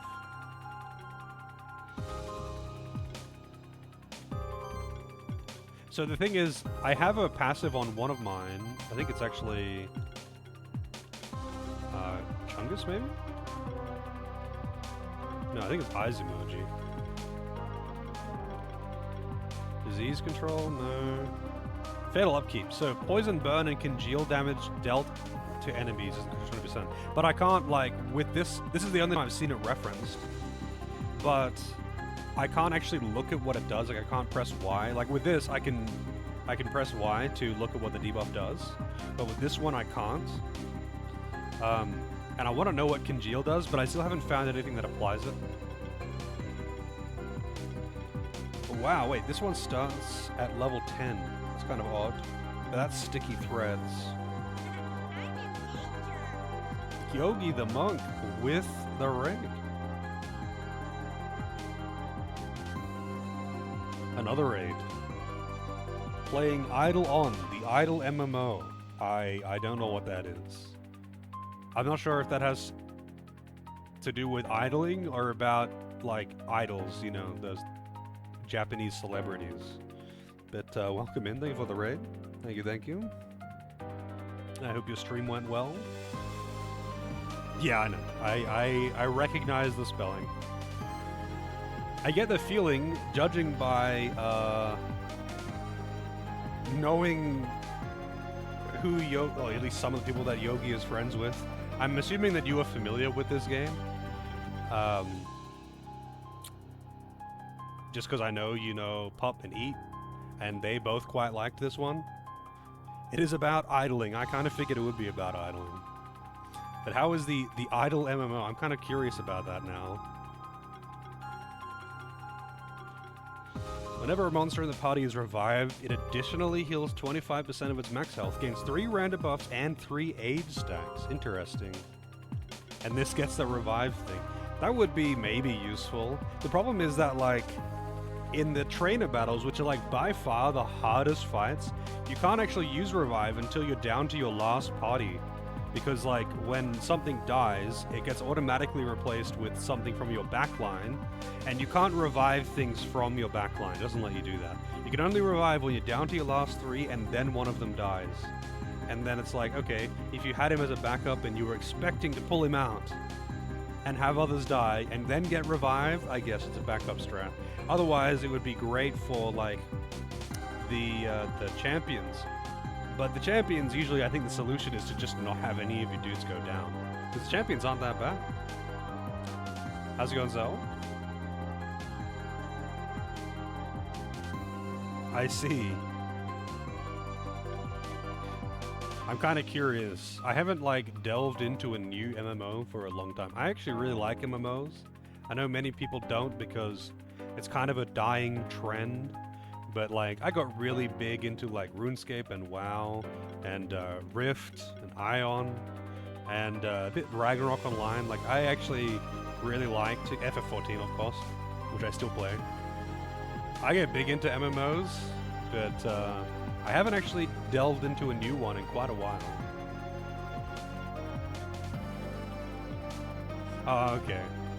Yeah, I kind of like that, you know, the big open world experience with lots of people around and doing stuff with randoms and all that kind of shit. That's what I really like about MMOs.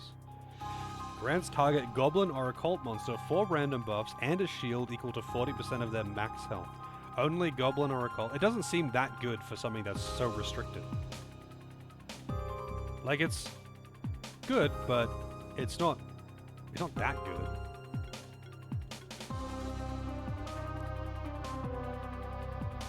Oh wow, that could be pretty useful, I guess. There's Congeal! When chill debuff deals damage to enemies at the start of their turn, it makes chill just deal damage based on their missing mana. So it's a passive that affects the chill. It's not a debuff itself. It's a passive that makes the chill debuff do damage. Okay, interesting. That could be pretty strong.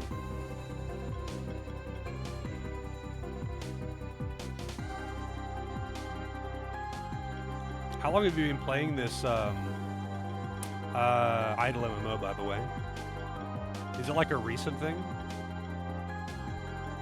Let's see. Warlock healing, life weave, poison, attacker. It seems to just be like an attacker that has the ability to heal. It does, heal and revive, I guess. It does have a buff, dragon skin.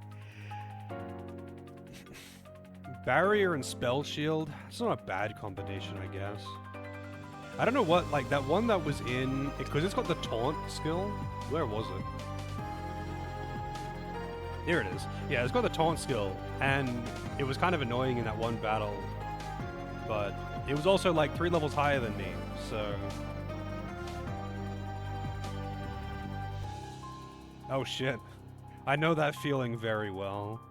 Like, coming back to a game. I mean, usually for me, it's like after a few years, like, especially with like World of Warcraft, I'll like drop it, and then I'll come back like an expansion or 2 later and just randomly play for a while. And it's like, wow, I don't remember how to play. I don't remember how to play this class. All of my skills are different now, and what I do remember is now useless. Alright, let's see. What are my new skills? I've got Mount, Grapple. This one's got Grapple. The Spider also has Grapple. Shock freezes ice and lightning orbs. Actually, I'm kind of curious about this. That moves fairly far forward, but it's not quite the same. Yeah, I still don't have, like, better blocks. I think I might need to evolve one of my block places, like the Tanuki or the original Glimbo, to be able to place down bigger blocks. Oh yeah, did I check what this one does? Ghost form, right. I did check what that one does.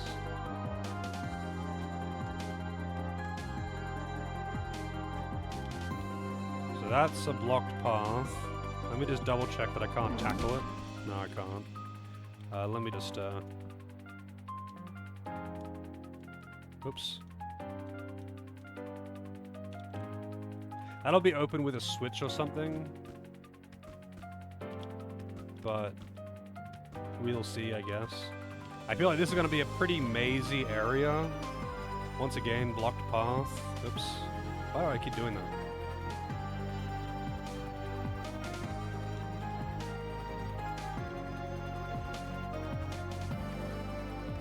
Yeah, I'm going to like raise that entire...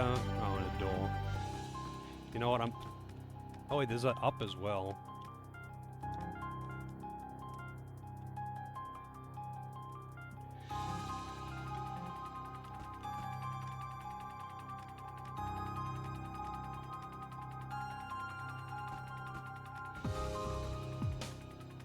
Another blocked path. I don't know if it's even worth marking all these on the map.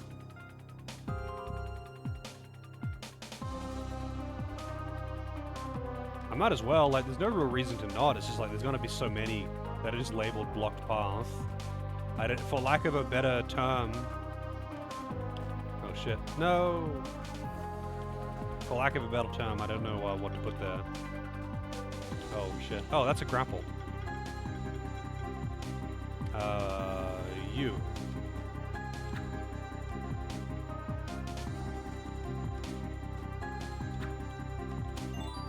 Crystal shard.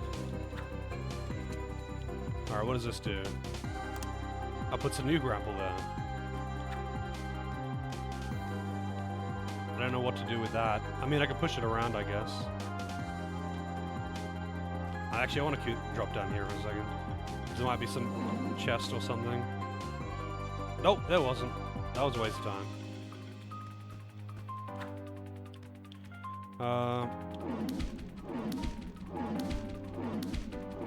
Maybe I just need this to be able to reach higher.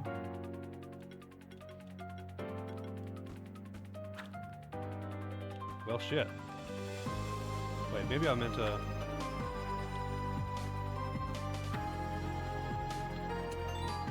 Mana ring plus 120 mana. That's actually a lot of mana. But that was a pretty useless path in the end.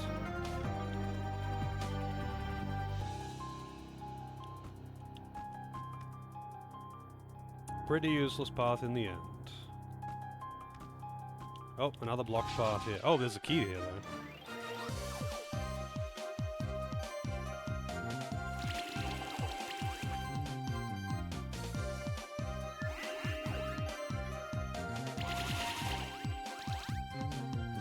I want to actually change up my party a little, but I don't want to just like downgrade it and change it for the sake of it. Like, I want some new alternatives to my party that's like... Actually, you know, like a little different. Or something, like a new damage dealer. But it's just, I found this setup to be so effective. I've just found this setup to be really effective. It's hard to replace it.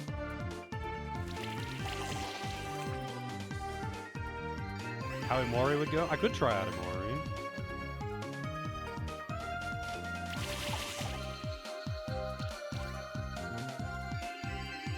Man, that healing.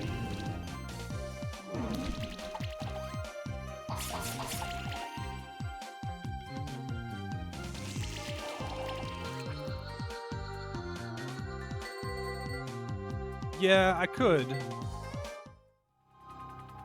I mean, I actually do... Oh, there's the underworld key. I guess that's gonna get raised. I mean, I might as well. I keep doing that. Oops, whatever.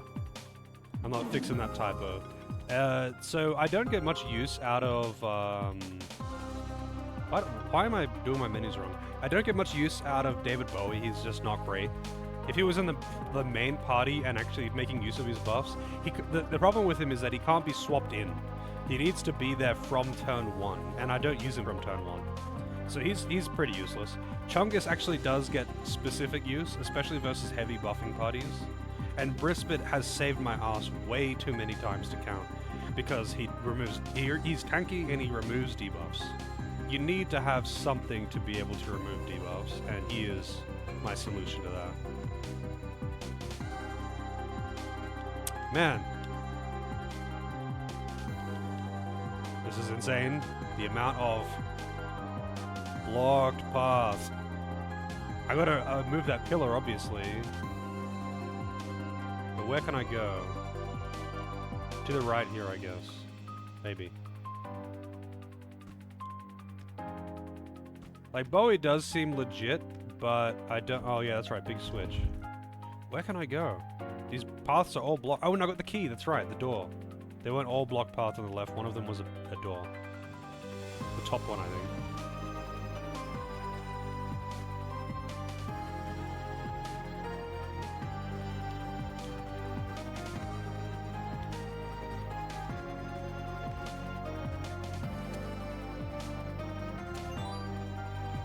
Right, this will, like, make, yeah, the entire thing shift. So that's the one on the right there. The one on the left is still unchanged. So this one is no longer a blocked path.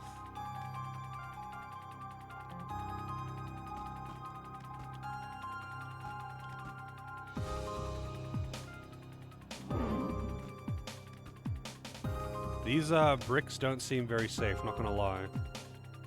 Also, there's a new enemy. Once again, this was this Promethean was one of the things that was in that Dragoon battle or whatever.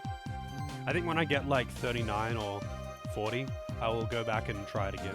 Because they were, I think, 38 or 39 in that battle.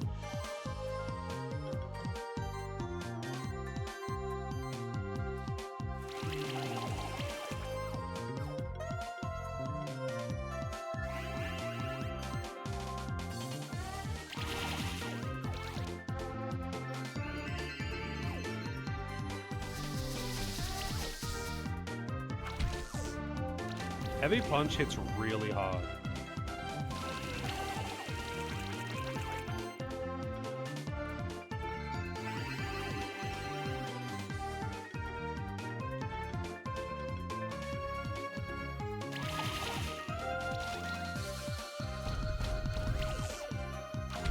Holy shit, the damage.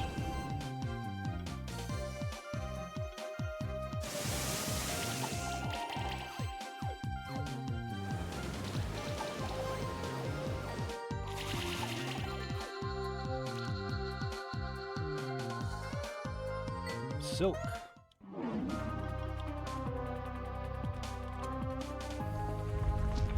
Oh shit. Alright, so this is gonna be a bit of fucking around, I imagine, to get all those chests. Big switch.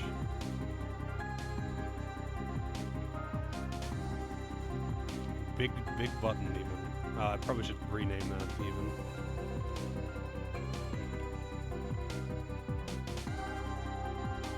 Alright, so I moved it up just then, I believe.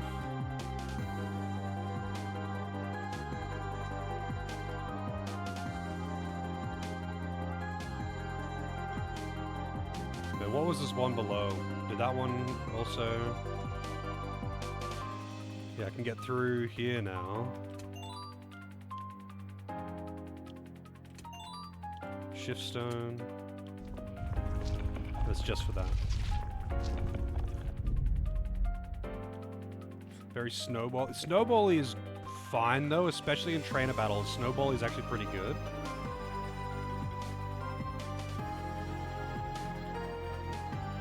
Snowball is actually pretty good in trainer battles specifically. Because like if you get the ball rolling and then you destroy one, the next one comes out unbuffed and then you can just delete it. And that's kind of how that's kind of what I bank on with the like fully buffed up DPS team. New one comes out, X slash, it just dies. That's what I'm banking on basically. Okay, so we're gonna be up, down, or middle, it seems.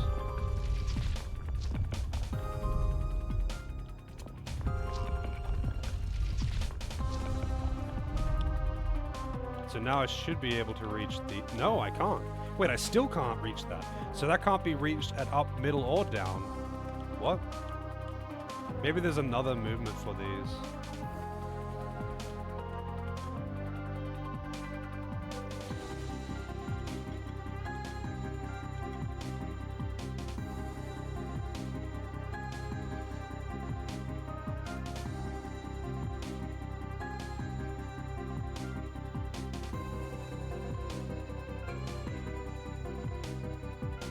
Okay. Alright, keep it dual. Oh shit, he's got a light-aligned mole bear. He's got a Bing Killen, a Radigo, Megator, Spectral Lion, and Dodo. Alright, I'll try the old reliable. The old reliable usually doesn't end up too good at the opening team on these trainer battles though.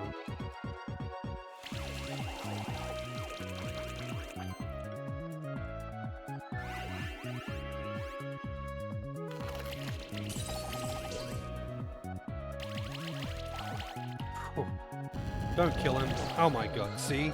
That's what I'm talking about. He just fucking dies. Well, he needs to get that snowball. He needs to get all these buffs up, and then he is a killing machine. What I should have done then, though, actually, is used Weaken instead of Armor Crush. Should have Spore Clouded instead. Because that would probably have helped a lot.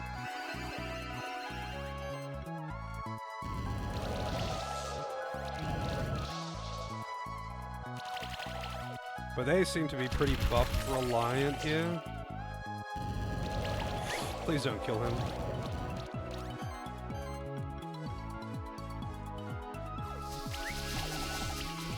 And I can remove their buffs pretty quick.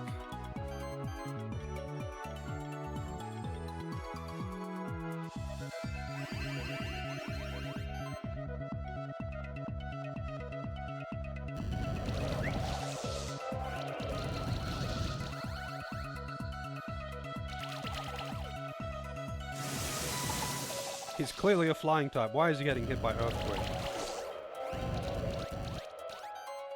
That is terrifying.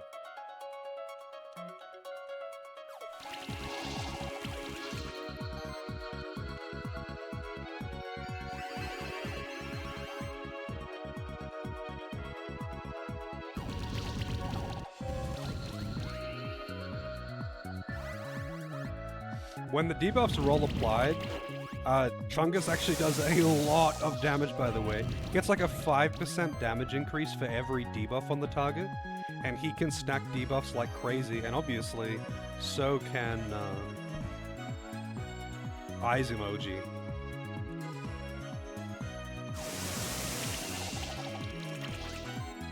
Stacks those debuffs like crazy.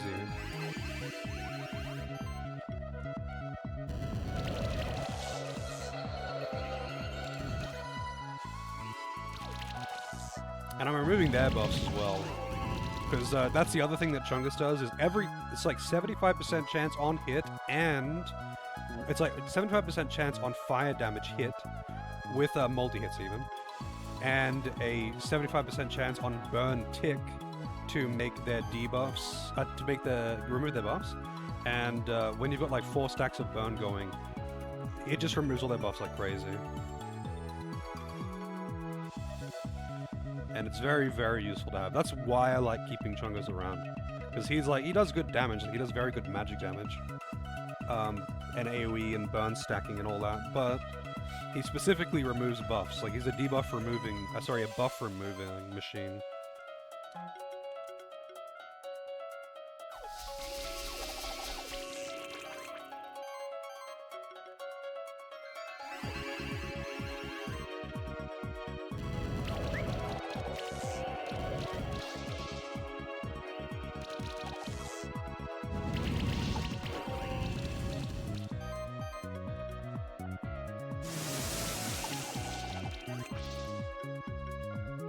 And now the buffs are stacked up.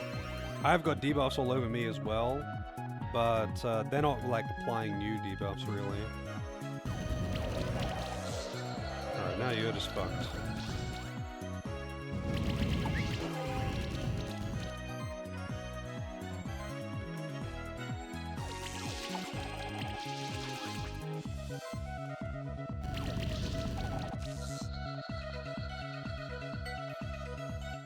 Combo Robux level 3.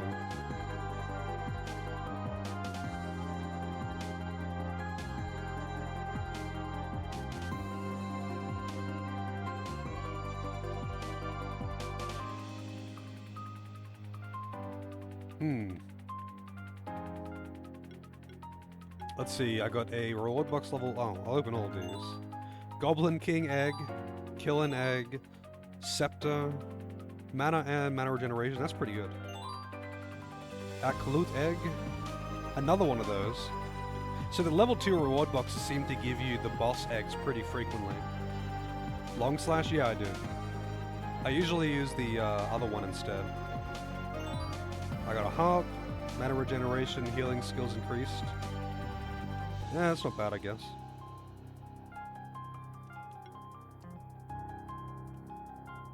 My minimap is not reflect. So I removed these two, but the minimap is not actually reflecting that I removed those. I usually use hang on, I'll show you. Because he's got 2 AoE moves. He does have long slash though, yeah. So I use shred instead of long slash.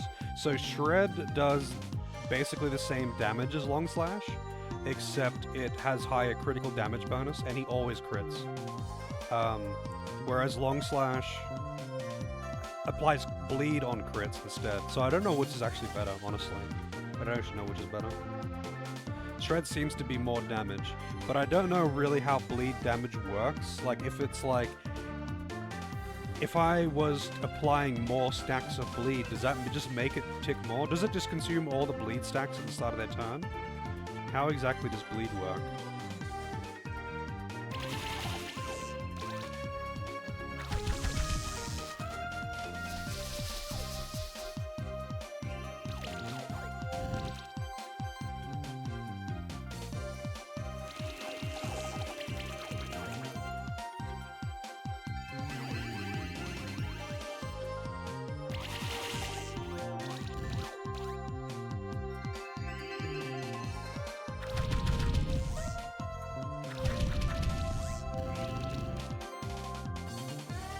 Okay, so it removes half of the stacks.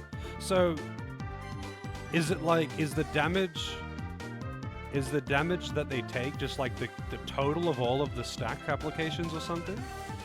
Because like I could get 5 crits of wildly varying damage, and that would be 5 stacks, but that doesn't necessarily mean they're all gonna be, because the bleed damage is 20% of the damage dealt on the hit that applied the bleed.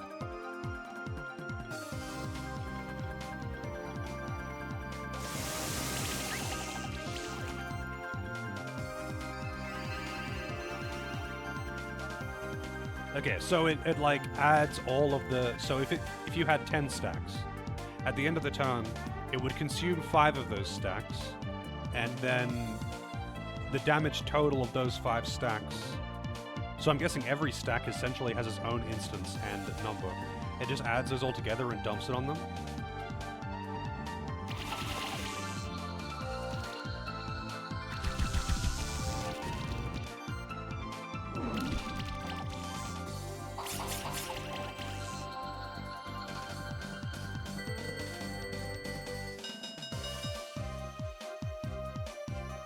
Rocky egg.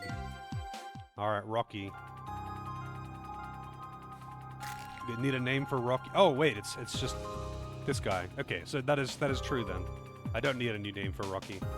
I mean, I'll call him Glimbo. Oh wait, Glimbo Jr. because he was originally called Glimbo. I need to evolve that thing though. Thanatos, Bard, and Megator.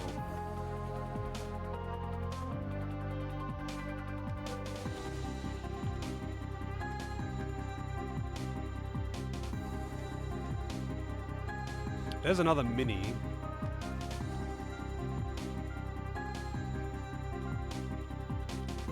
I don't know what the deal with those is.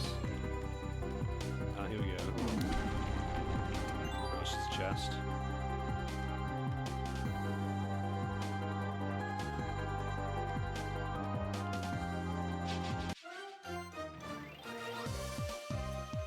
I do not have those. I think I might have Megator.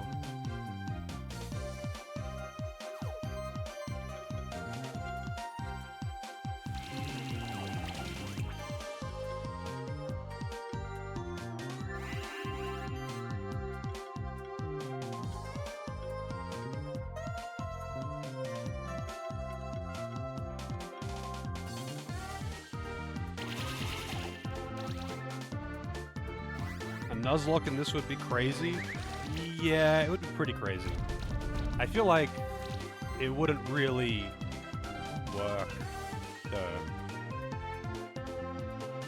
Because, like, it's just chance if you get the eggs or not. And I guess you could just say the first egg that you happen to get in an area. because you don't have any control over getting eggs or not. And I suppose, like, you could... There's a lot of strategy that goes into keeping your dudes alive. You could definitely avoid deaths a lot. But yeah, that'd be very, very RNG heavy, I would say, in that regard. Because sometimes you just have a dude get deleted. That's just how it is. They all focus target and then you just die. And that's fine. Because, like, under normal circumstances, a death is not the end of the world.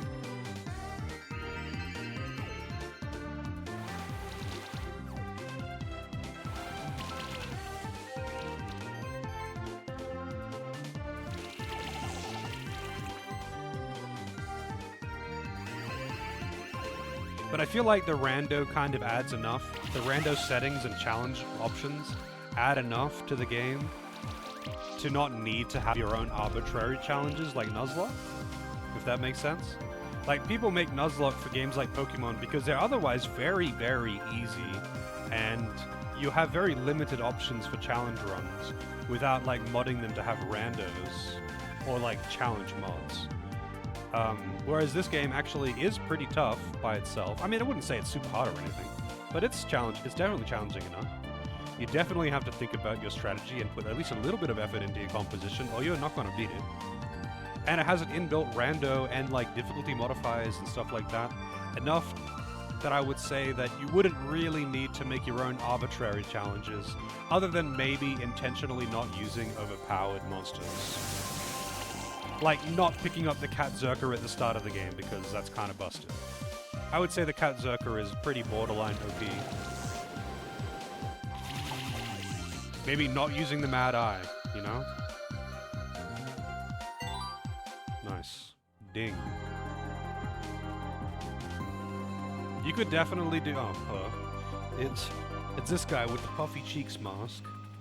You could definitely do, like, I haven't looked into the rando too much, but I feel like the rando probably adds enough for people to not worry about making their own arbitrary challenges.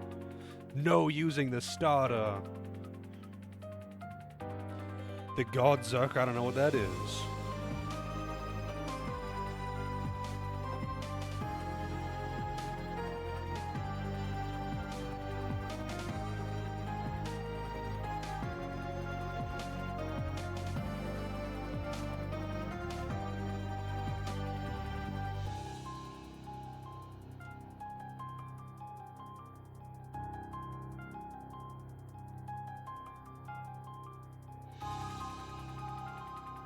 Wow, he's just coming along willingly. How nice.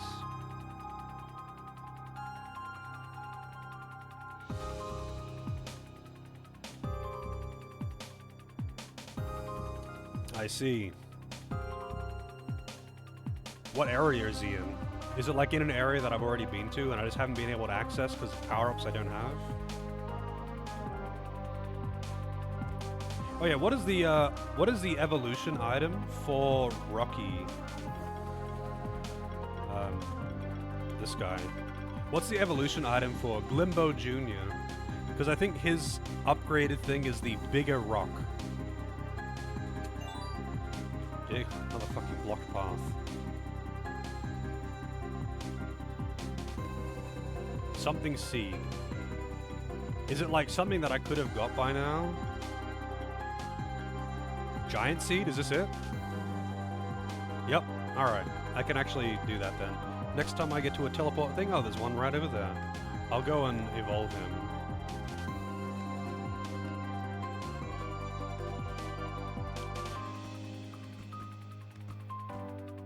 I need whatever the mini thing is as well, though.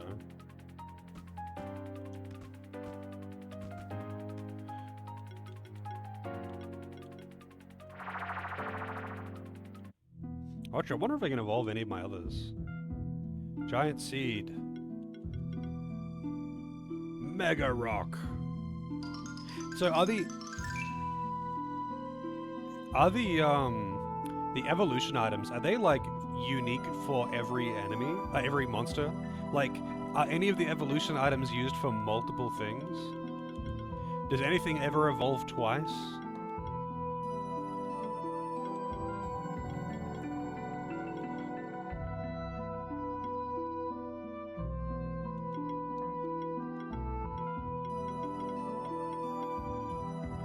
Dracaran, alright.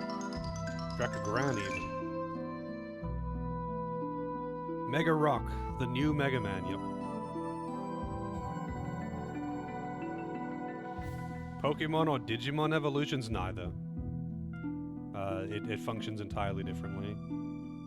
So, like, the evolutions are more like side grades. You use particular items on them, and then they will turn into a different monster that has different abilities.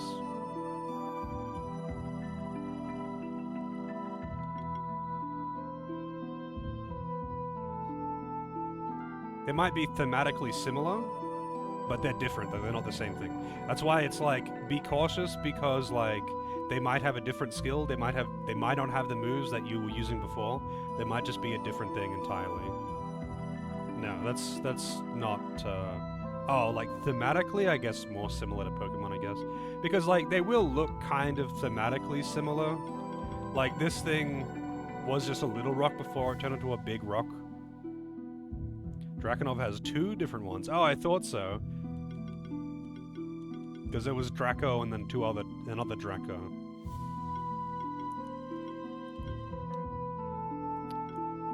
Sunstone, that goes into the night thing. Magical Clay, I still don't know what that goes into. Yeah, are any of the items used for different monsters? I might have a Megator in storage. Actually, I think I just have a Minitor in here. I'm pretty sure I got one. Yeah, I did. I got a Minitor.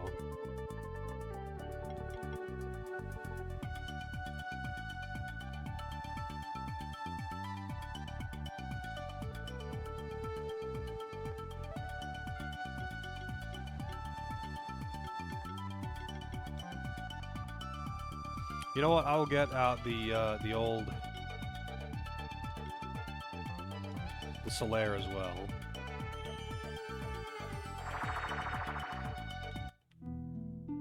Buffs on buffs and shares them with the party. Interesting. Wait, so what? Buffs cast on him go to the others as well? So Sunstone, I want to use that on Solaire. Sizzle Knight. It's Solaire. I gotta rename him too.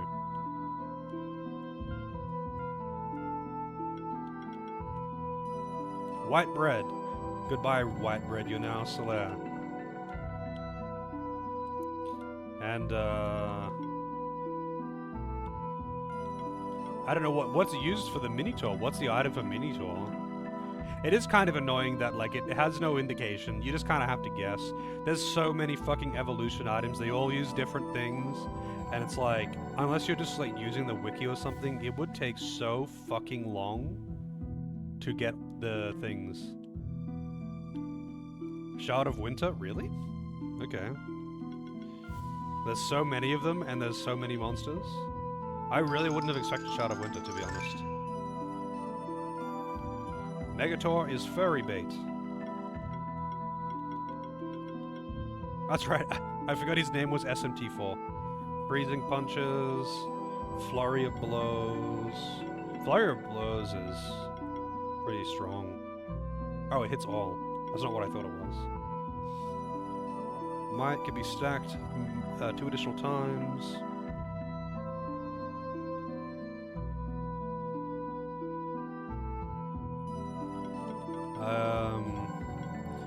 Might also increases damage done against shielded enemies. Interesting. Oh wow, when exploiting a weakness. He can't really exploit weaknesses that well though. Like, I guess he can do ice damage and he can do earth damage. But no, he can do wind as well, I suppose. When exploiting a weakness you gain might though, that's pretty good. That could be pretty useful. If you brought him out against something weak to ice, he would just get these instant might stacks and just start fucking things. If it's fuckable, he's gonna fuck it. Gains sorcery? I mean, freeze is actually magic damage. Snow Veil. Magical damage and applies barrier to self. Multi-sorcery. When a beast monster in your party attacks, it gains 10% more damage for each other beast monster. Oops. That acted before it during that turn. I don't know, like, how to tell, like, what... Like, it'll say a beast monster, but how can you tell if it's a beast monster? Is it just, like, a hidden classification? Is that, like, on their status screen? Oh, Beast Warrior? Spirit Construct? Occult Beast, Occult Mage. Okay, so they've got, like... So, Beast and Warrior.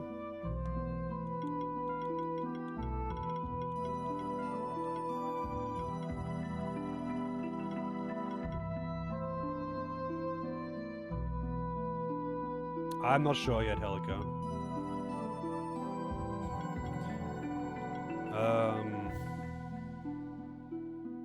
All monsters receive less damage, that's nice.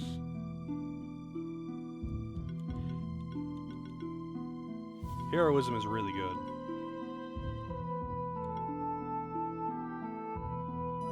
When applying a buff, 50% chance that a debuff is removed. That could be pretty useful. Is that just for him or for everyone in the party? Because, like, that would mean that you could effectively remove debuffs by just applying buffs. Wouldn't be, like, as good as having a dedicated debuff remover, but that would work. Heroic defense is also really good. He does a lot of magical damage. He's also got a heal. And he's got power, which is nice. I'm not sure how I would fit him in. Exploit party. Whenever a monster in the party exploits an enemy's weakness with an attack, it gains a random buff and shields by 5% of its max health. Is that, like, per hit? Like, is that like you do an attack that hits 5 times, you get 5 random buffs? That'd be way too good, right? It would be you attack and you get 1. Doesn't matter how many hits it is, you just get 1. Does, like, dots ticking count as a separate action to give another buff? Does hitting individual enemies count as multiple attacks? These are the things that I would really like an expanded tooltip to explain. But I looked up certain things on the wiki, and it didn't elaborate really on things either, and it just kind of left me with the same questions. I mean, he does seem good, though. He does seem good. So let's see. I want to, I gotta store some of these, too. Lightning Bolt. Summon Big Rock and Freeze. Finally, I got Summon Big Rock. I'm gonna store some of these monsters. I know I can, like, donate them or whatever, but whatever. I don't care that much. Storing you. Storing you. You.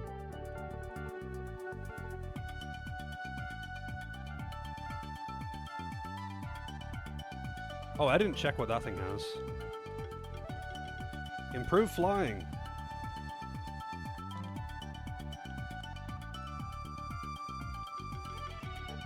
I'll keep that. Get rid of that. That. Weird that I don't need to keep the koi out anymore. So I have to have at least one thing that has swim with me. If you have 2, it lets you deposit 1, but if you have 1, it doesn't let you deposit it.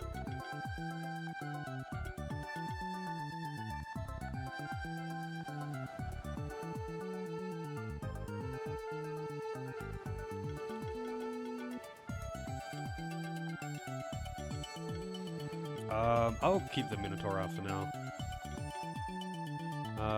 Team.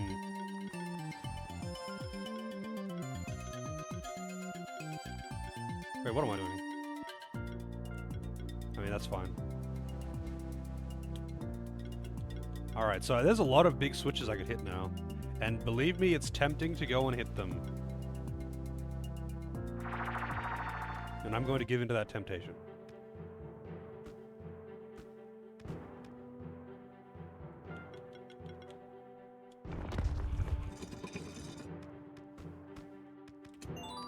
Shift Stone.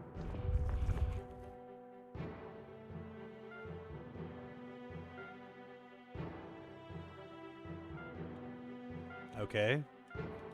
Mysterious room. It gets marked already, so. I'm guessing that's a super boss. Or something.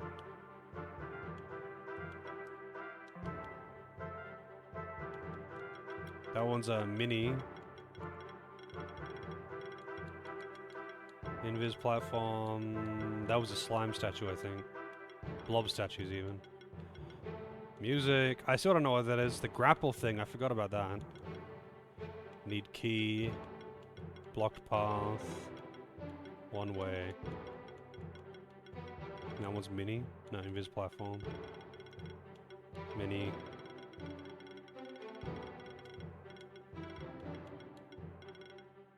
Big button. Big button. Big button. Block path, big button. Finally, fucking big button. Block path. Invisible platform. Mini. What was this one? Invisible platform. Still haven't checked out whatever that is. Probably just can reach it with clock. Eye statue. Slime statue. Okay. I think I have some unmarked big buttons. What Glimbo Jr. excels at. I can take a look.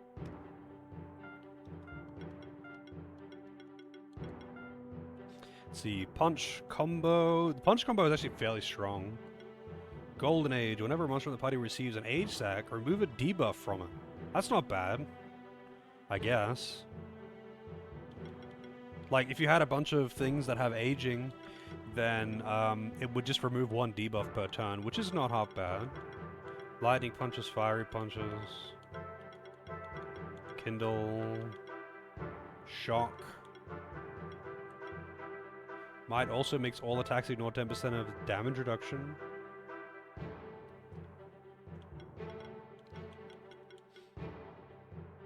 Redirects the next attack on the target ally to this monster and shields self. That could be pretty useful as a dedicated protector. Like, if you need to keep one of your dudes alive. But that's like... that's a big investment to have them doing that every turn. Also, this Forge applies a glory and shield based on your attack stat. That's interesting. That's interesting. I didn't know Forge worked like that. So it's a shield that doesn't scale on your defense, it scales on your attack. That's not a super strong shield, though. That's like, you know, gonna be 1,000, 1,500 or something. And that's not bad, considering it's AoE. But that's like, you know, I would expect him to have maybe 400 attack or something. Right now. If I was to level him up and give him some gear. Probably gonna have like 400, 450 or something. Multi-channel. Protector.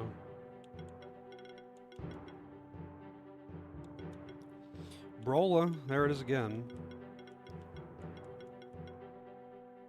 And there's a shield based on... that's only for self, but that's a shield based on defense like normal.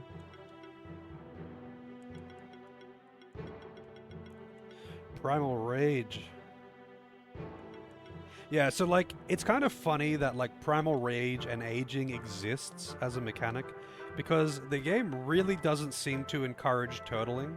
It can be kind of effective, but like it negatively rewards you for actually using any kind of turtle strat. It's just kind of silly to me.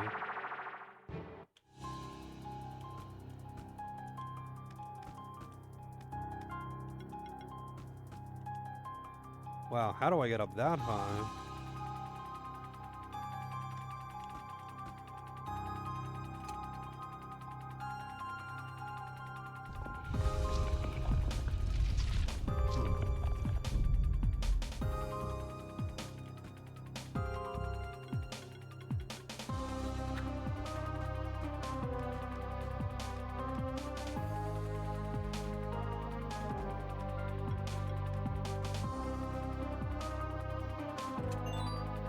Sustain ring 5.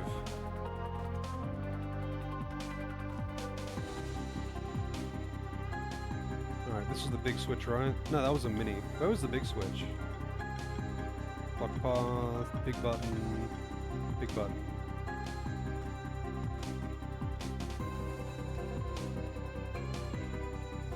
Yeah, like, they definitely provide the skills or hurdle strats, but like there is an inbuilt mechanic where if fights take too long, they just give everything a stacking damage buff until you one-shot each other. And it's just like, I don't know, they seem to reward offense much more than defense, I'm finding. Earlier in the game, I wouldn't have said that, but later in the game, I'm feeling like it's so much easier to like stack offensive things than it is defensive things. And also, the rewards that you get is based on how fast you win the fight. Like, yeah, it's based on other things too, but it's mostly how fast you win the fight. Needle +5, that's not bad.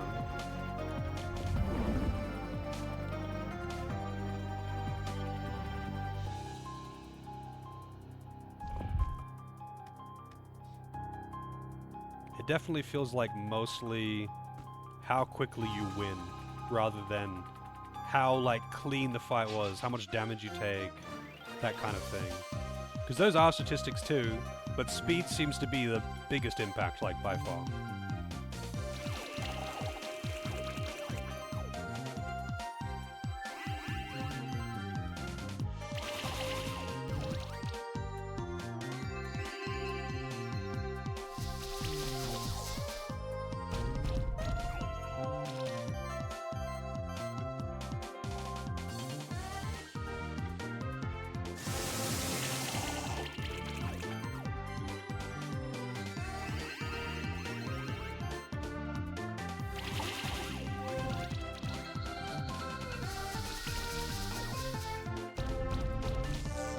I like Poison Bomb is just like satisfying to hear, to see, I guess. That screen shaking boom, you know? Satisfying.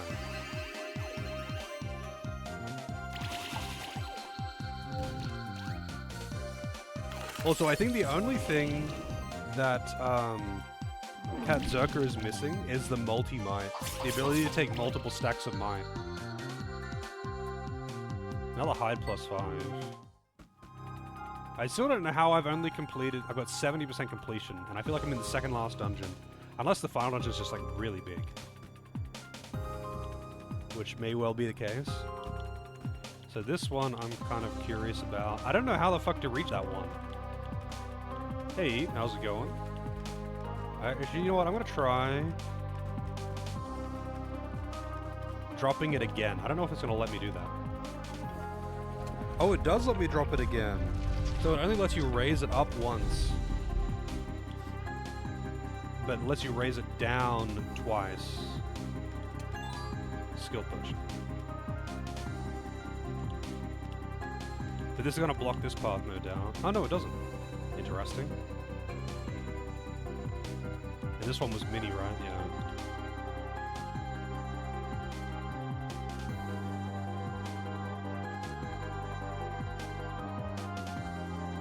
Yeah, that or there's like optional dungeons or something.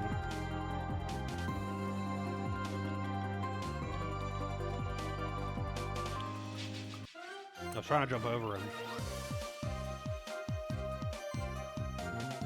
I think I still don't have one of these Prometheus things.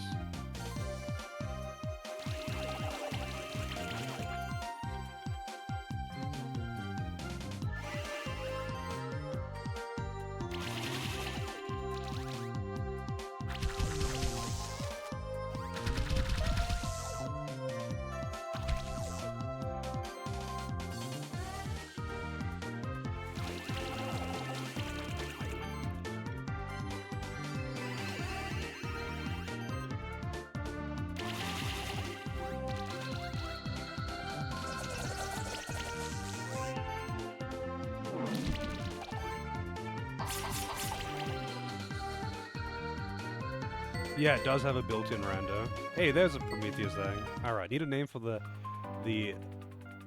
Dark Aligned Promethean. Give me some names.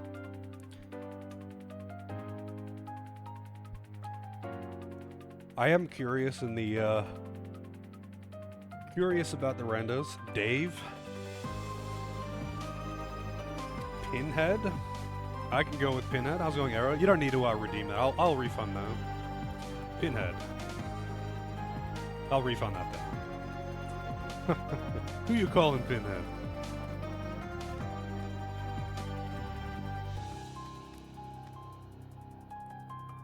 My money, yep. I'm only like if you wanted to have a like one of the like main party slots, sorry.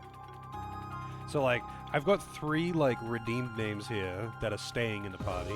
Doris, Glimbo, and Brisbane. The other 3, if someone wants to redeem a name like with channel points, I'll keep that in the party, and if I replace that monster, I will put the name forward, but I don't think people care that much.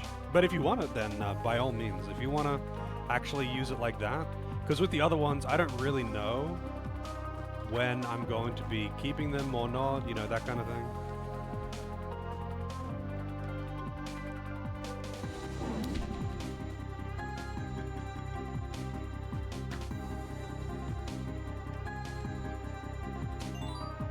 Clearstone transforms a shifted monster to neutral form. I don't know why I would want to do that. That's slightly too high. Who's Dirty Dan?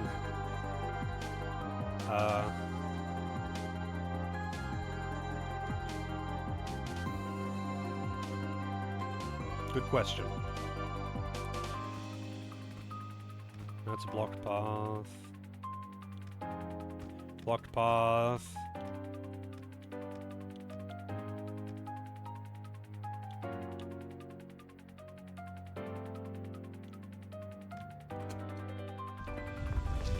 Nice.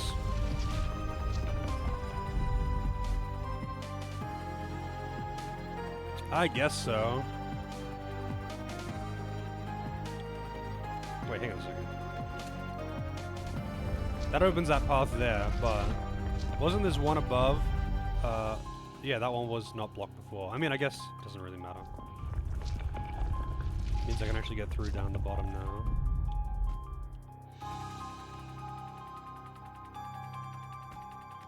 I'm not gonna bother marking these. This is getting excessive to mark them all.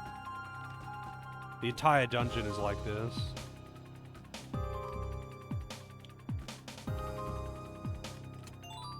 An orange. Whoa, I don't know why I was... Oh, wait, that probably makes it able for me to get over the top.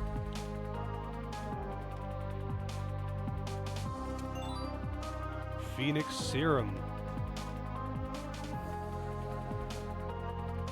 Who the fuck is this guy? Patches. It's fucking Patches. Oh, what am I doing? I swapped the wrong way.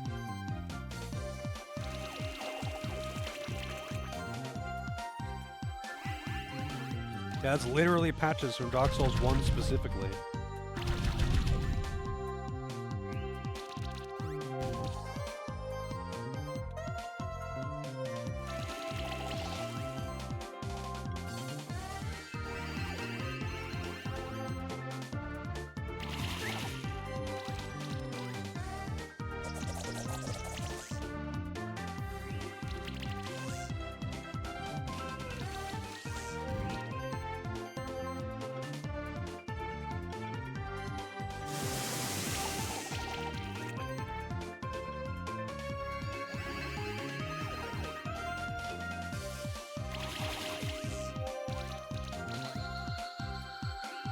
That one keeps shielding itself.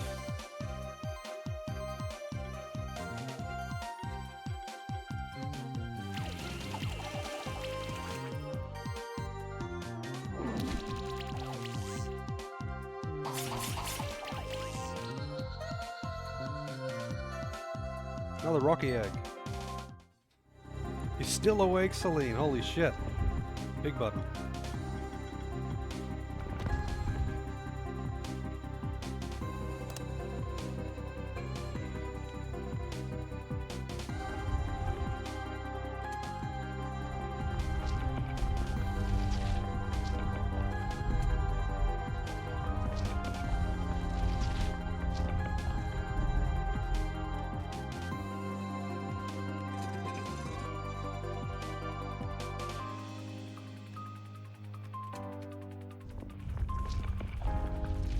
Man, this is a lot of, like, flipping switches to go back to previous rooms in this dungeon. Is this the reason why people don't like this area?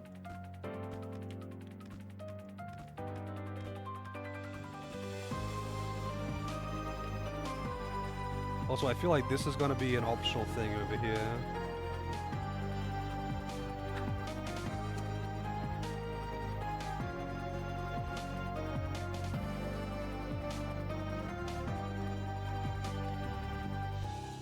That's going to be where I need to go, I guess. Chasing the old man.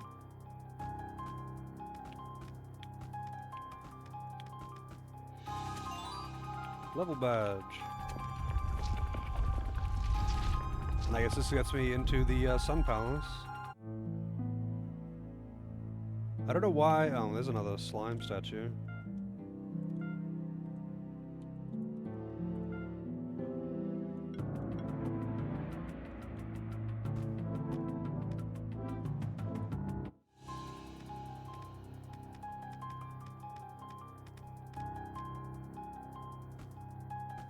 I kind of figured that would be the optional path.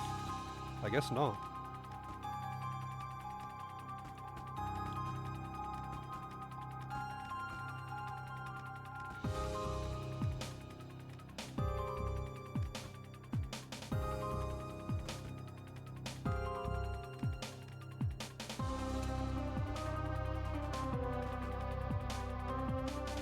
Wait, how do I get back to that side from here?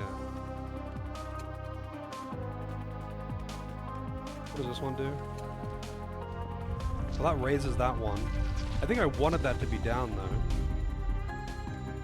Which, like, no, it doesn't let me go that way either. I think I wanted that to be down for someone else. Oh man. We're just trying to explore here. I don't want to fight all you assholes right now.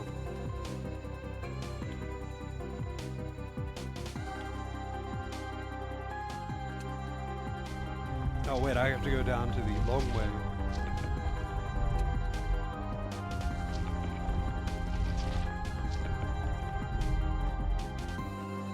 That's the optional part? What, with the old man? That's the optional part? Really?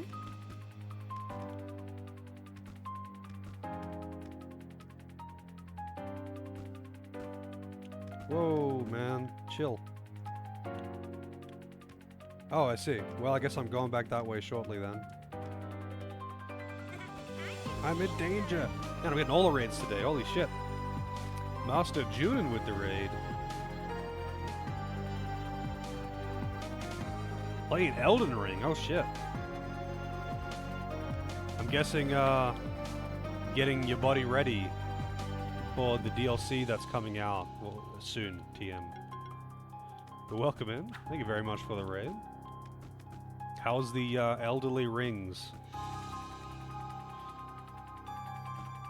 I gotta replay Elden Ring at some point. Man, stop being aggressive. I should just use the invis actually. Should just use the invis. I don't want to deal with these right now. I kind of just want to get through and explore the area. Priming for that expansion. Yeah, I'm kind of tempted to like start a new character, do a fresh playthrough to like kind of get back into the groove. But man, Elden Ring is so fucking huge. Like, that's what I do with the previous Souls games. But the previous Souls games are way smaller. You can knock them out in a day or two. But the Elden Ring is massive. Even if you're really good, it's still going to take you a long time. You know what?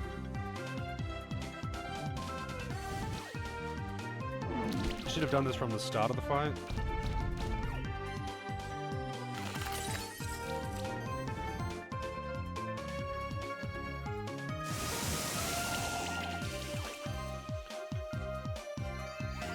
Makes it look easy. I am nowhere near as good as, like, you know, the Souls game streamers, but I do alright at them. But it's just like, you know, I tend to take my time and re-explore and loot the items and stuff like that when I'm playing through. I play through them fairly casually, even in my replays, and it takes me a while.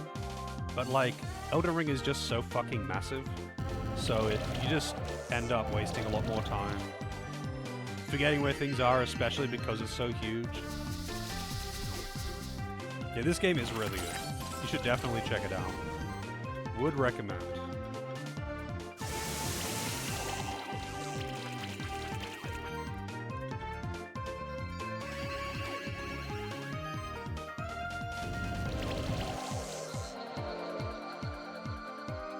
How awful an Elden Ring rando would be? I mean, Elden Ring rando is pretty neat. It depends on what you're randomizing, though. It really depends on what you're randomizing. Because you can't, like, you could do, like, full chaos rando, everything is just off the hook. But that's when it starts getting pretty stupid. Like, you don't want to have... Like, usually what people do, I think, is, like, major bosses in major boss areas. Because otherwise you get shit like, you know, having to fight Melania in a tiny little cave where you're meant to be fighting a, one of those beastmen or something. And it's like, well, I have literally no space and automatically die when she transitions to phase 2.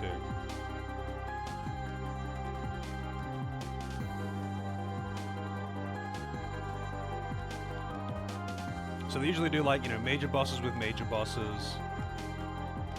That kind of thing. It's weird. Why can I loop like that?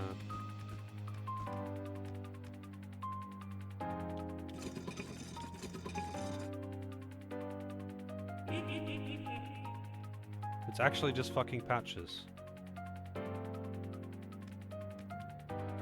Yeah, Elden Ring rando I think can be really good. I think Souls randos in general can be really fun. Phoenix Serum.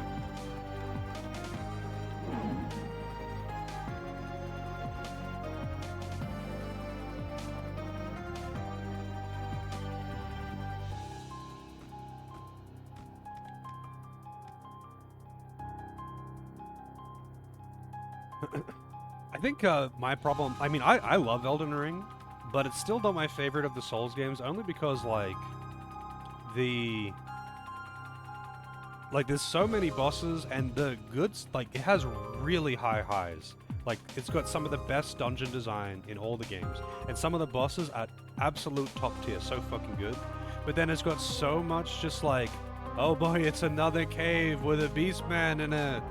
And it's like, I don't want to deal with another 100 fucking caves with beastmen in them. There's so much garbage. I mean, granted, that's all optional stuff. You don't have to do it. I see what I need to do here, by the way. I gotta, like, lock him in. I'm gonna have to, like, lock the doors behind me.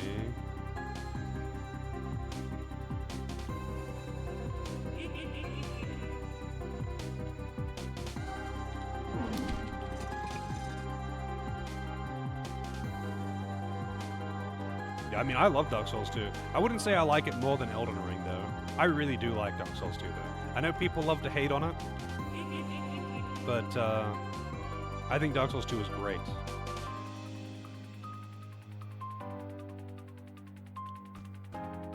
I think a lot of the hating on Dark Souls 2 is just like bandwagoning, though, to be honest.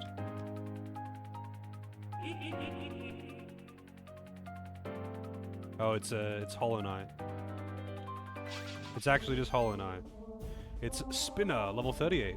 Weak to magic. Resistant to water and earth. I mean, let's try Doris, Chungus, and Eyes emoji.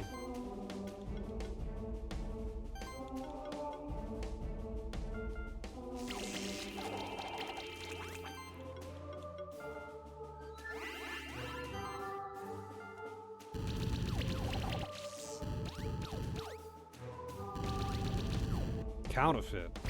Poison bomb level 5. Just dead. He's decided, you know what, you're dead. You're just dying now.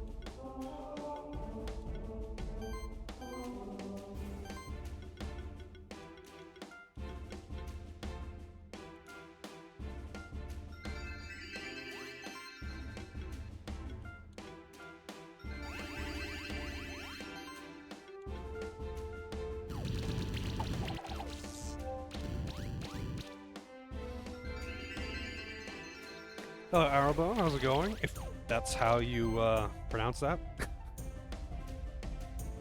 I may have struggled to pronounce that before, but I don't remember.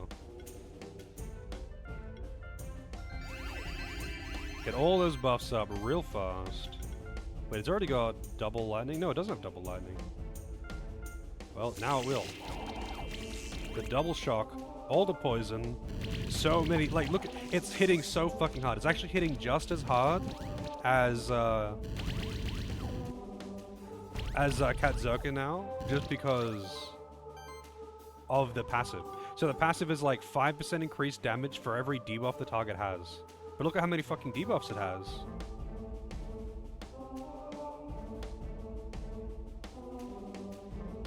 Sleeping. That's what I like to hear. I'm at that hour, you know? I'm at that hour. Have I weakened him? No, I haven't even weakened him. Or I mean, I have, but 1 sec only.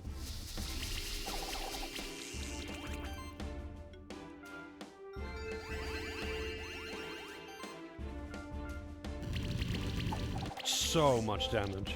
So much damage. And so much dot damage as well. 5 stars. Spinner egg.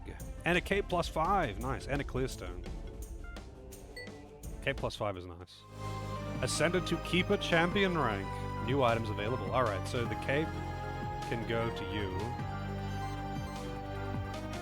And you can have this cape even though I don't even fucking use you.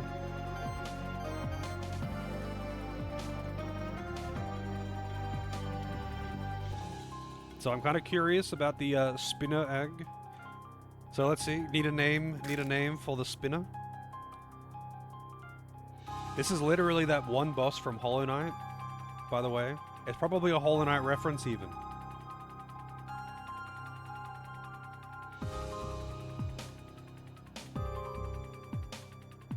Himori Wood? Oh yeah? Well, I mean, maybe I'll check it out. I'll have to get it out of storage, I think. Patches? I could call him Patches, yeah. He's basically Patches. Alright, let's take a look at what he does. I mean, look at his skill first. Oh, and also, the Prometheus guys get big rocks, so I didn't need Toxic Freeze, Ice, and Earth Orbs. I don't see the point of those double up ones. It's just to save space, I guess. So I guess I don't need to have Glimbo Jr. out, but I'm keeping Glimbo Jr. because he's fucking cooler.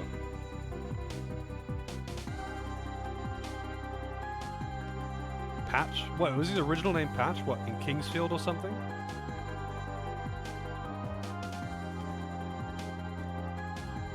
Oh, an Armored Core. I didn't know he was originally from Armored Core.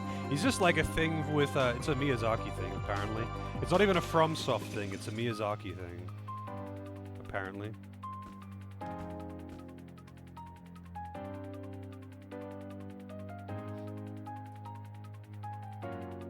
Yeah, I mean, my favorite is pretty easily Dark Souls 1, but I do really like a lot about Dark Souls 2 and 3. I kind of like each of them for very different reasons. Like, I like them all a lot. Dark Souls 1 is overall my favorite, but, like, I like them all for very different reasons.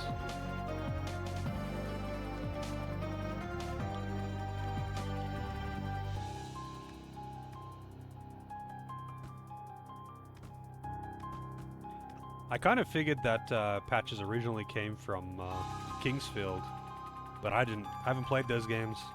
I haven't really delved into the lore, you know?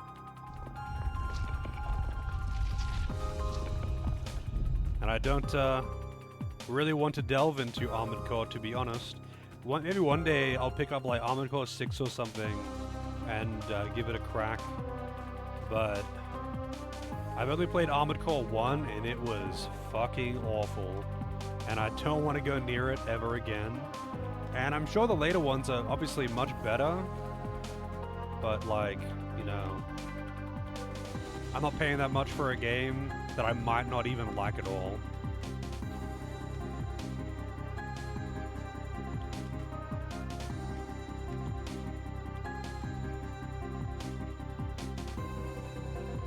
Yeah, like, the world in Dark Souls 1 is so good, and it felt, like, very new and fresh to me, and I liked that a lot.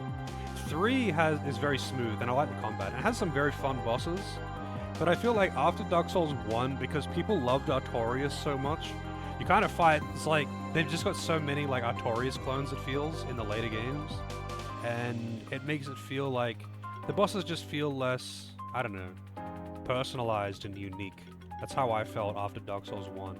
They were trying to replicate that Artorias experience, but they kind of just made it less unique as a result. Like, look at Dark Souls 3. There's got a bunch of bosses that are just like, oh yes, this is fast, dangerous sword guy that I can not parry.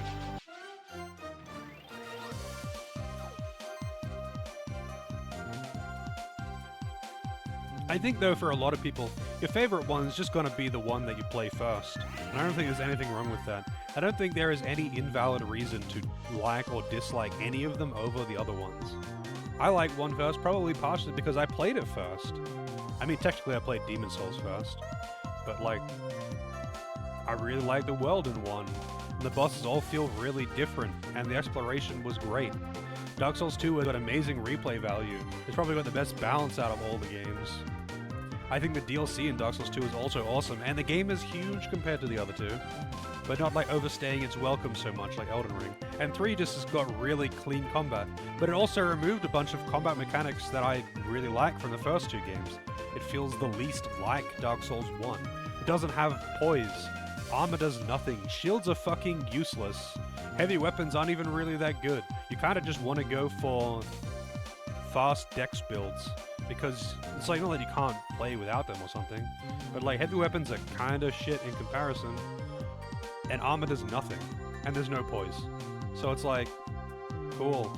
It kind of like really diminishes the replay value to me. That's kind of my gripe with DS3. I feel like it has the least replay value, because all builds kind of end up feeling the same.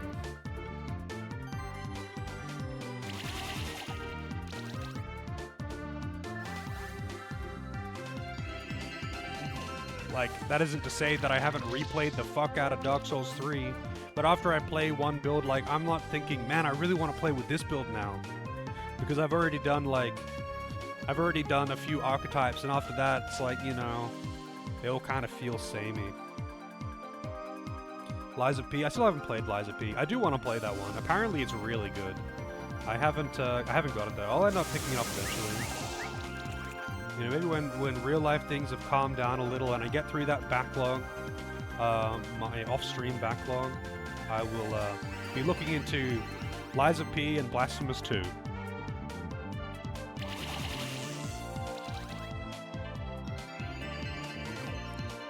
My off-stream backlog is pretty intense though. Oh, they're removing my buffs. You son of a bitch.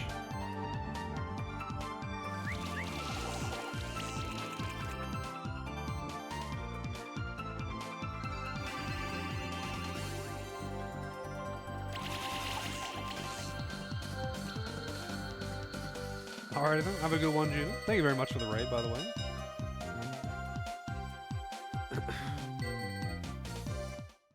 And I'm sure I will. I am super hooked on this game. The temptation to play it outside of stream has been very real.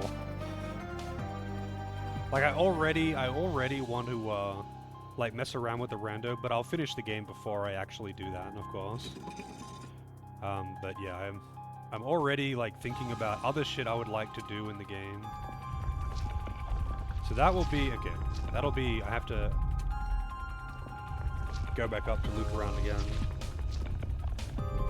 The part of my staying with this lineup that I've got, by the way, is just the fact that I'm streaming it though, because I don't like messing around in menus and comparing this versus that and stat crunching and that kind of thing. I don't like doing that on stream.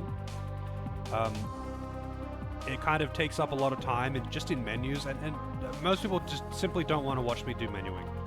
Simple as that, and I totally get that. I don't really want to watch 100 hours of menuing either. Yeah, I want to try a goblin lineup. That is one of the things that I'm definitely going to do. I think a playthrough that like tries to rely on goblins would be very fun.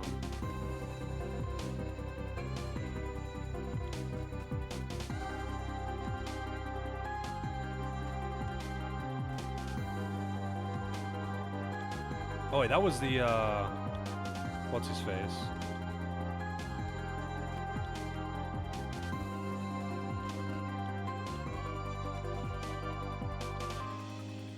This place is confusing to navigate. I kind of actually like this dungeon though. I'm guessing this is the reason why people dislike the dungeon though. Try with New Game Plus? Yeah, that could be interesting. I'm guessing in New Game Plus everything's just level 42 the whole way through.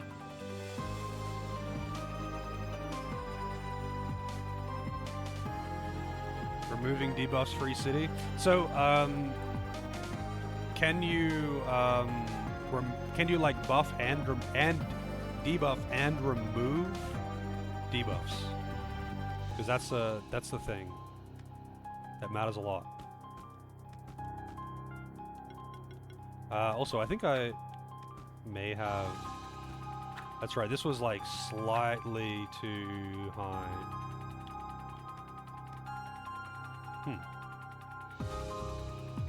Yeah, that was my next step. I'm just unsure how to get out if I lower the platform.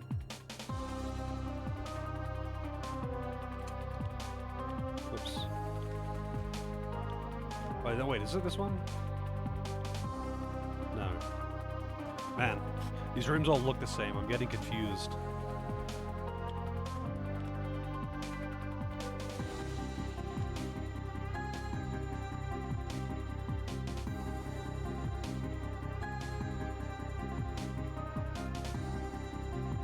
The game just keeps on going. Yeah, I heard someone say the other day that it's the best Dragon Quest game ever. It's like one of the best RPGs they've played, and that it's one of the best, if not the best, Dragon Quest game. And I'm like, did you play it when you were like 12 or something? Like, did you play it when you were a kid? Because like, dude, there's no way you would think that if you don't have hardcore nostalgia for it. If it's not like the first RPG you played or something like that, there's no way. Ah, here it is. There's no way you would think that.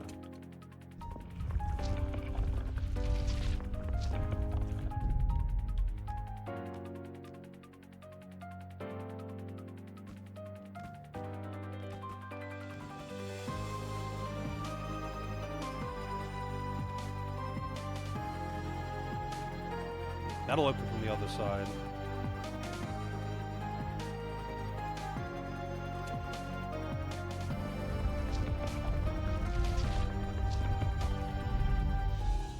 I mean, all the Dragon Quest games kind of do that when it comes to story progression. It's just that in 7 it feels like it's not even trying. There really is no continuation. It's not that they're stopping off on a place on the way to a greater goal, like in 11.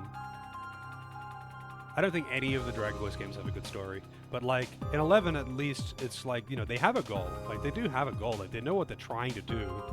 It's just that they end up getting roadblocked in each of the areas, as is RPG tradition, as opposed to just having no fucking goal. They're just going around and restoring things. They have no end game. They're not working towards something. They're just collecting jiggies.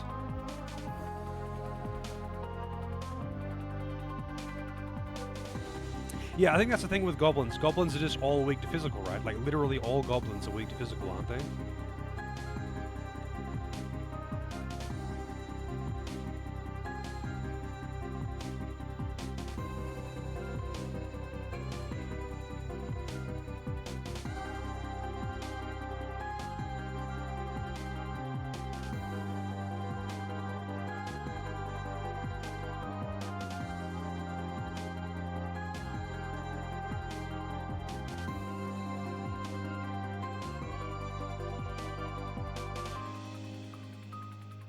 Yeah, like there's no story goal in 7 until the very end of the game.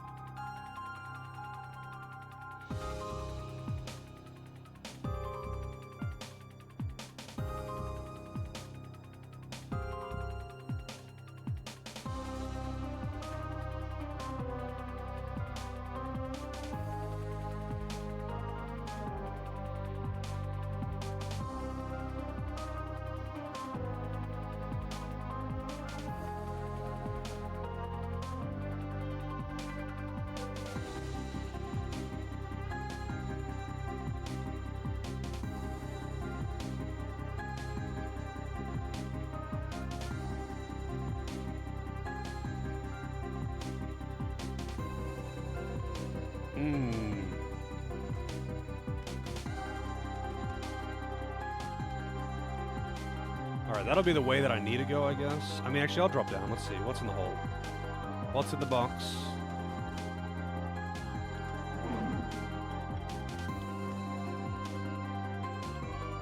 Oh, it's just that. It just opens this path again.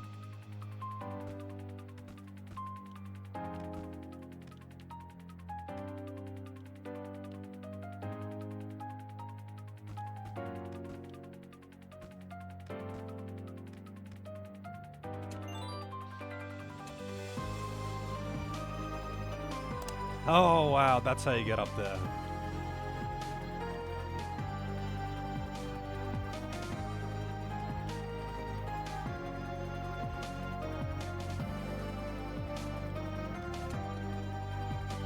Oh, shit. I didn't want to do that, I think.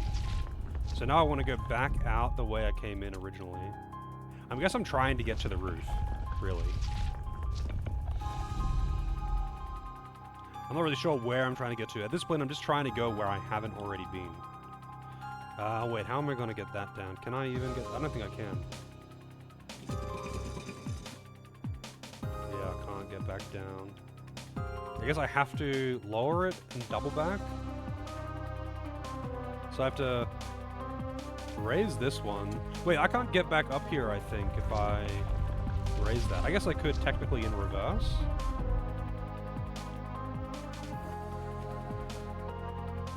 I can approach that one from the bottom and raise it.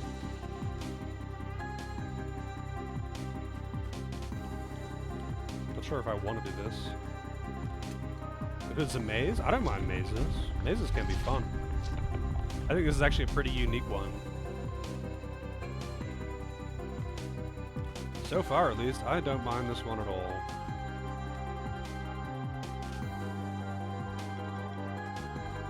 All right.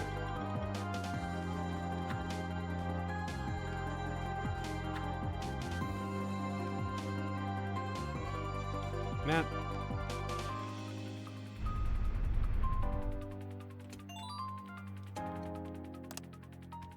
Okay, so that lets me get back over there. Hey, Knight, how's it going?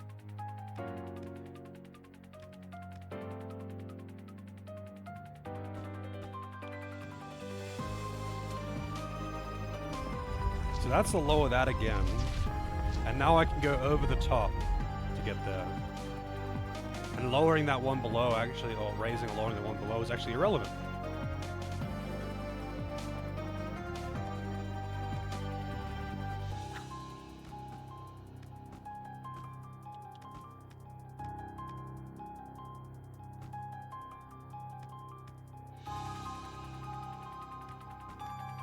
Oh, really? Fucking ran underneath. Fuck you. You know what? Fuck you, buddy. Fucking ran underneath me.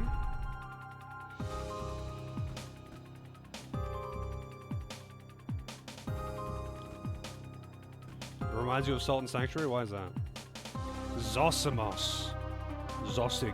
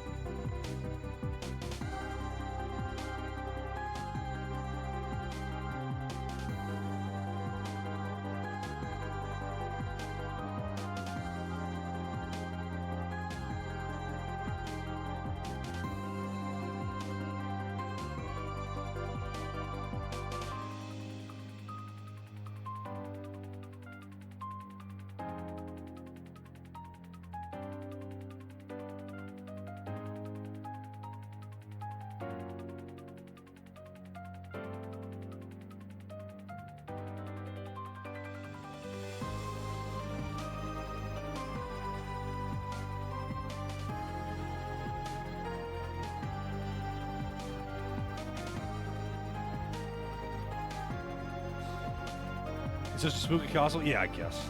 I can see that. You should play this game, by the way, Nine.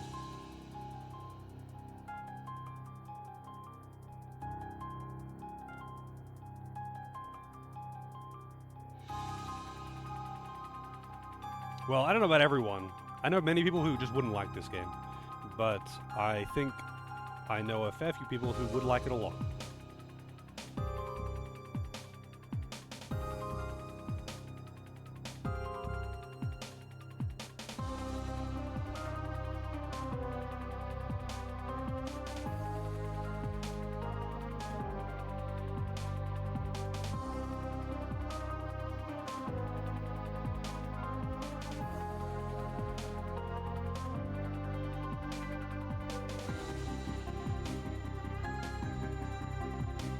Fafnir.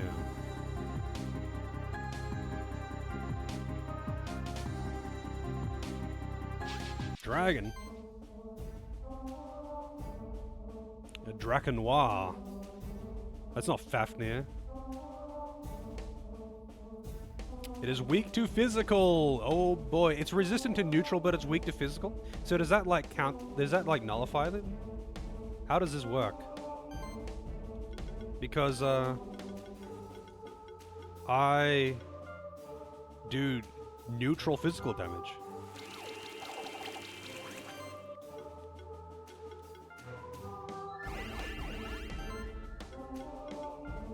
I guess it just nullifies it. So he's weak to... yeah, he's weak to that. This is neutral then. Yeah, like, I know there are elemental physicals. I just mean specifically I do neutral physical. So, like... I guess it just evens out. That's all.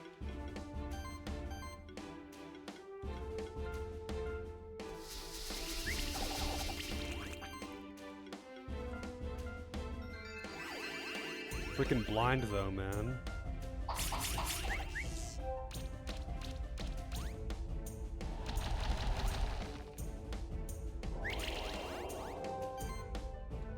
That is a lot of blind. That's a lot of blind. More voltage. Not getting any of these debuffs, but debuff removals. Sorry, buff removals. Sorry.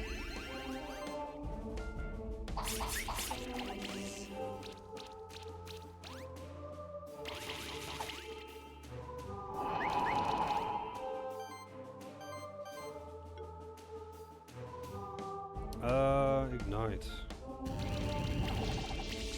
There we go. 10 pairs of shades, yep. That's what's happening here. He's dead next turn, I guess.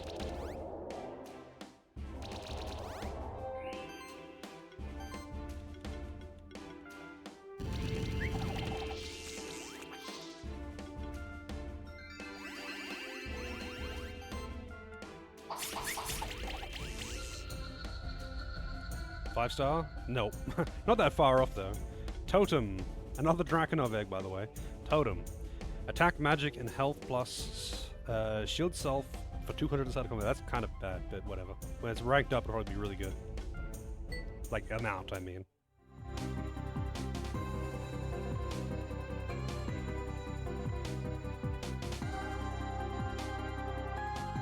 A backup for cat. Wait, I thought Imori was a supporter, not a damage dealer. I'll go grab the Imori.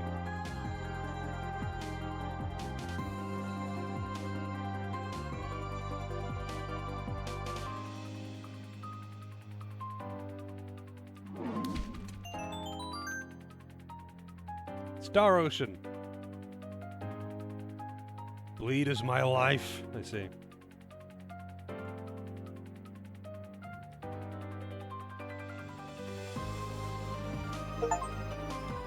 Explore the Forbidden Catacombs. 91%. So, I'm missing... Oh, that is gone. That is gone. Mini. So what is this? A big button. I didn't check out that. I might actually, even though it's a bit wasteful, because it's easier than doing the maze portion. The maze portion is exclusive to the castle part of this, by the way. The maze portion doesn't actually really exist outside of the castle part. Like, it's a little bit here, but not really.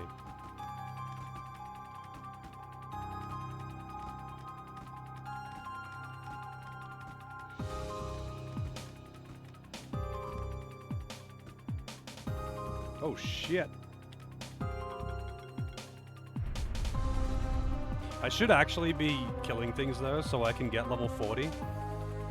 But I'm in no particular rush right now.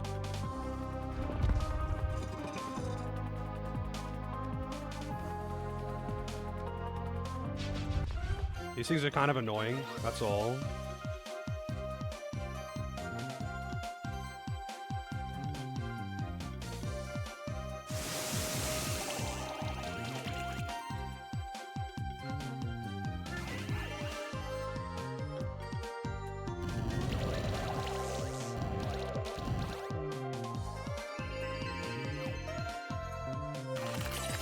Oh my god, that damage! What the fuck?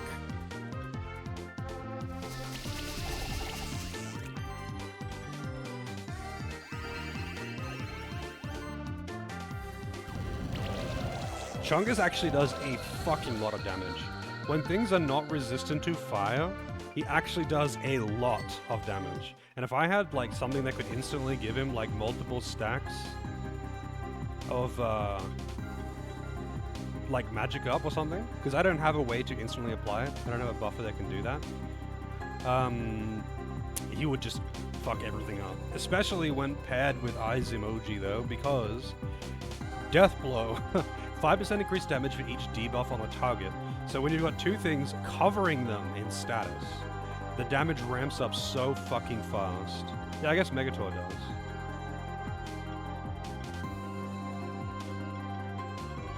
The damage ramps up so fast. I don't care about that. I don't know what to give him, though, at this point. I don't know what to actually give him.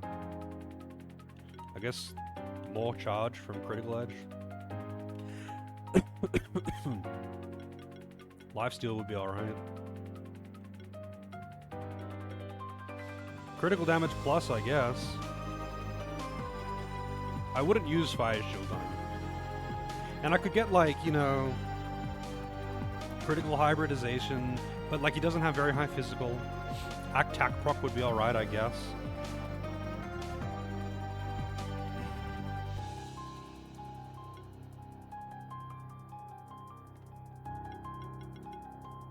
Gale could be useful, but I don't really use it because I specifically want to use Firestorm to just keep stacking burner. And also because I've got all these like fire damage crit. Not crit chance, but fire damage crit chance. So, like, you really don't... really, I guess mana shielding would be pretty nice, actually. Evil Blanketfish with the raid. I'm getting a lot of raids today. I'm getting a lot of raids today. I feel special. But welcome in, Mr. Fish. Thank you for the raid. Critical chance also increases the chance to dodge by 20% of the value. That's not that useful. But that would be kind of nice, I guess. And they're close to max level, though, as well. So, like... I'm gonna have to respec soon. So I'll just leave that for now. I'm not gonna bother with that. How's the Bravely default going? 2 silver, Monster Belt. Wow, that's useless. 94.4%. So the last 5.5% is gonna be gated behind this mini. I still don't know what mini is. Is that a monster ability or an ability that I learned? I didn't really grind much in Bravely Default, to be honest, until I was just like bored and wanting to unlock all the skills. It's super unnecessary to like excessively grind in Bravely Default, I found. If you want to have all the skills, then obviously it's going to be grindy, but you do not need to have all the skills. It's kind of like Final Fantasy V in that regard. I mean, the two games are very similar. Like, you can grind and get all the skills on everyone if you really want to, but you really don't need to. Like, you do not need to do that. What I called him Ori? I don't even remember. Some annoying bits. Shadow Ninja. Oh, the ninja fight was annoying. Yeah, I did not like that one. I remember being like, shit, like, how the fuck do I deal with this? And then I, like, whipped out a cheese strat or something. I forget what strat I did, but I think I pulled out some bullshit and kind of wrecked him. It was one of those, like, you bring the rock to his scissors, and it made it pretty easy to deal with. There was a few bosses that were kind of, not like you bring the gimmick class and kill them, but like, there was some definite like, ah yes, this class is a pretty hard counter kind of thing. Yeah, you can mostly do that as well, Ragnar.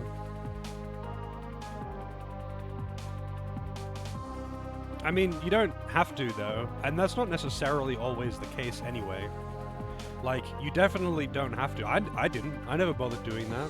I only, like, bothered grinding out classes when I was pretty late in the game, and I just wanted to, like, see what kind of overpowered shit I could make. For the most part, when I got a new class, I would swap someone to it to, like, experiment with it. But I would never bother, like, maxing everything out. I still mostly just stuck to what I liked. Oh, shit. And that was, like, plenty. You absolutely didn't need to have the super meta optimal comp to beat everything. The game just isn't that hard.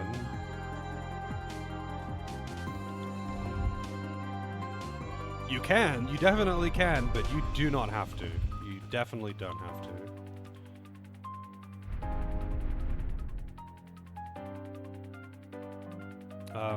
What am I doing? Why am I not just teleporting? Why am I not just teleporting?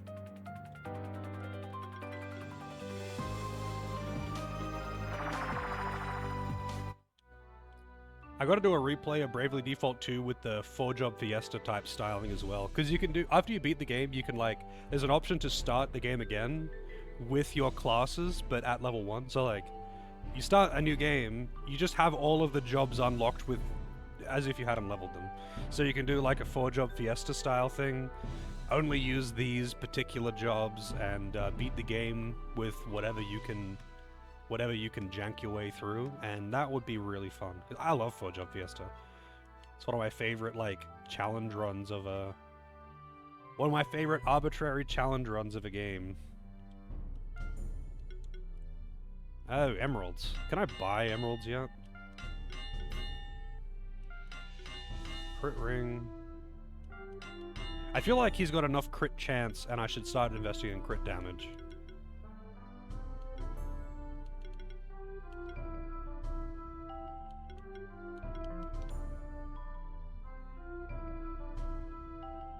Well, I mean, I guess so, but I don't really care about, like, oh, you only unlock your 4th job halfway into the game. I don't really care about that, actually. I mostly just care about having the limitation of these are the only jobs that you can use, and if you really wanted to, you could, like, self-impose you have to beat, you know, you can only get your 2nd, 3rd, and 4th job after each major boss or something. I don't, you could make your own like that. I just like the whole, these are the 4 class, I have to make it work with these particular jobs in any way that I can. I like that. I think that's really fun. I don't really care that, you know, you have to do the first major area with only this, and then you got 2 classes, and then 3, and then 4. That part is kind of irrelevant to me. Yeah, I gotta play Bravely 2nd. But, one day.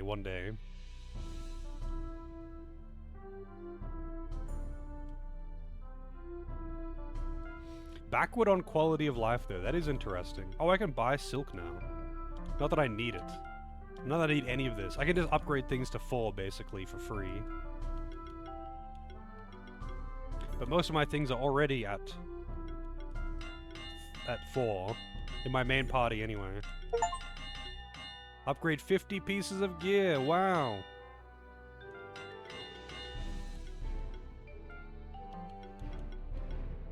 Wait, can I buy steel? I can, yeah.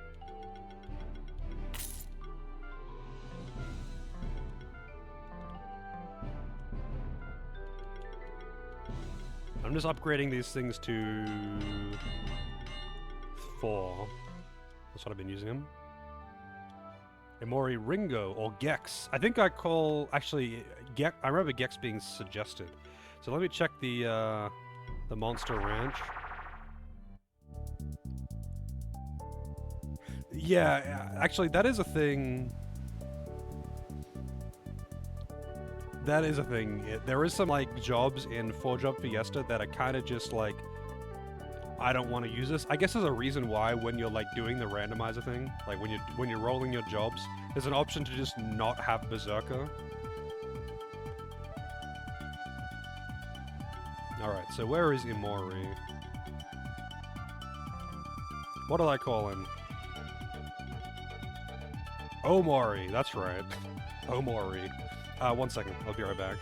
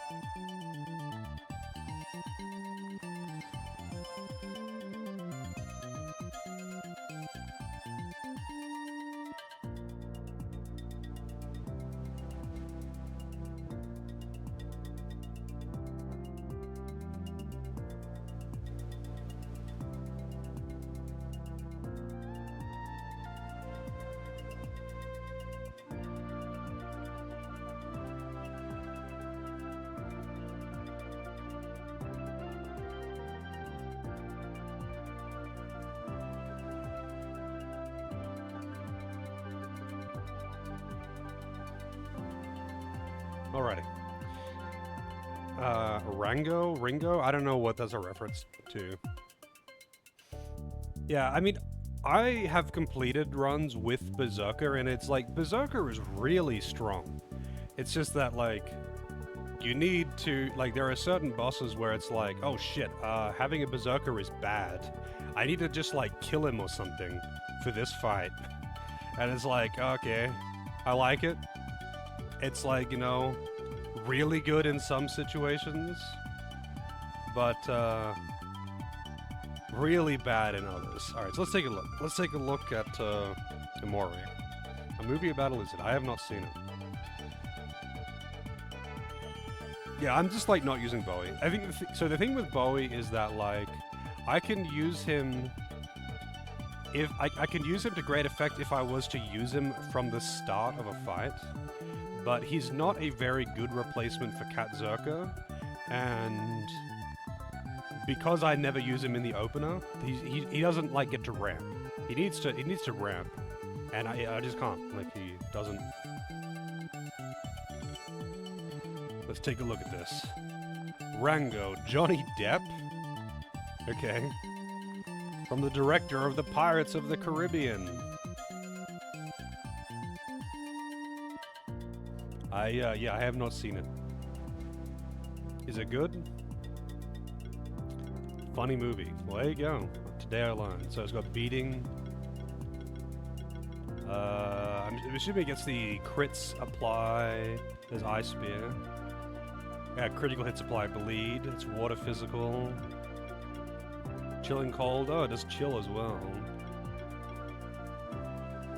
Critical exploit. Attacks that exploit an enemy's weakness have a 10% increased crit chance. Congeal. That's nice. Double impact. Variety. Every attack has a 50% increased damage when used for the first time during combat. Ah, okay. I mean... yeah. That...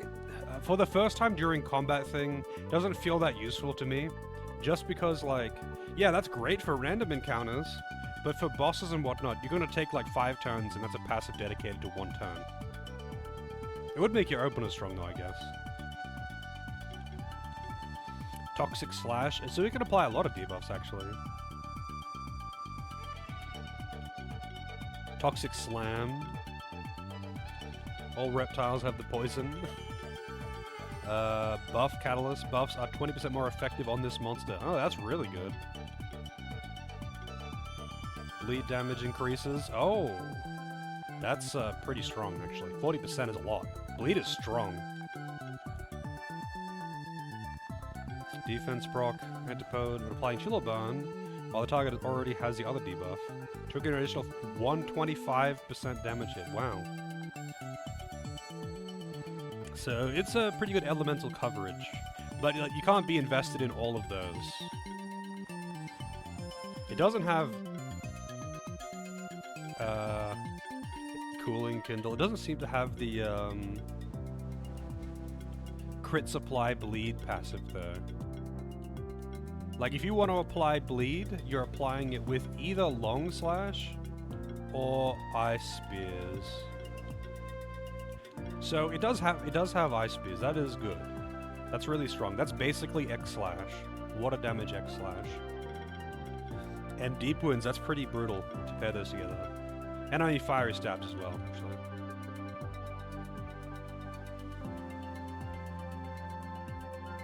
Yeah, so he's the elemental variety of the Cat Zerka. He doesn't seem to have as much passive crit though as well. So he doesn't seem to have any of the passive crits. He's got this one, crit chance and crit chance. But I think that's it, unless I'm blind. He's got critical damage. Whereas Cat Zerka has got... Let's see. Crit chance, crit damage, crit chance, crit damage, and crit damage... Oh, crit chance, sorry. You definitely lose a fair amount of the crit passives. And if you're doing a bleed build, you have to be focusing on crit. So I'd probably have like, what, 50%, 55 or something percent crit if I had the same setup. Alright, I'll definitely invest into Omori. I'll have to look at what build to make him as well. Let's see. Shiftstone. Yeah, okay, so Omori. Let's see. Whenever this monster receives a buff, 55% chance to share the buff with an allied monster. This monster may apply an additional stack of any debuff. Okay, that's the one you would go for, I guess, because it applies burn and chill and poison like crazy, I guess. So I'm guessing you go Dark Shifted Omori, or Dark Shifted Imori even, and go for the bleed crits and get those passives that apply chill and burn and poison on hit. So the only way that you can apply bleed is with the actual bleed applying skills, because you don't get the crit supply bleed passive. I can just change the name, doesn't matter. If you want to change the name, I don't care. I wasn't planning on really using him until now. But what do you reckon? Debuff, Mastery, or Enlighten? Because, I mean, Enlighten does seem kind of nice. The other thing, though, is that the Cat Zerka will automatically give itself all buffs in 1 or 2 turns. That's it. It gets all buffs. Because crits give it self-buffs with crits. And this doesn't have that passive. You would need to bring someone to buff it with offensive buffs.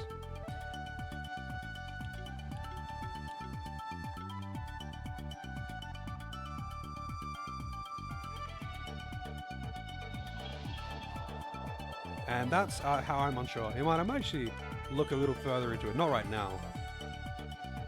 But I want to pop my head in. I'm assuming I can just leave whenever I want. I still don't have the mini ability. So the shrink ability or whatever, what action, is it from a monster or is it from an actual, like, trainer upgrade? Is it a monster that I've missed? Is it something that I just didn't get, or is it from the last area?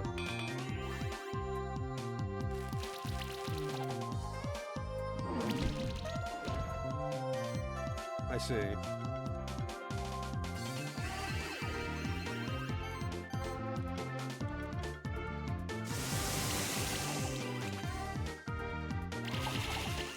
Oh yeah, I should probably put Imori in the main party too.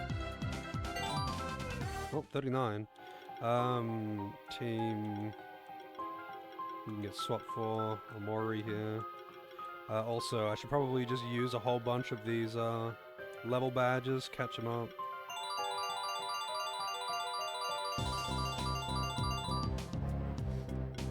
I'll deal with the talents later.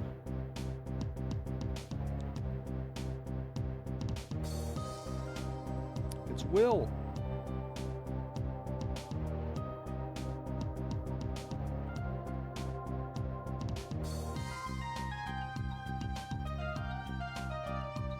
How people train to use a wingsuit?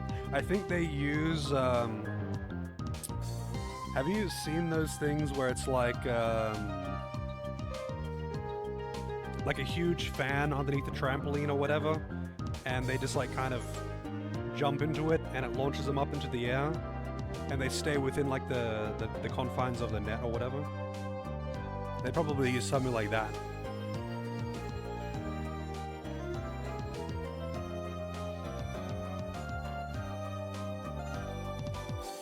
Or they just also have a parachute and they just do it like skydiving. They wingsuit until they eventually pull the parachute while they're practicing.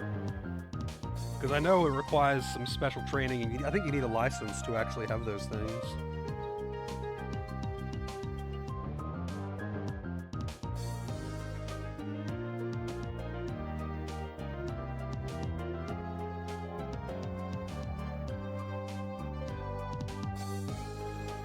I mean, skydiving in itself is not really that dangerous. I mean, obviously it could be if you have a poorly packed parachute.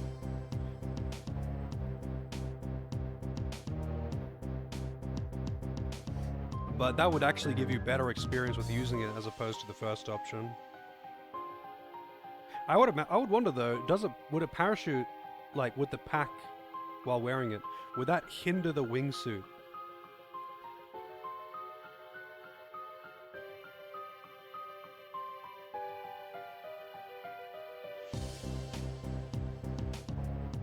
I mean, I went skydiving when I turned 18. It was pretty cool.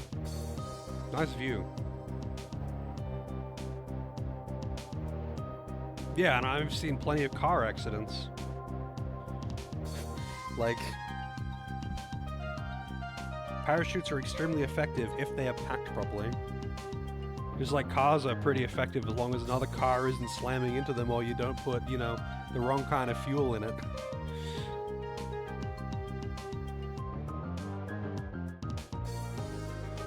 I find most of the time when I see skydiving gone wrong, it's like some idiot doing some stupid shit and like slamming into another person, trying to do some stunt. That's usually what it is. Like, it's not random how it unfolds or something. Like, they're packed in a very specific way.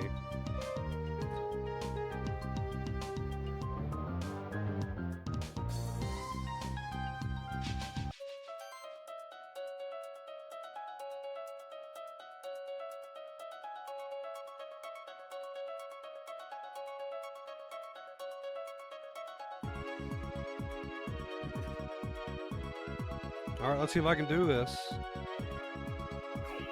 Bring out the old reliable and see if it works.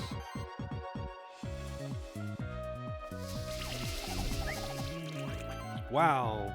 No... Oh no, I got one weakness. I was gonna say no weakness, I got one. Oh, they can remove their debuffs.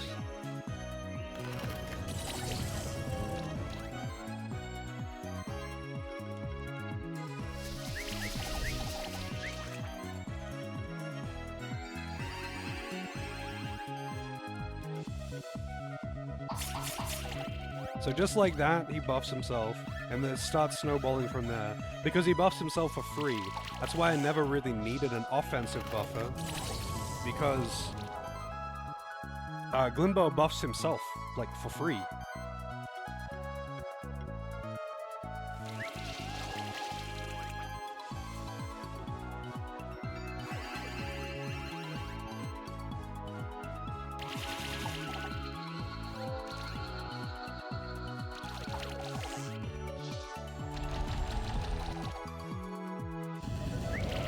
Don't you burn my buffs away, you asshole.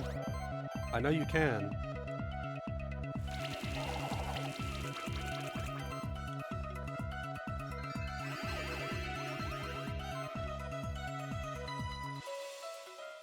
Not risking it, I'm just killing this one.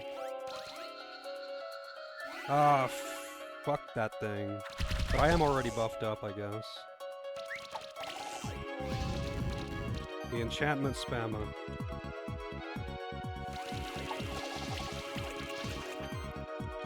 I'm curious what it does. I should actually look at it, but I don't have it. I don't actually have it.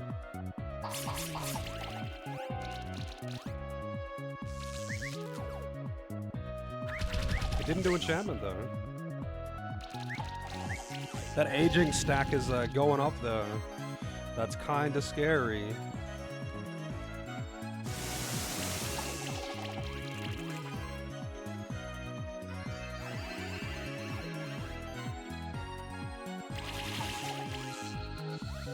And this is what happens when it snowballs. He gets all his buffs up, and then he just starts deleting things in one hit. And that's kind of why it's like, it's really hard to replace that.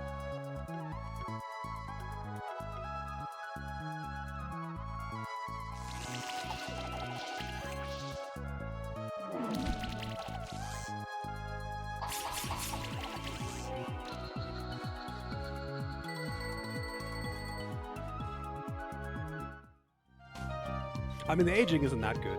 Aging is like 5% damage for every stack or something.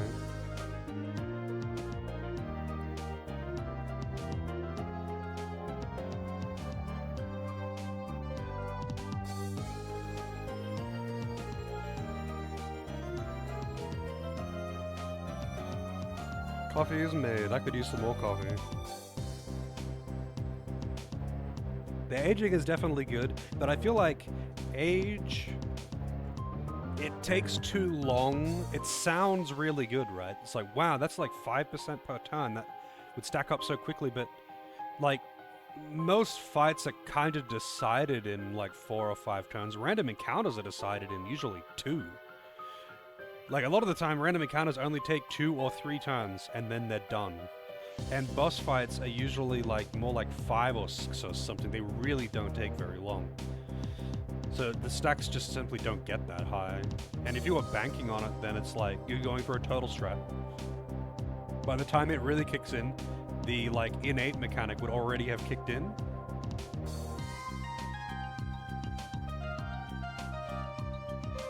Only 2 other monsters even have. Oh, really? Is there that few? So there's like the Spectral Toad, the Rocky, and what else? I know I've seen the other one that has age. Yeah, the music has been really good.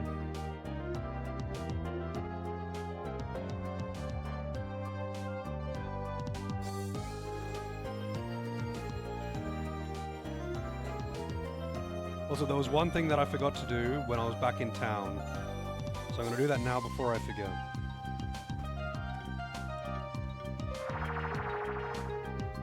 I forgot to talk to the parents to see if I get some new shit.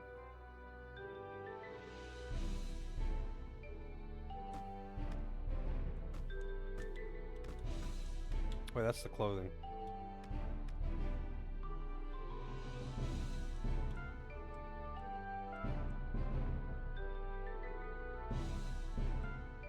Reward box level 3.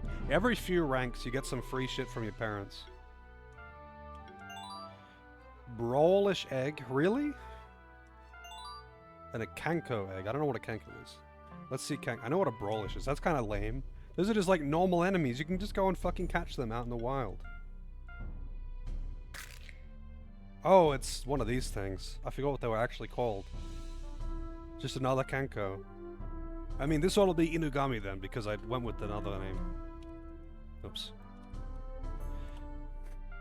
I went with the, what is it called again?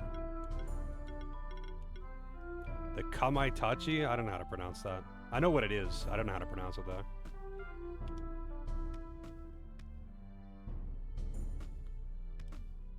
I feel like that one, the first one, is more appropriate, but Inugami is what I immediately thought of when I saw it.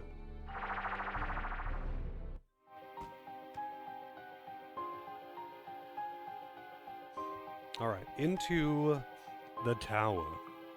So I've got 72.8% completion on the map right now, Most of the zones are at like 90%, 95%, that kind of thing. This one's only at 84. I'm assuming that whatever is behind this mini is going to be fairly large, maybe. And maybe, you know what, maybe this little bit there goes somewhere. I don't know. 100% in Snowy Peaks, 93. Like, most of these zones are almost entirely explored. 92, 89. Most of the things that I just like gated behind invisible platforms or mini, both of which I don't have. And I'm still only at 72%. So I'm assuming that there's like an entire, either this dungeon is huge or there's like an entire extra zone that's really big or something.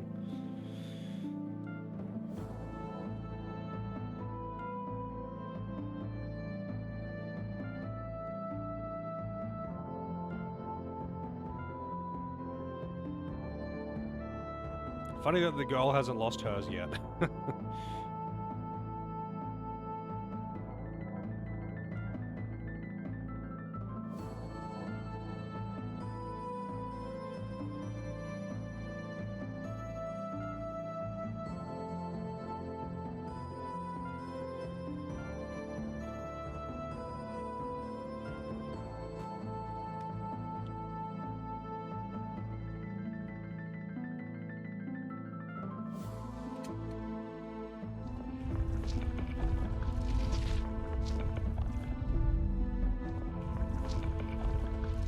Hey, well, you really like the neat pixel designs. Yeah, the art style's pretty nice. These guys apparently are good animators. They made Blasphemous as well, apparently.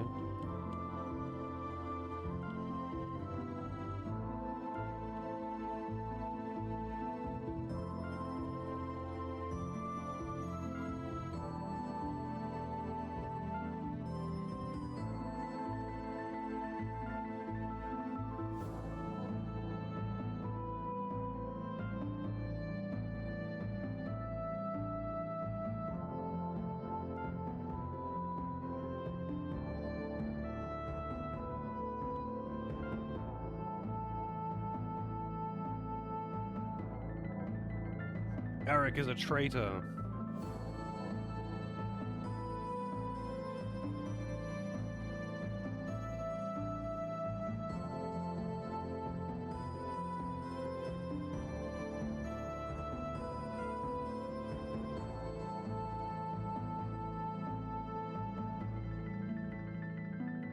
Oh, I guess it was published by the same people or whatever. I just noticed in the same list under Team 17.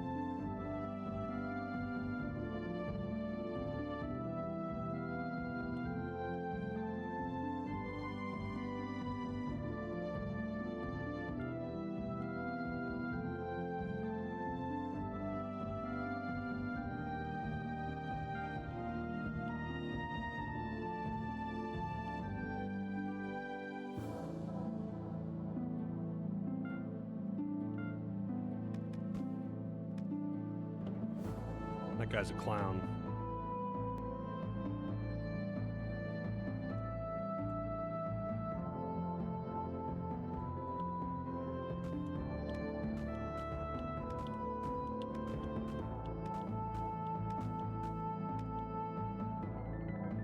Oh, we got new enemies. I'm guessing this Reaper thing might be the Thanatos is gonna be a new skill. Maybe those invis platforms. Also, there's finally being able to see one of those beetles in the wild, so I can actually get one.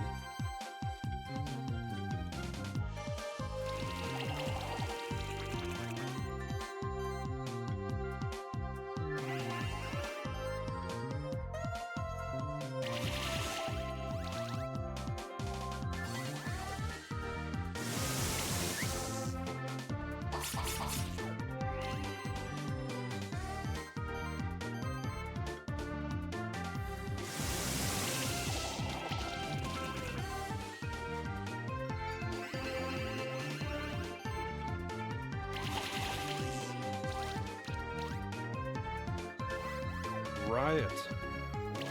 Fucking blind, man.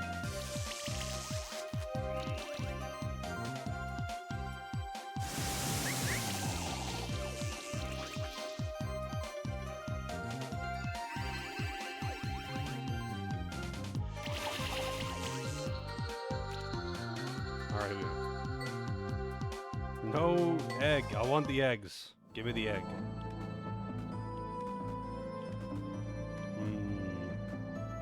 Why would I need this grapple?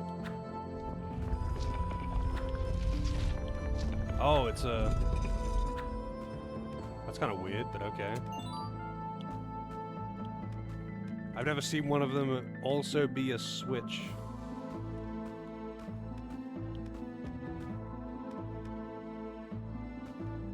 Also, wow. Lots of new enemies here. Hey, Batsu, how's it going? Grim Reaper lay egg, yep.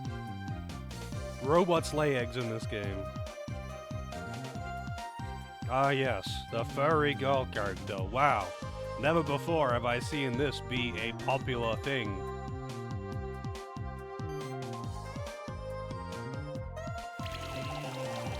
Ah, furries.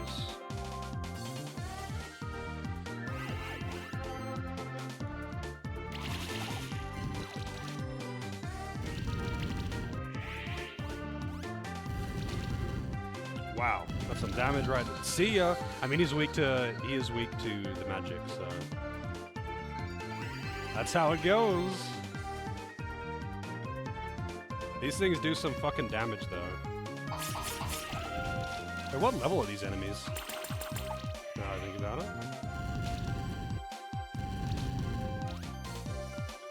38, okay.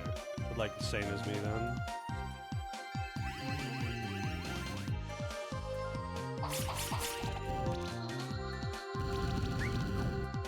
Robot eggs, yeah. You just have a chance when killing things to get an egg for that monster. But it doesn't matter what it is, it could be a skeleton. These skeletons can drop their eggs. Resist physical, weak to magic, resist debuffs, man.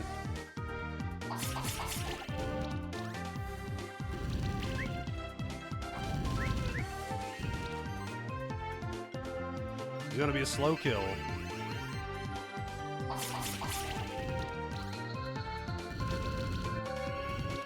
Is that a chill? How did I get a chill on it? The succubus demons, there might be one. We got furry bait. I'm not surprised if there's succubus as well.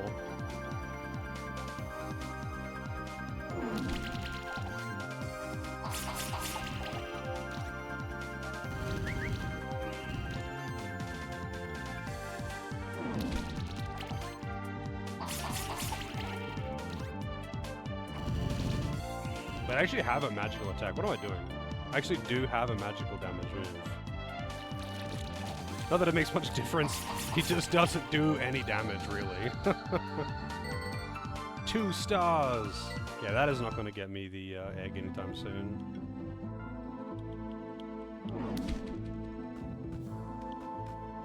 Big switch. Switch stone, wow. Behind the big switch. Fire.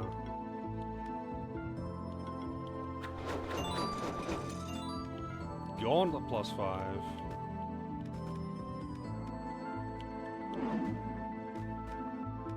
Mini. Mini.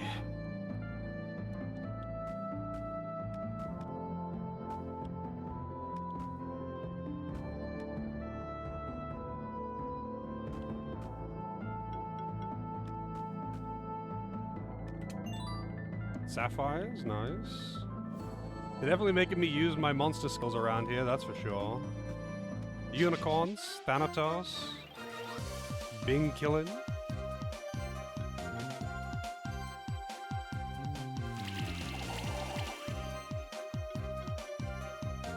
Wow, no armor, no applications. With 6 50% chance to apply hits. 6 chances at 50% chance. And it fails. Every single one of them.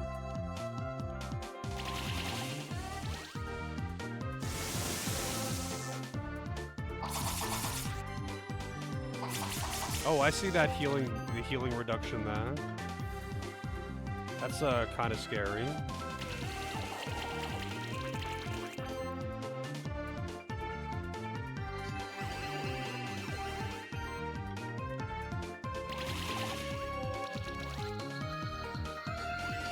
Mass restore.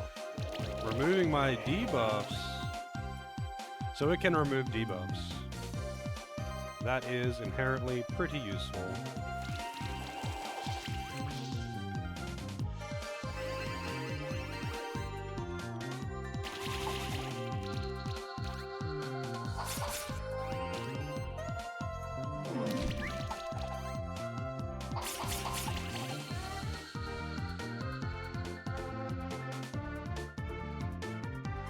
Immediately unsubscribing. Yeah, it actually is starting to bother me more as I get through the game how much like the reward gating is. I do not like reward gating behind, oh, you only get good score if you go hyper aggressive meta.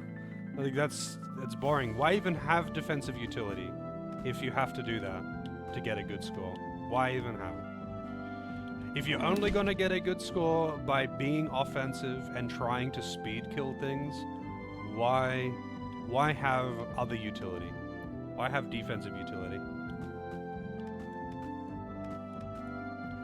That is a gripe of mine for many, many games. I don't know why they always do that. There is no point to grade your success on speed alone. Like, technically it grades it on other things, like other than speed, but it doesn't really.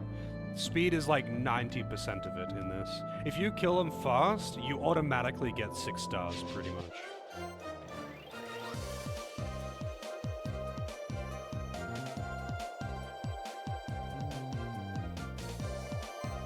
Also, that's another boss. The Radigo, that's another boss. I think that was an optional one, though. Yeah, all of the Final Fantasy 13 games do, I think. It was one of my biggest gripes with FF13 as well. LOL, you didn't get the perfect score on boss. You don't get the good shit. Like, dude, fuck off. Especially if it's not like a challenge thing that's optional. Especially if it's one-time fights that you can't repeat. But it's just boring. Like, why even bother having strategy if you have to use the meta to be able to actually get the good score anyway?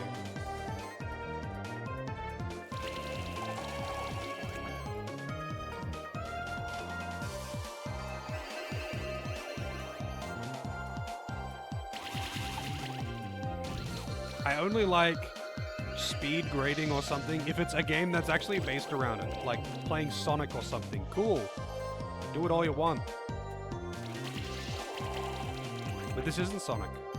This is a strategy game, even. This is borderline strategy. And that's when it starts getting kind of dumb.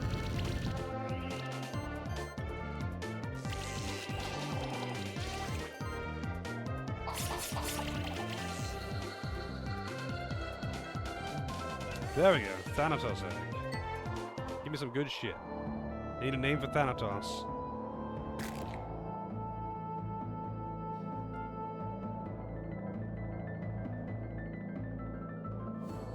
Yeah, if anything, I would agree with you there, Knight. It's like, haha, you didn't use the I win button. But by doing that, that would mean that developers are admitting that the balance of the game is bad. Boo Haunted House. I was gonna say Fanny Wanny.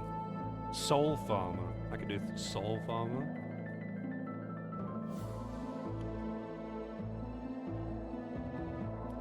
Alright, Soul Farmer. Actually, hang on a second. I got the Radigo egg as well. I didn't get one of those. I didn't 5-star it. Need a name for Radigo.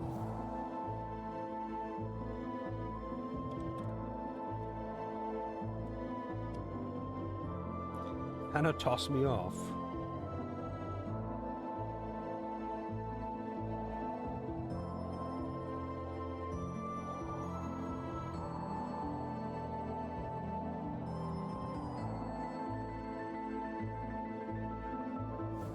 Birdman? I'll call it Harvey.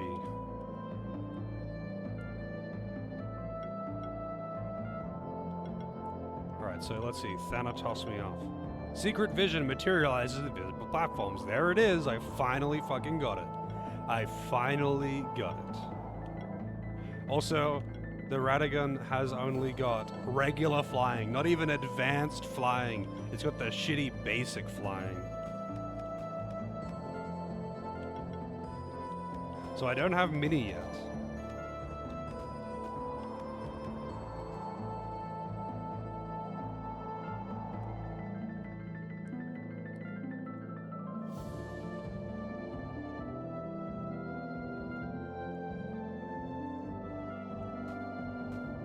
Is this dungeon just really small or something?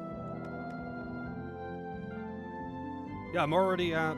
Oh, no, never mind. Never mind. I saw 70%, but it's not. It's 23%. Also, I'll fight these. I want to get whatever the fuck that is. I still don't have the furry bait egg either.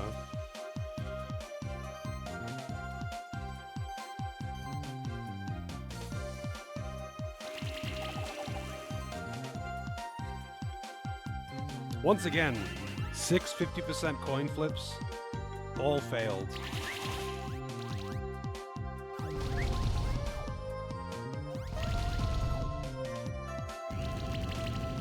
So for the bosses, like the redeeming factor and why I don't really care that much is that the champion bosses that give you their egg, like the Goblin King, they give you their egg for getting 5 stars. You can refight them as many times as you want, and you can just keep going until you get it. But it just means that you have to find a metacomp that works for them, and I think that's kind of silly. I think that's actually kind of dumb. Because, like, yeah, okay, cool, whatever. It's not that big of a deal, but I would rather not have to do that. Like, I would rather be gated behind something else.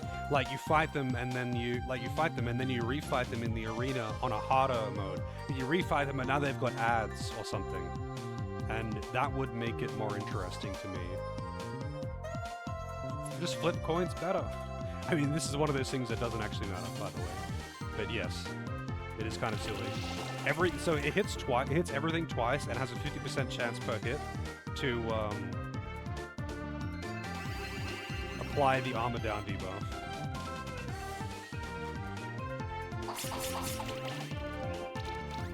Also, what are these things called? I just gotta check that. Oh shit, is he dead? Yep. Darnation? What in darnation?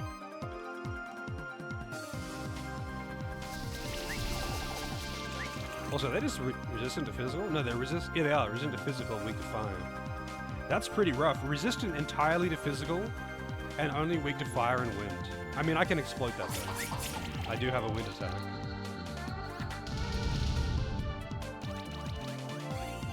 Wow, that hurts.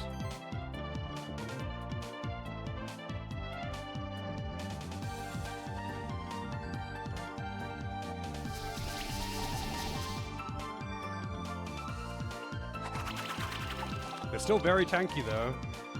Like, that just makes it neutral. He's dead. These things are actually pretty fucking dangerous though. They hit pretty hard.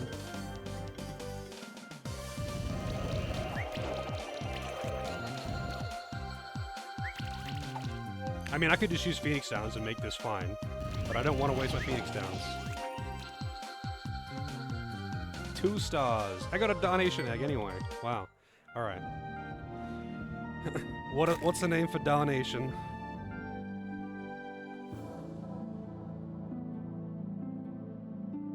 I would put in what in Darnation, but that's too long. Looks like a Scyther?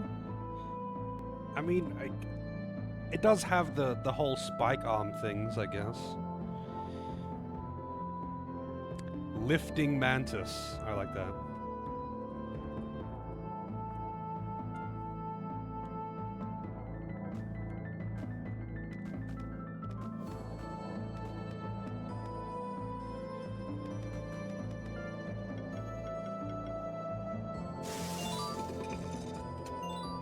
Staff +5. I think I have a staff on. Yeah, you got staff.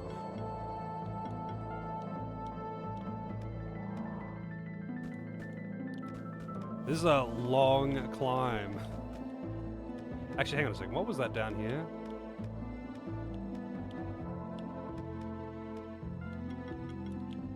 This is a long climb. I feel like I should have done the stuff down the bottom as well. Oh, so what's this? I wonder how I get in there.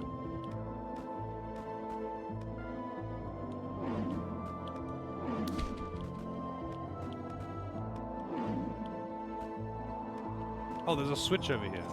I didn't actually see the button.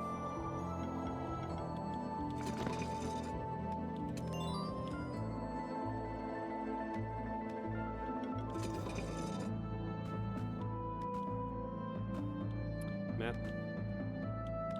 It, like when you go out of, like jump into a hole, like above you like that, it gives you a, oh, that opens from the other side, okay.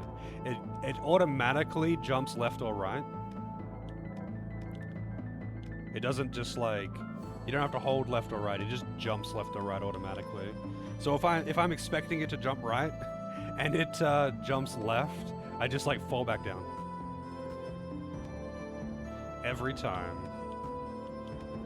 Furry bait. I don't know if I can bring myself to have furry bait in the party.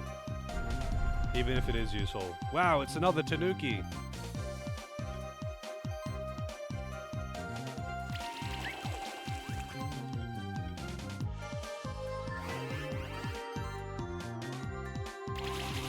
Who knows, it might have a useful skill. It probably doesn't. The damage!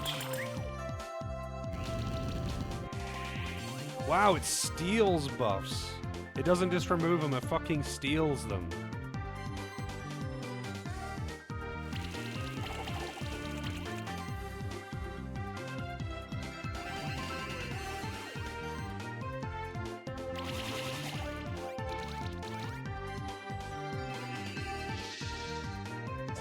Mass restore spam. Yeah, I guess it's just got a passive that steals them. I wonder if that's unique to this particular demon.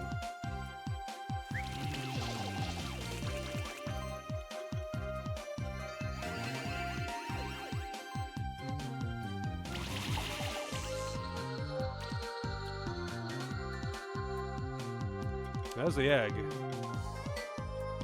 Alright. I already have a name for this. LQ Furry Bait. Let's take a look at these skills. Fiery Stabs, Flame Strike. Flame Strike seems to hit really hard, but I don't know if it's just that the monsters that I've been seeing using it just are like really strong offensive or something, or if it actually is just a strong thing.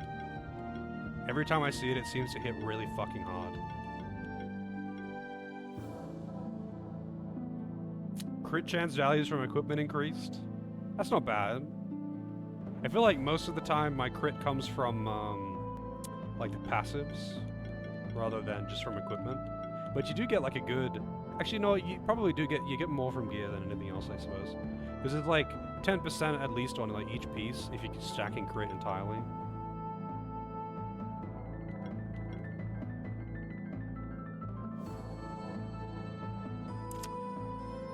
Strong opener, I guess. Slash, lightning slash. Literally the same thing, except lightning. More hits though, which means more bleed applications, I suppose.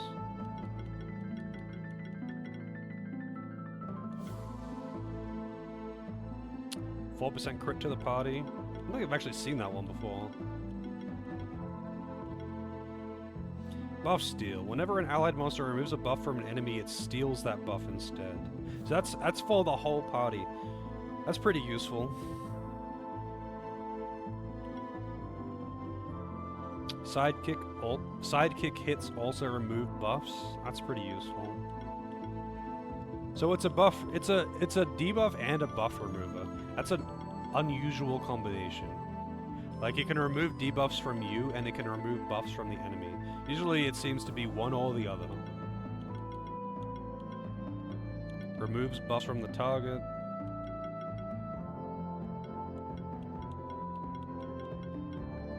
Healing actions also remove harmful stacks. Oh, of those ones. Not of debuffs, but of specifically the stacking temporary debuffs. Bleed, wound, blind, and tether. Yeah, I don't think I can handle putting low quality furry bait in the party though.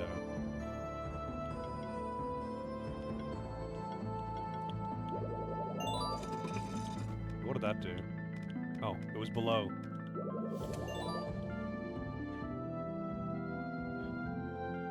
Let's see. I guess that's all. I just missed that one random pass at the side there.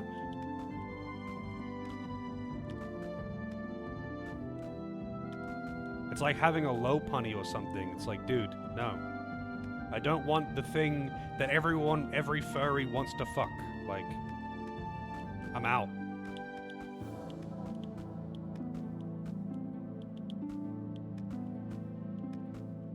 Oh, what am I doing? That's the wrong way.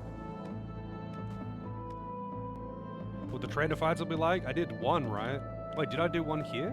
Or did I do one before? At the entrance or something? Actually, that was in the previous zone. Never mind, I did two in the previous zone. For some reason I interpreted that as one of them here.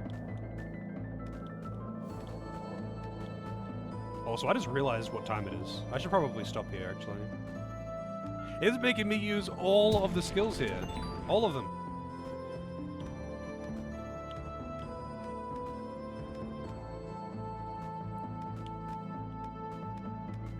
There's Thanatos.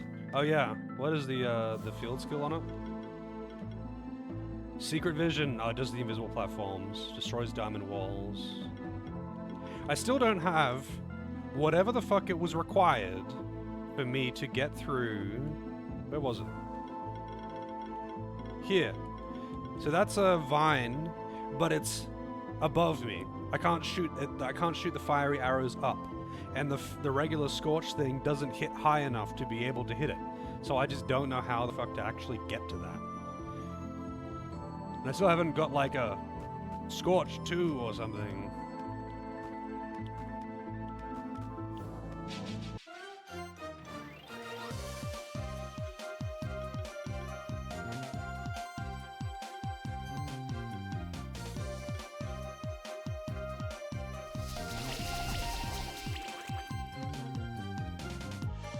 Oh, what am I doing? That's the wrong one.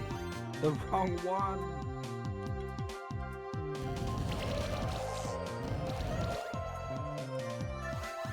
Right.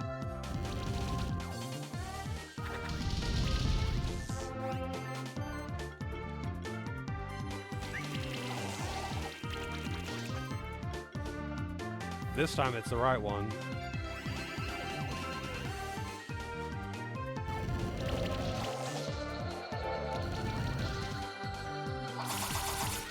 Man, Chungus actually really does kind of fuck. He does a lot of damage. When the debuffs are stacked, hey, it's Thanatos egg. When the debuffs are stacked, the damage pumps out. Got a dark Bing killing.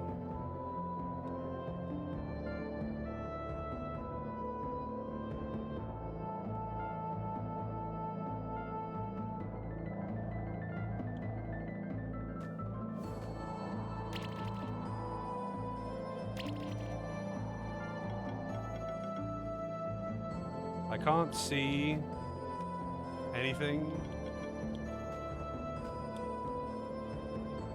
but I think that's too far. Yeah, that's just too far. Way too far even for flight. Maybe there's super improved flight.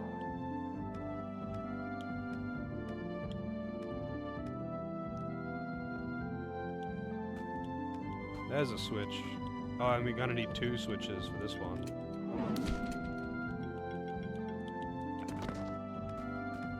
Oh wait, there's a 3rd switch? Maybe? Oh, there's another one here.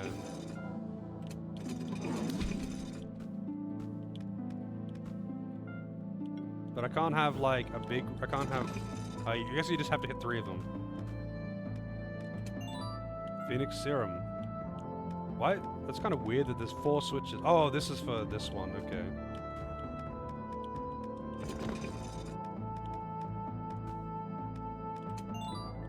Free linen.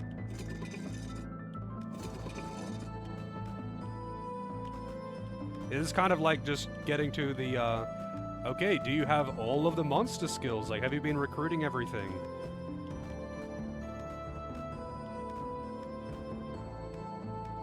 That's basically what's happening here. It's bringing out all of them.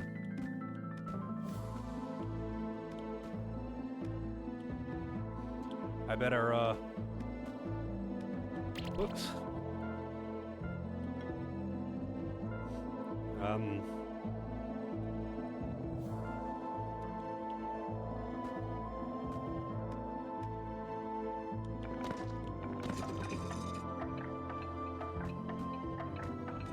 Need the mount for this one. I don't know why I even tried it without the mount.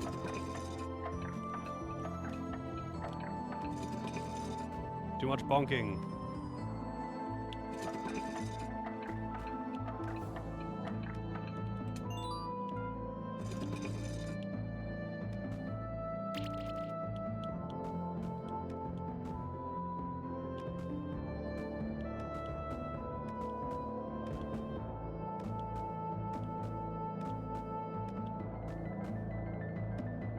There'll be some good shit in here. Swimming, you need advanced swimming. They're actually just making they're making you use all of them. Shiftstone. Like things that you might have been able to get by without before. If you want to get all the treasures here, you need to have all of the bonuses, all of the skills.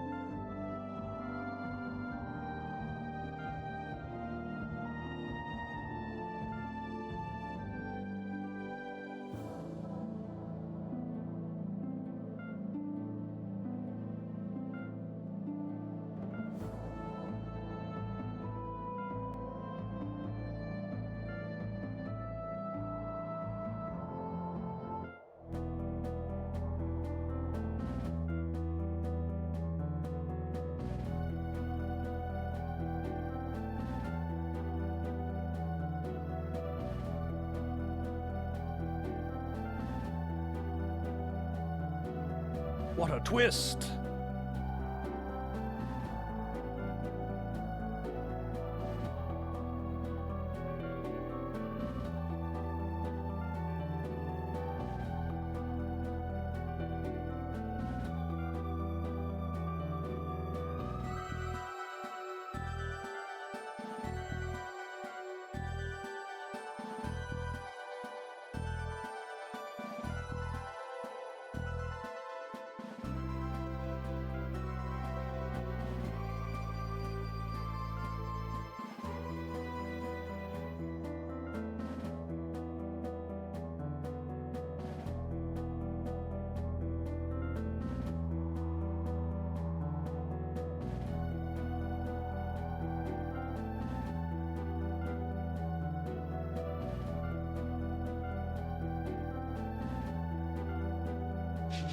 Alright, trainer battle.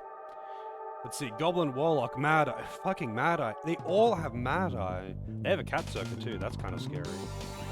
Mad Eye in the opener as well, so I probably should have not used this lineup for the opener. Good chance I'm gonna die. 39, by the way.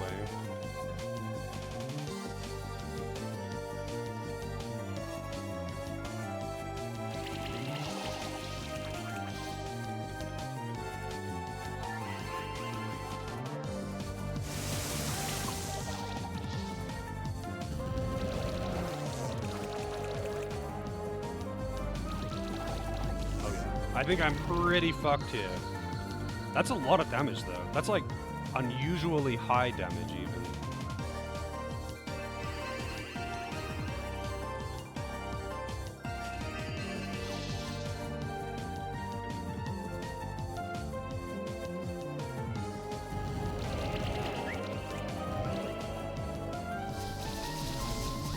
Weakness. You're removing my buffs. Yep, dead. Just so much fucking damage. So much fucking damage.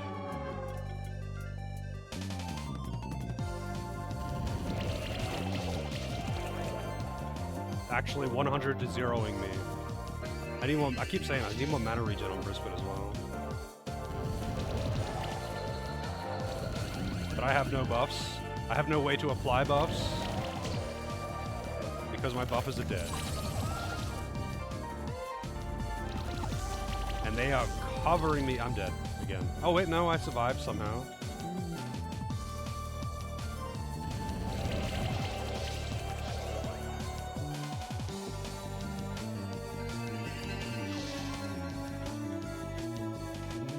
Resistant to fire. Weak to water.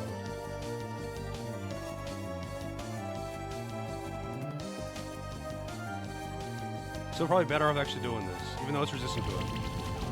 Just for the burn applications.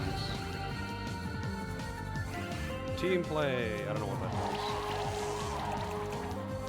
does. Dead. No chance. I don't have anything on this guy. So I need to have debuff removal in my opening.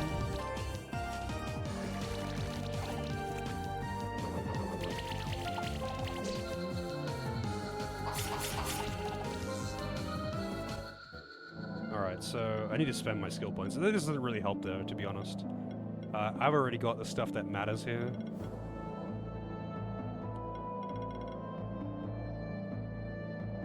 I mean, that could be useful, I guess. Mystify. Might as well.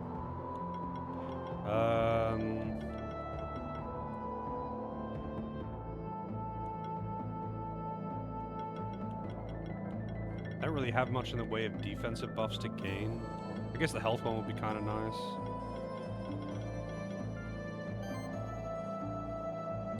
What can you gain that would be useful here?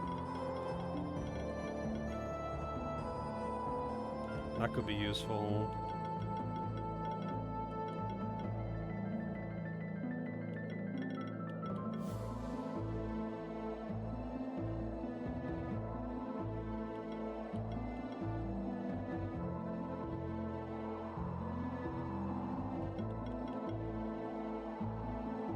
Might actually use that for my opening turn.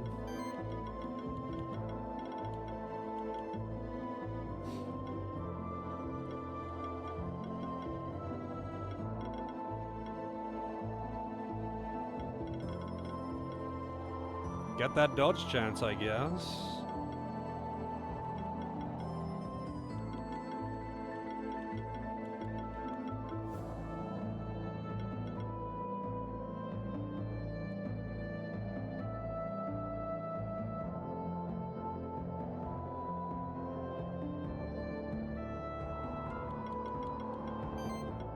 I'm not gonna bother with that. If I'm being brought out, having to bring out, sorry, Amori, I've already lost.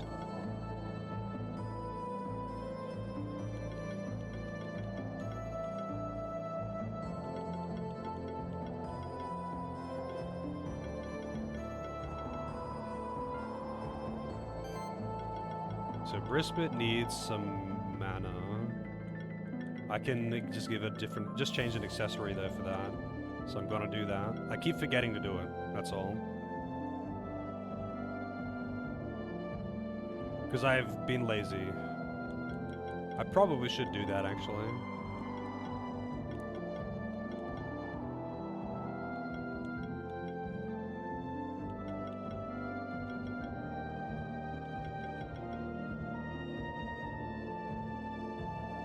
I've got all the defensive ones. Why not? Actually, I don't need the magic plus. Actually, hang on a second. What is the scale on? It is magic. Yeah, I do want the magic plus. And I still need to spend another talent point. Magic plus. For each poison. Why not? But yeah, I should actually use a thing, especially on Chungus. I keep forgetting to. Let's see. Light shift. Damage taken reduced. 30% of damage dealt to enemies by critical hits. Increases critical chance.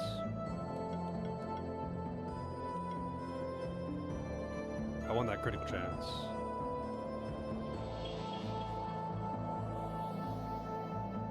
I really wish the light and dark shifting was more of a side grade.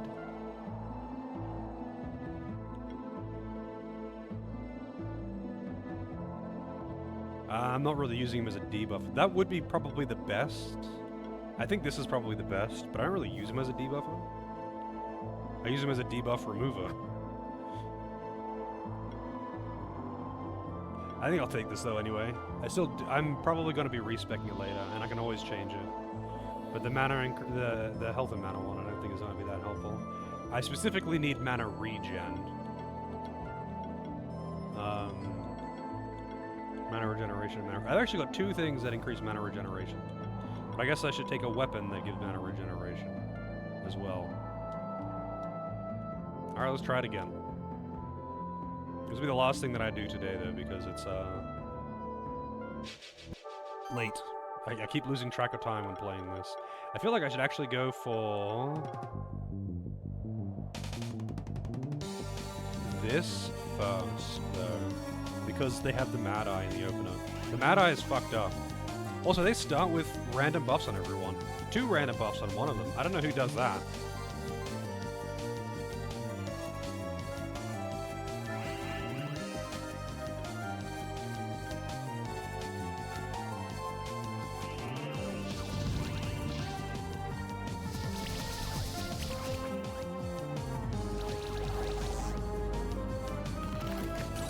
The chill does not help me. The chill does not help me at all.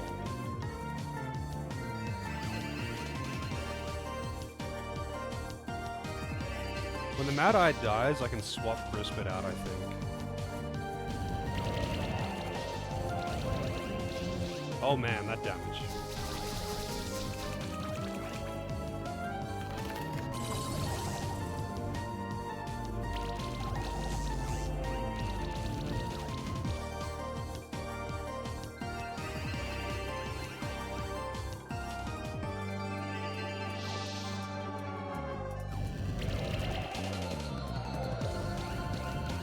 They had the fucking Phoenix thing.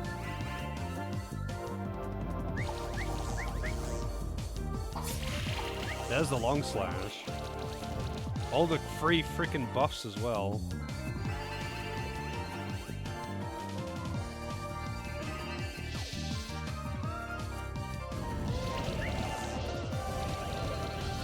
The Cat Zerker is definitely a threat here. But I also burned the buffs off, so it's like it is giving itself free buffs. But at the same time, I'm removing them.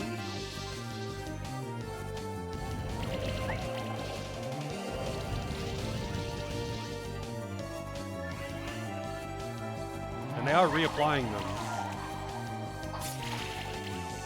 But they're not doing that much damage right now.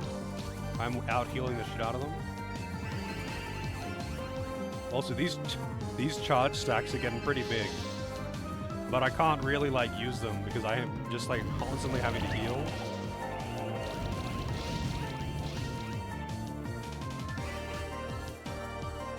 I'm glad they don't have debuff removal. Yeah, they aren't doing too much here.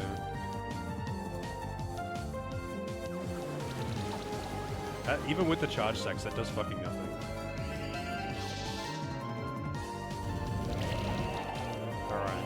Zuck is dead. That's kind of funny. How much easier this was with very minimal changes. It really didn't change much here. I just swapped out who my damage dealer was. I think he's dead anyway.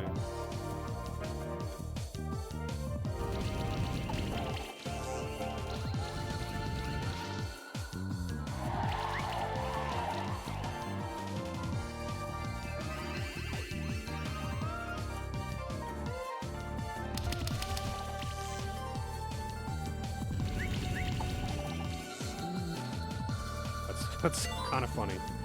Oh, finally level 40! Or level 4 reward books, too.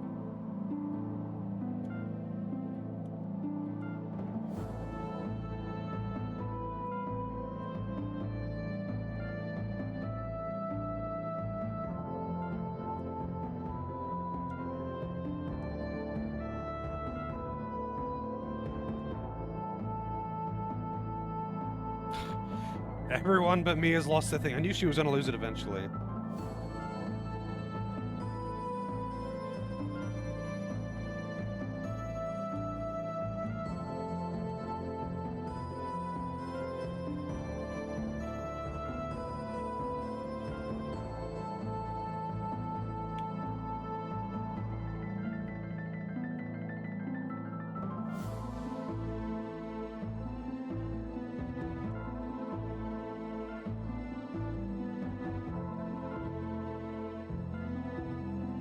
I think I actually like using Chungus more than Glimbo in trainer fights at this point.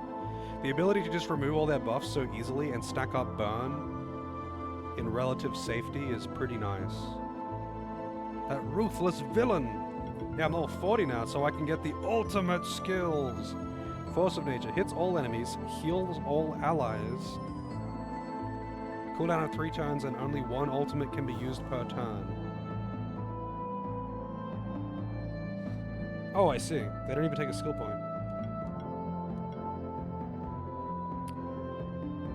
Applies channel buff to whole party, removes 1 debuff from all enemies. That's pretty... Oh, from all allies, sorry. That's pretty useful. They're expensive though. Fucking 240 mana. Actually, no, that's not too expensive. All the final tiers are pretty fucking expensive. Heal all for a lot and max mana. And applies channel.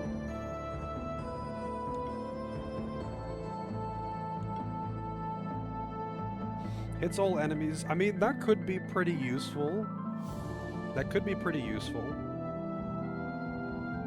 Because it's a, like, I get the high stacks, and then I end up, not spending them. But I could spend them on Force of Nature for a really big hit that also heals.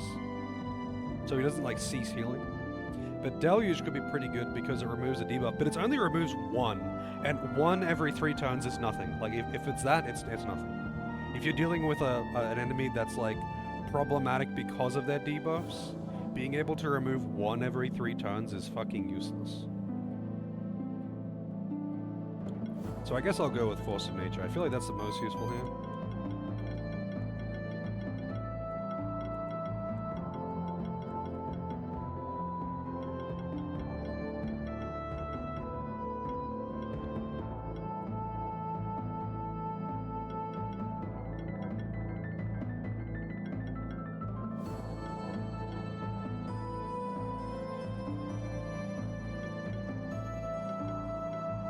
I don't know what I actually really get.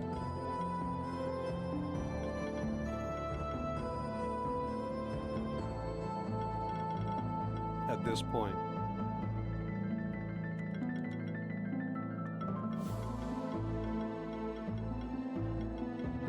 Sure, why not?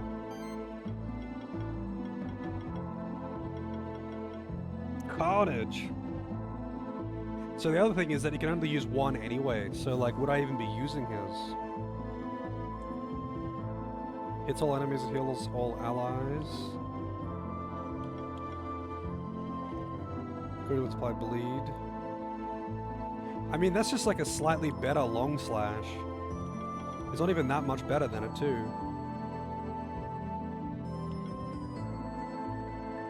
Applies glory, sidekick, and agility buffs to itself. But that's a lot of damage, actually. 540? Actually, hang on a second. I mean, yeah, that is good.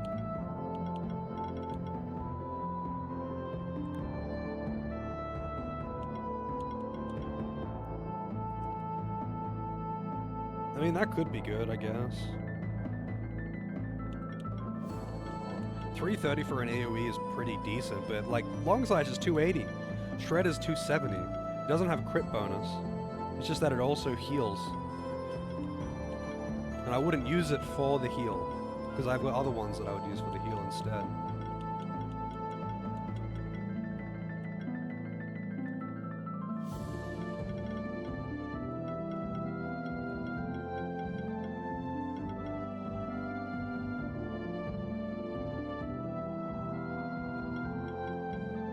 Guess I'll get Sure Strike.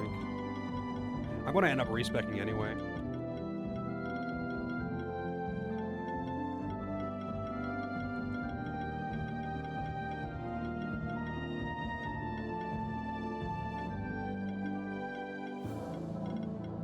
So you can get Magic Plus. I'll have to deal with his spec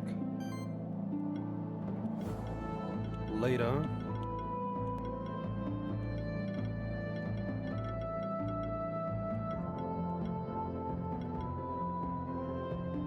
I mean, that copy shield might be kind of nice. So with the mana shielding, pretty much puts a full shield on himself when he attacks. Like, it's a lot.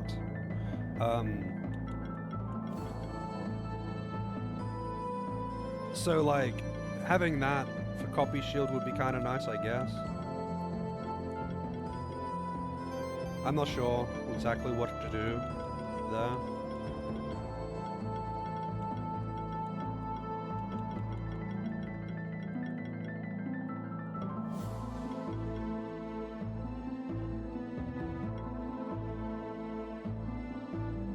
Hits all enemies, chance to apply poison or burn.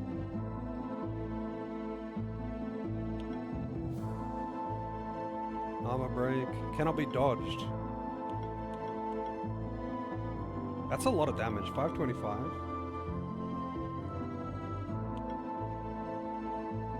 Remove, oh wow, Mega Restore. That could be actually really good. 3 debuffs and a big heal.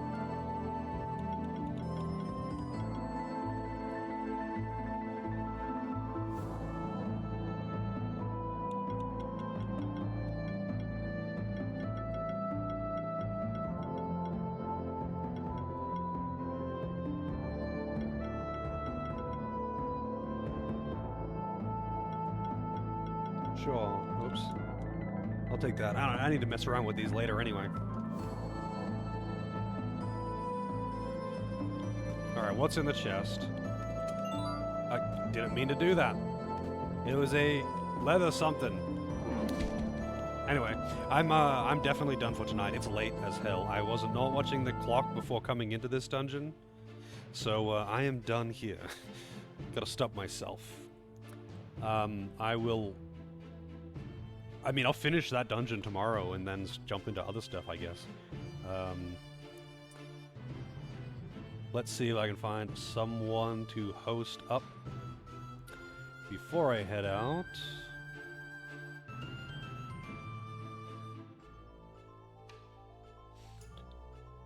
Oh boy. FF7 and Persona 3. Man, my 2 favorite games. Just what I wanted my entire follow list to be playing.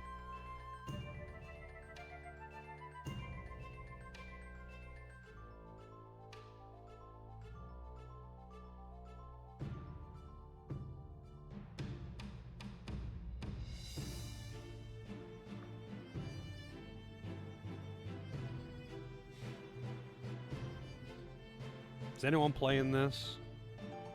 Nope. No one's playing this.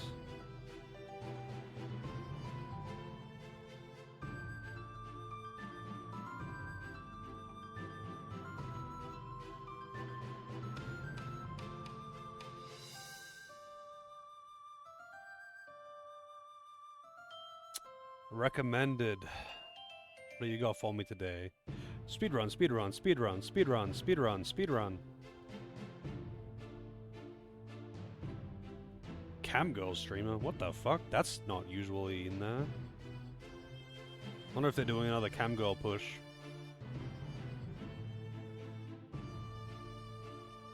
Surprisingly, my recommended is not actually loaded with 7 Remake though, which is interesting. Still actually nothing that I want to watch in here though. Anyway, I guess I'm done then. I'm gonna go eat. Feels bad, man. Maybe I should make a channel on Discord for post streamers that you like to watch in here. The only reason why I don't have anything like that already is because people tend to take that as I'm going to put my go live notifications in this channel. And then it just like absolutely floods it. And I actually really like to know when people that I know stream. I just don't like specifically that thing, which happens in like every single one of those channels that I ever see, and it's unfortunate. But it's hard to find, it's hard for me to find new streamers nowadays. I guess because I don't watch Twitch as much as I stream. Whereas in the past, I used to exclusively be watching Twitch at this time, so I would find new streamers all the time. But I mean, what can you do, I guess? Just Twitch problems. But I will be back. I will be back tomorrow finishing this off. Most likely. There's the Discord for anyone not in there. Hopefully see you all next time. But until then, have a good one. Have a good appropriate time zone.